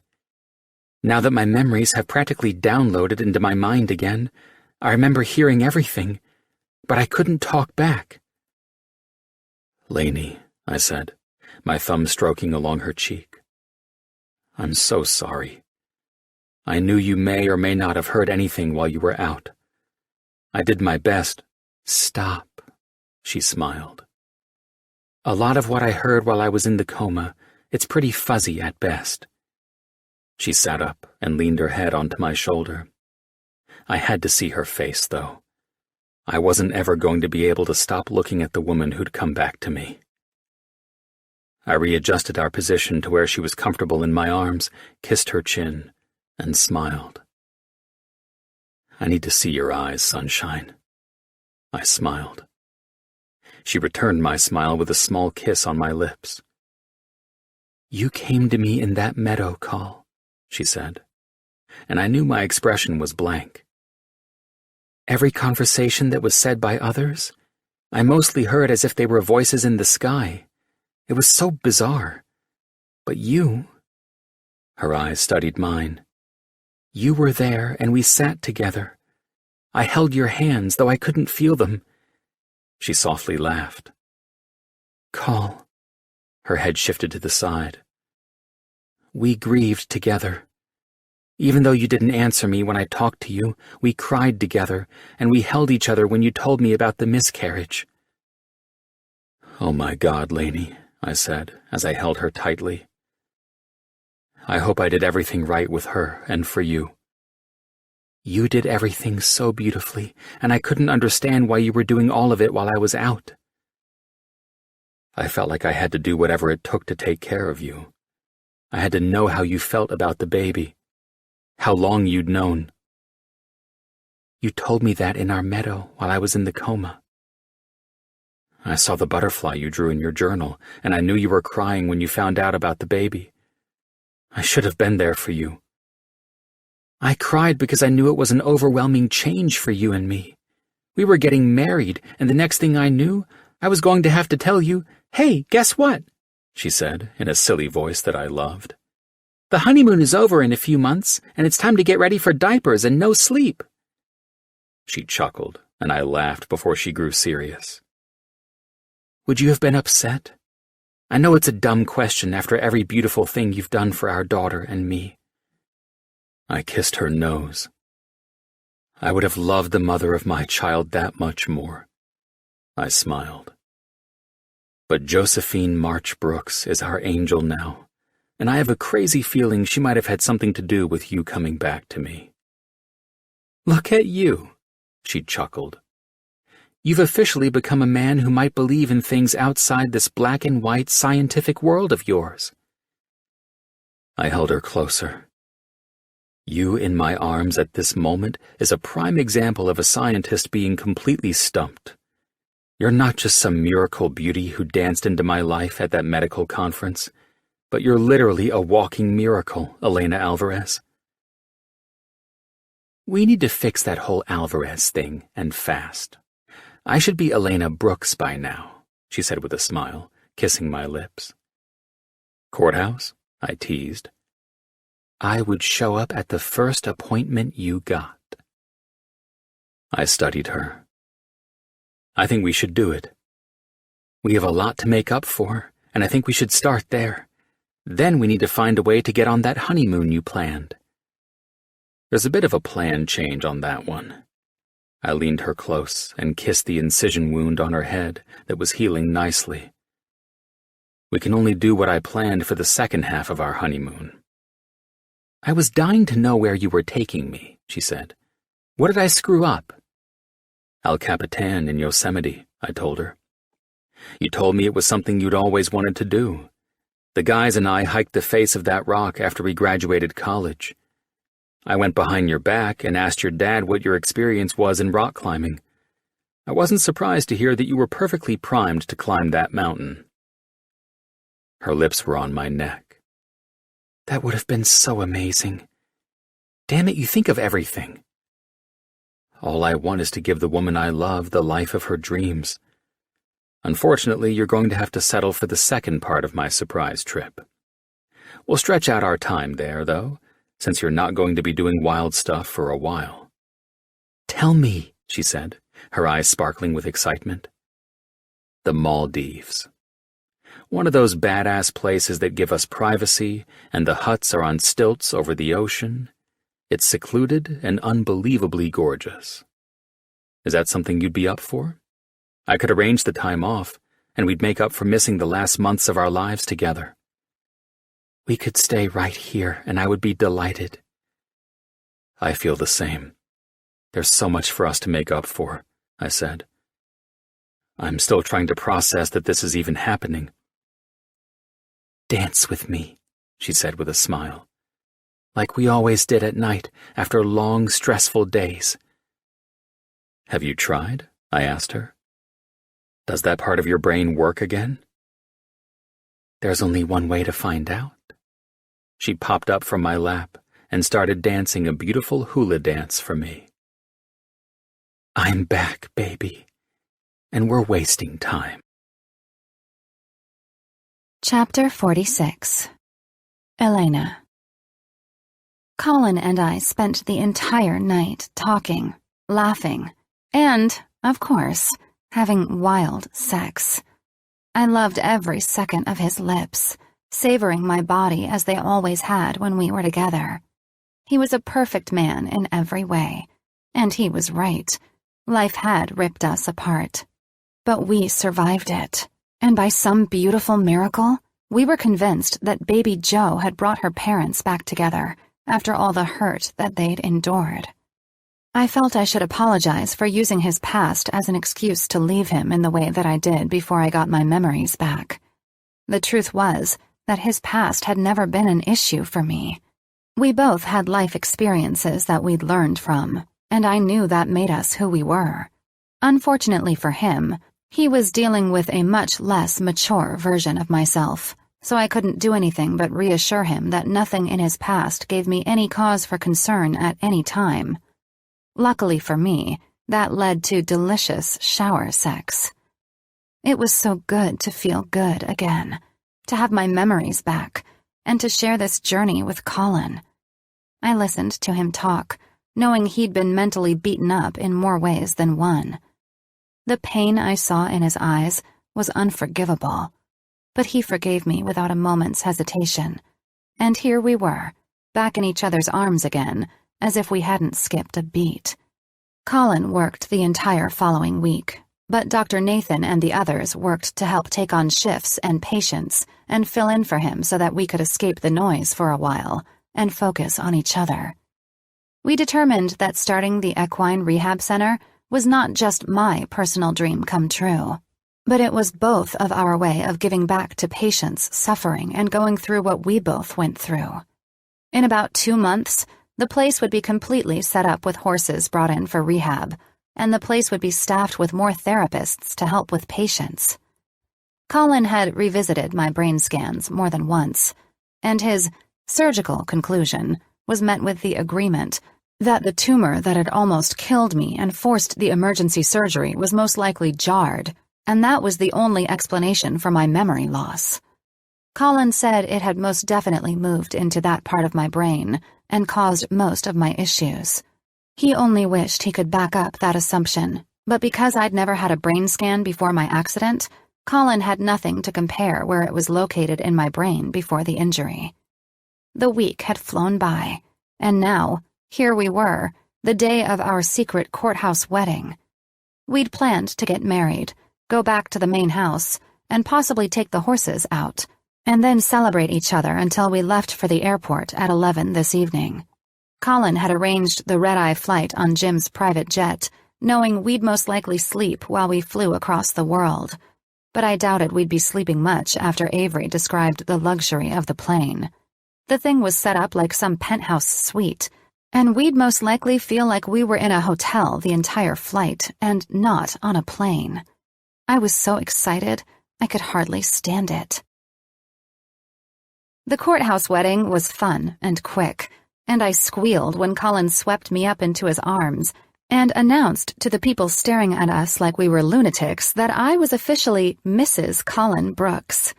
I loved the sound of that more than I could express.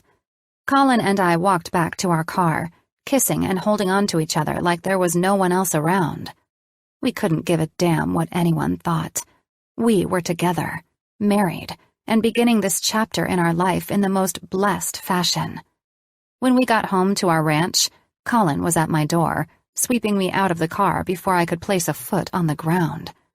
Our lips met as if we hadn't kissed nearly the whole way home, and once he carried me through the house and made his way to our room, he kicked the door closed behind him. Our lips hadn't left each other's, even as Colin laid me on the bed, and his sky-blue eyes beamed. "Well, my handsome husband, what are you going to do with me now? I thought we were going to go horseback riding." "That comes after this," he said, his lips finding my abdomen. Knock, knock, knock. The sound of the knocks was the beat that Jake and Colin would use when they showed up at the other's house. "He's fucking kidding, right?" Colin said with a sigh. "Are you two dressed in there?" Jake said with humor in his voice. "We're sort of fucking in here." Colin arched an eyebrow in humor at me and grinned. "Careful, old man," Jake answered with a chuckle. "There are kids around." Colin's forehead fell against my chest while I ran my hands through his hair and laughed. "Go get the door." "He's lucky he was at my side the entire time you were gone," Colin said with a sigh. "Watching Vampire Diaries and all, too?" I laughed again. "Him and Alex, right?" "I was in a dark place, Lainey." He straightened his shirt as he stood up. "I brought them there with me, too." "Then you owe it to your best friend to open that door and see what he wants," I said. Colin opened the door, and the next thing I knew, Jake and Alex snatched my new husband, and Col was gone with a string of curse words hanging in the air behind him. "We're going to steal him away for just a bit," Jim said, wearing a suit and smiling. "Congratulations on the nuptials." He ducked out of the doorway as I sat up on the edge of the bed, and then Ash, Avery, and my sister rushed into the room with Clay and Joe. "What the hell is going on?" I giggled, seeing Joe and Clay eye me like I was about to become their hardest makeover yet. Lydia approached the bed. "It's a send-off party, sister." She hugged me. "That Jim guy can make some serious miracles happen." I wrapped my arms around my sister and hugged her. "Jim did this?" "Jim and Alex made a lot of things happen, but the crazy stuff?" Avery laughed and looked at Ash. "Crazy stuff like kidnapping Colin?" Ash laughed.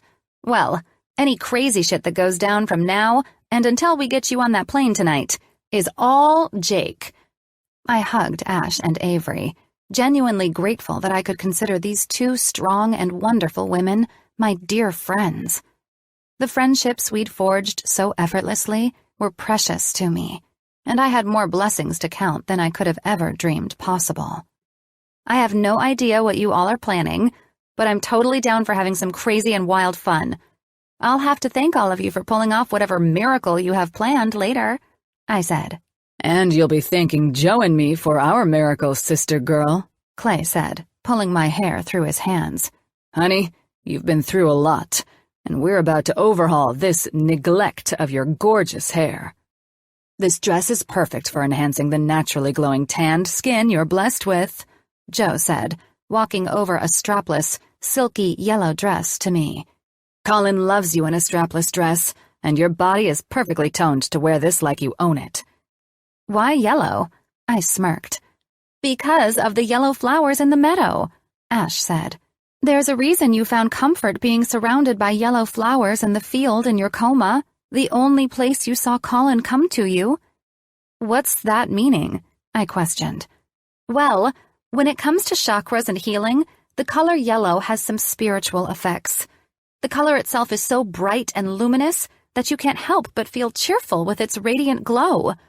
If your subconscious pulled you into a meadow of yellow flowers, then it helped you pull personal power, strength, and courage. It's such a powerful, happy, and optimistic color. Not to mention nothing looks better against your skin tone, Avery added with a laugh. It enhances the beauty we always have seen in our sweet friend.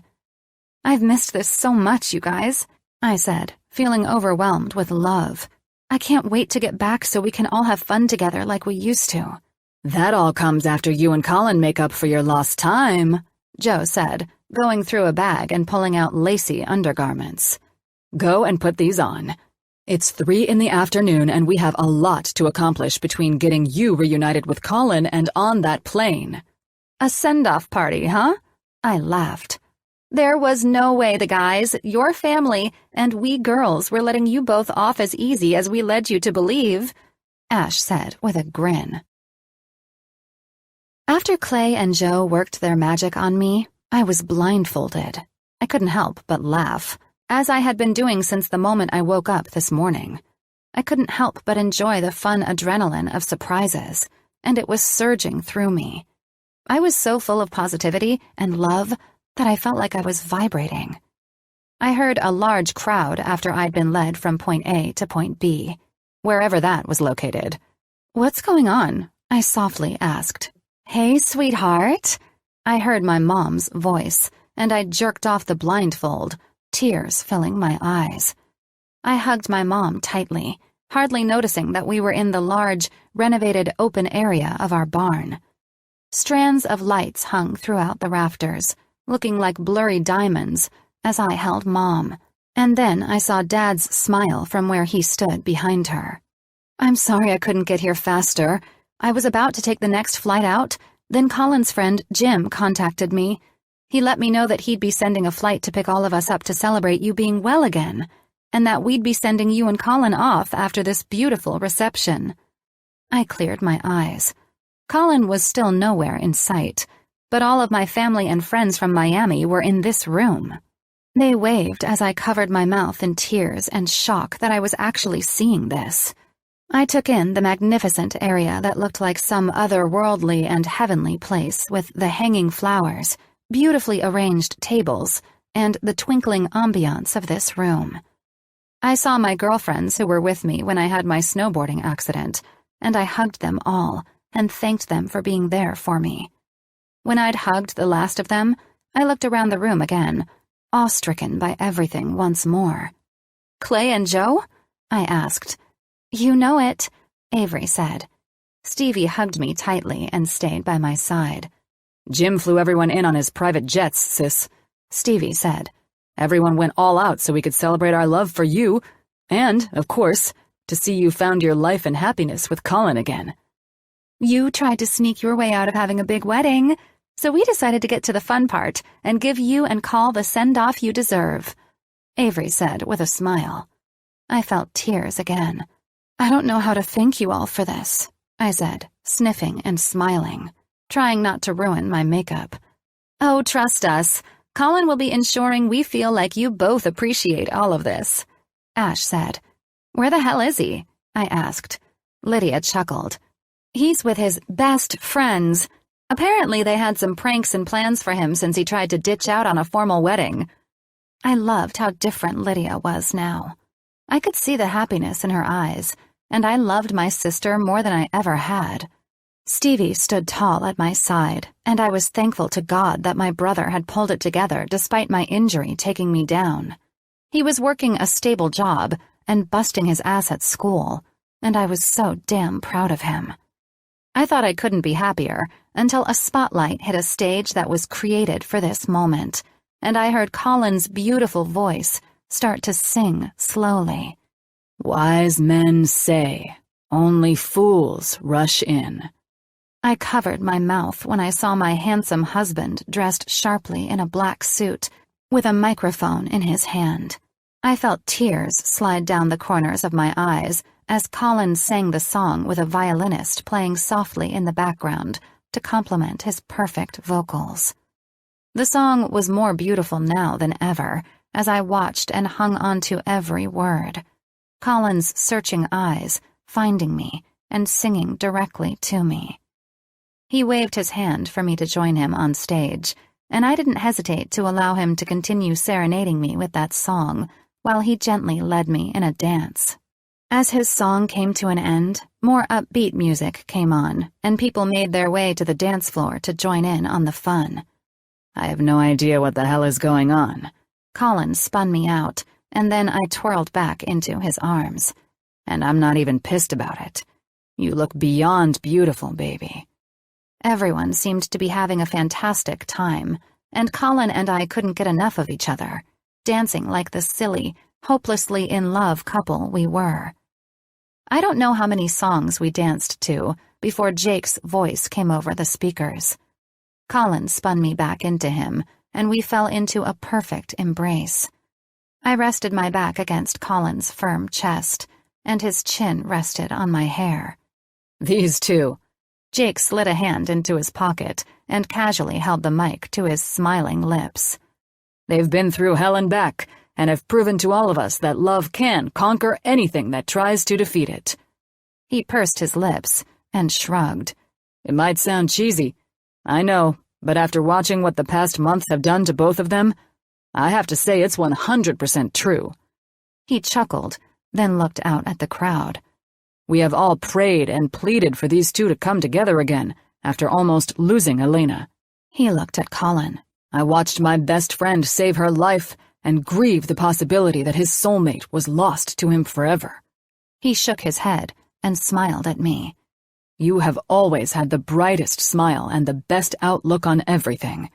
Watching you struggle as the world tried to strip that positivity from you, I have to say, there are not many times when I've been at a loss for understanding why life can be so cruel, but that was one of them. I couldn't understand many things having to do with the outcome of your accident, but I look at you with Colin now, and I think I get it. You see, not to toot my friend's horn, but I'm sure he'll tell you every chance he gets. He's a prodigy, you know, one of those child geniuses. Colin waved his hand out at the crowd and took a bow like a goofball as his best friend continued talking. Being a real-life genius, however, sometimes certain details slip through the cracks, and I have to say that with all my friend's expertise, there was an element of personal experience with these injuries that he couldn't relate to. Colin held me tighter as Jake spoke, and I felt him subtly nodding in agreement. Over the trials of the last months, you've both learned lessons that are valuable not only to yourselves, but also to put them into action to help others who've been in your situation. Jake waved his hand around the barn that was to be the hub of our equine therapy center. You've decided to open this place and use your experiences to help alleviate the pain of others. And, well, I think there isn't anything nobler than that. That leads me to my point. I have no idea where he's going with this. Colin whispered in my ear. Jake smirked at Colin. I think this rehab center might have to partner up with St. John's Hospital to help reach more people. What do you say? Oh my God! I covered my heart and looked at Colin's same shocked expression. That is where I come in, I heard Jim say as he spoke into a mic. As CEO of the company who's always looking at ways to expand and enhance St. John's, we are willing to support your rehab center monetarily and in any other way we can. We would love to help bring in staff while allowing you both to retain ownership and control and all of that fun stuff. He winked. We'll take on any burden of the business aspect of the equine rehab facility because it is our wish for Dr. Elena Brooks to focus on getting her patients well through her horses and contagious positivity. I broke free of Colin's hold and hugged Jim, crying in his arms, knowing that the man had cemented my ultimate dream. I would now have the endless possibilities of helping those who've suffered what Colin and I went through after my injury. Damn it, I heard Jake whisper. I didn't even get a hug, and I thought my shit was pretty damn good too. Get over here. I reached out for Jim's brother and Colin's best friend, who laughed and hugged me. Dry your eyes, kid, I heard Alex say. I looked at the striking man who I'd grown to admire for his commanding air, grateful for his care and concern for Colin while I was in my coma. Alex had taken Colin into his home during Colin's darkest hour, and for that, I would be eternally in Alex's debt. You guys, thank you for all of this. I smiled at Colin, shaking Jim and his best friend's hand. I knew Colin was as thrilled and overwhelmed by all of this as I was. Alex reached for my hand, used some tricky maneuver, and spun me out. "Dance with the butterflies," he said to me with a smile as the crowd watched. "Right?" I looked at him in confusion as he released my hand, and Jim, Jake, Ash, and Avery stood behind Alex, looking at Colin and me. 2 women walked up with Avery and Ash's newborn babies in their arms, little John and Addie proudly trailing them. I watched with happiness, my hand instinctively covering my stomach, knowing that one sweet angel was missing. Baby Joe Brooks. I felt a tear slip out of the corner of my eye. I didn't want to cry again. I'd already done this when I first held the precious babies after first meeting them. I loved these sweet little girls with a love I didn't know I carried in me, even though I still wished we had our Josephine with us. If it weren't for you two, we wouldn't have that special angel, Baby Joe, to watch over all of us. Isn't that right, Addie? Alex asked, looking down at the 5-year-old, who nodded along as he spoke. Yes, Addison said, smiling out to the audience to ensure they knew mine and Colin's daughter was a special angel. Alex looked back at Jim and the gang as they smiled at Colin and me. We believe that our angel, Baby Joe, is a symbol of hope, and St. John's has decided to dedicate the butterfly gardens in her name with the motto, Dance with the Butterflies. We will work to expand this center in Baby Joe's name for parents who've experienced the grief of losing a child. We hope that each of our donations in our angel's name, Baby Josephine Brooks, will help expand our pediatric unit. Our chief pediatric neurosurgeon, Dr. Brandt, will be working to ensure that every child who comes into the pediatric ward will know that St. John's is much more than just a hospital. It's a place of hope and understanding. Colin was perfectly quiet and still, even silently tearing up with me until Dr. Brandt's name was mentioned. That's when Colin kissed my cheek and chuckled.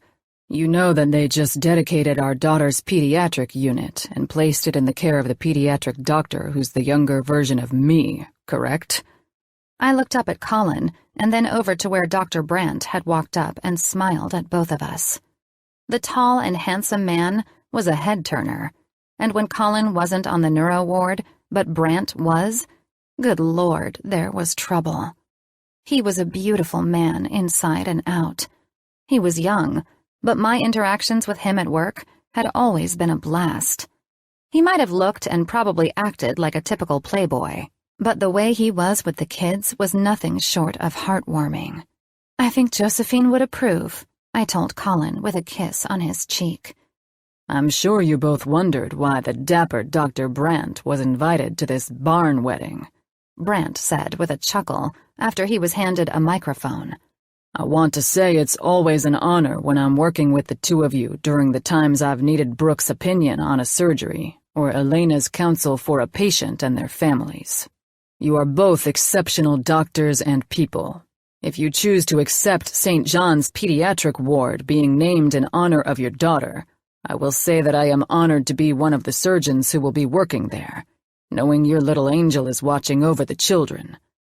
At this point, I was too overwhelmed to speak.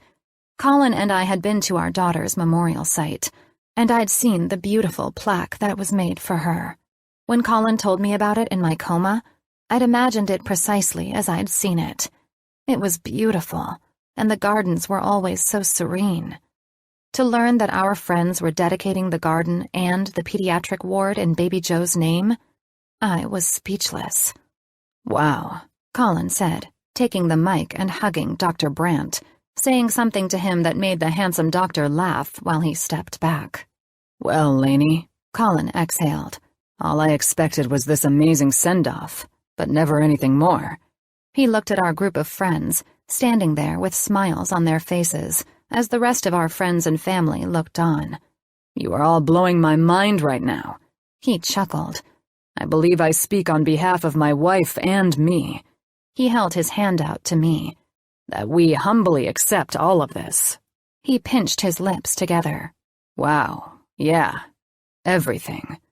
Uncle Colin? Addison stepped up. It's okay to cry, you know? Just say thank you. She smiled. Thank you. He brushed his finger over her nose. I think baby Jo would love all of this, wouldn't she? Addison nodded.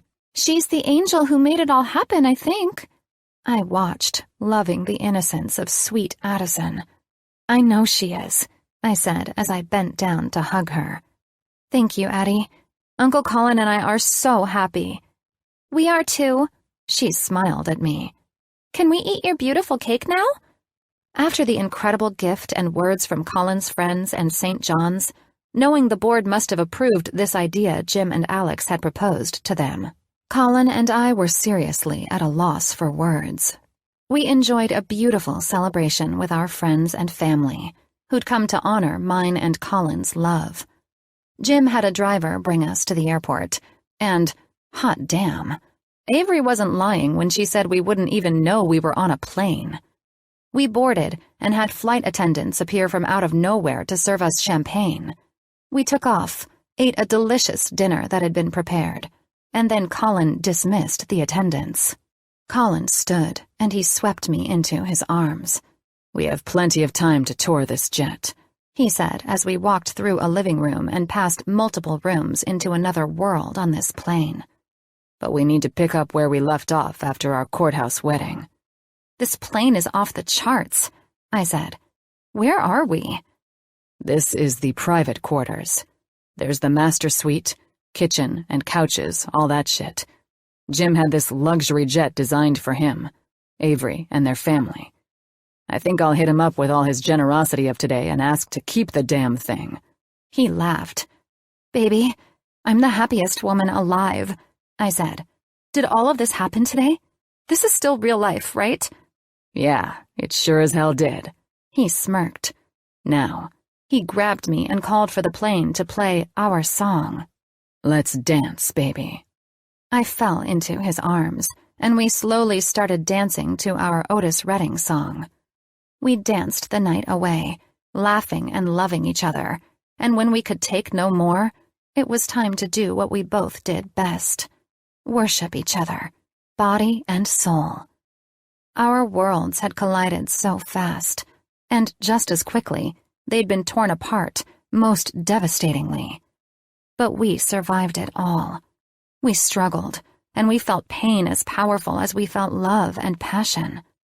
Through it all, our souls found each other again, reaffirming that we were bonded in a way that proved we were born to love each other, in sickness and in health, and, of course, in fun-filled adventures and in happiness. Our love was stronger than ever, and I wouldn't ask to start my life with this man in any other way.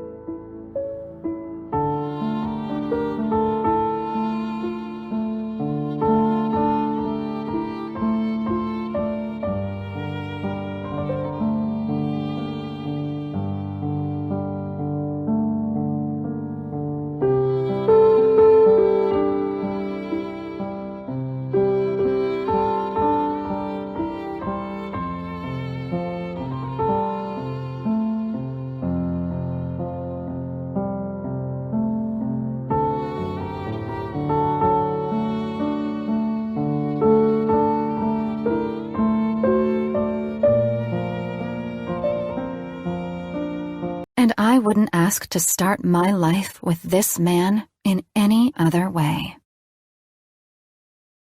This concludes Dr. Brooks by Raylin Marks, narrated by Jeremy York and Stephanie Rose. Copyright 2021 by Raylin Marks. This unabridged audiobook is published by arrangement with Raylin Marks and was produced in the year 2021 by Tantor Media Incorporated, a division of Recorded Books which holds the copyright thereto. Please visit Tantor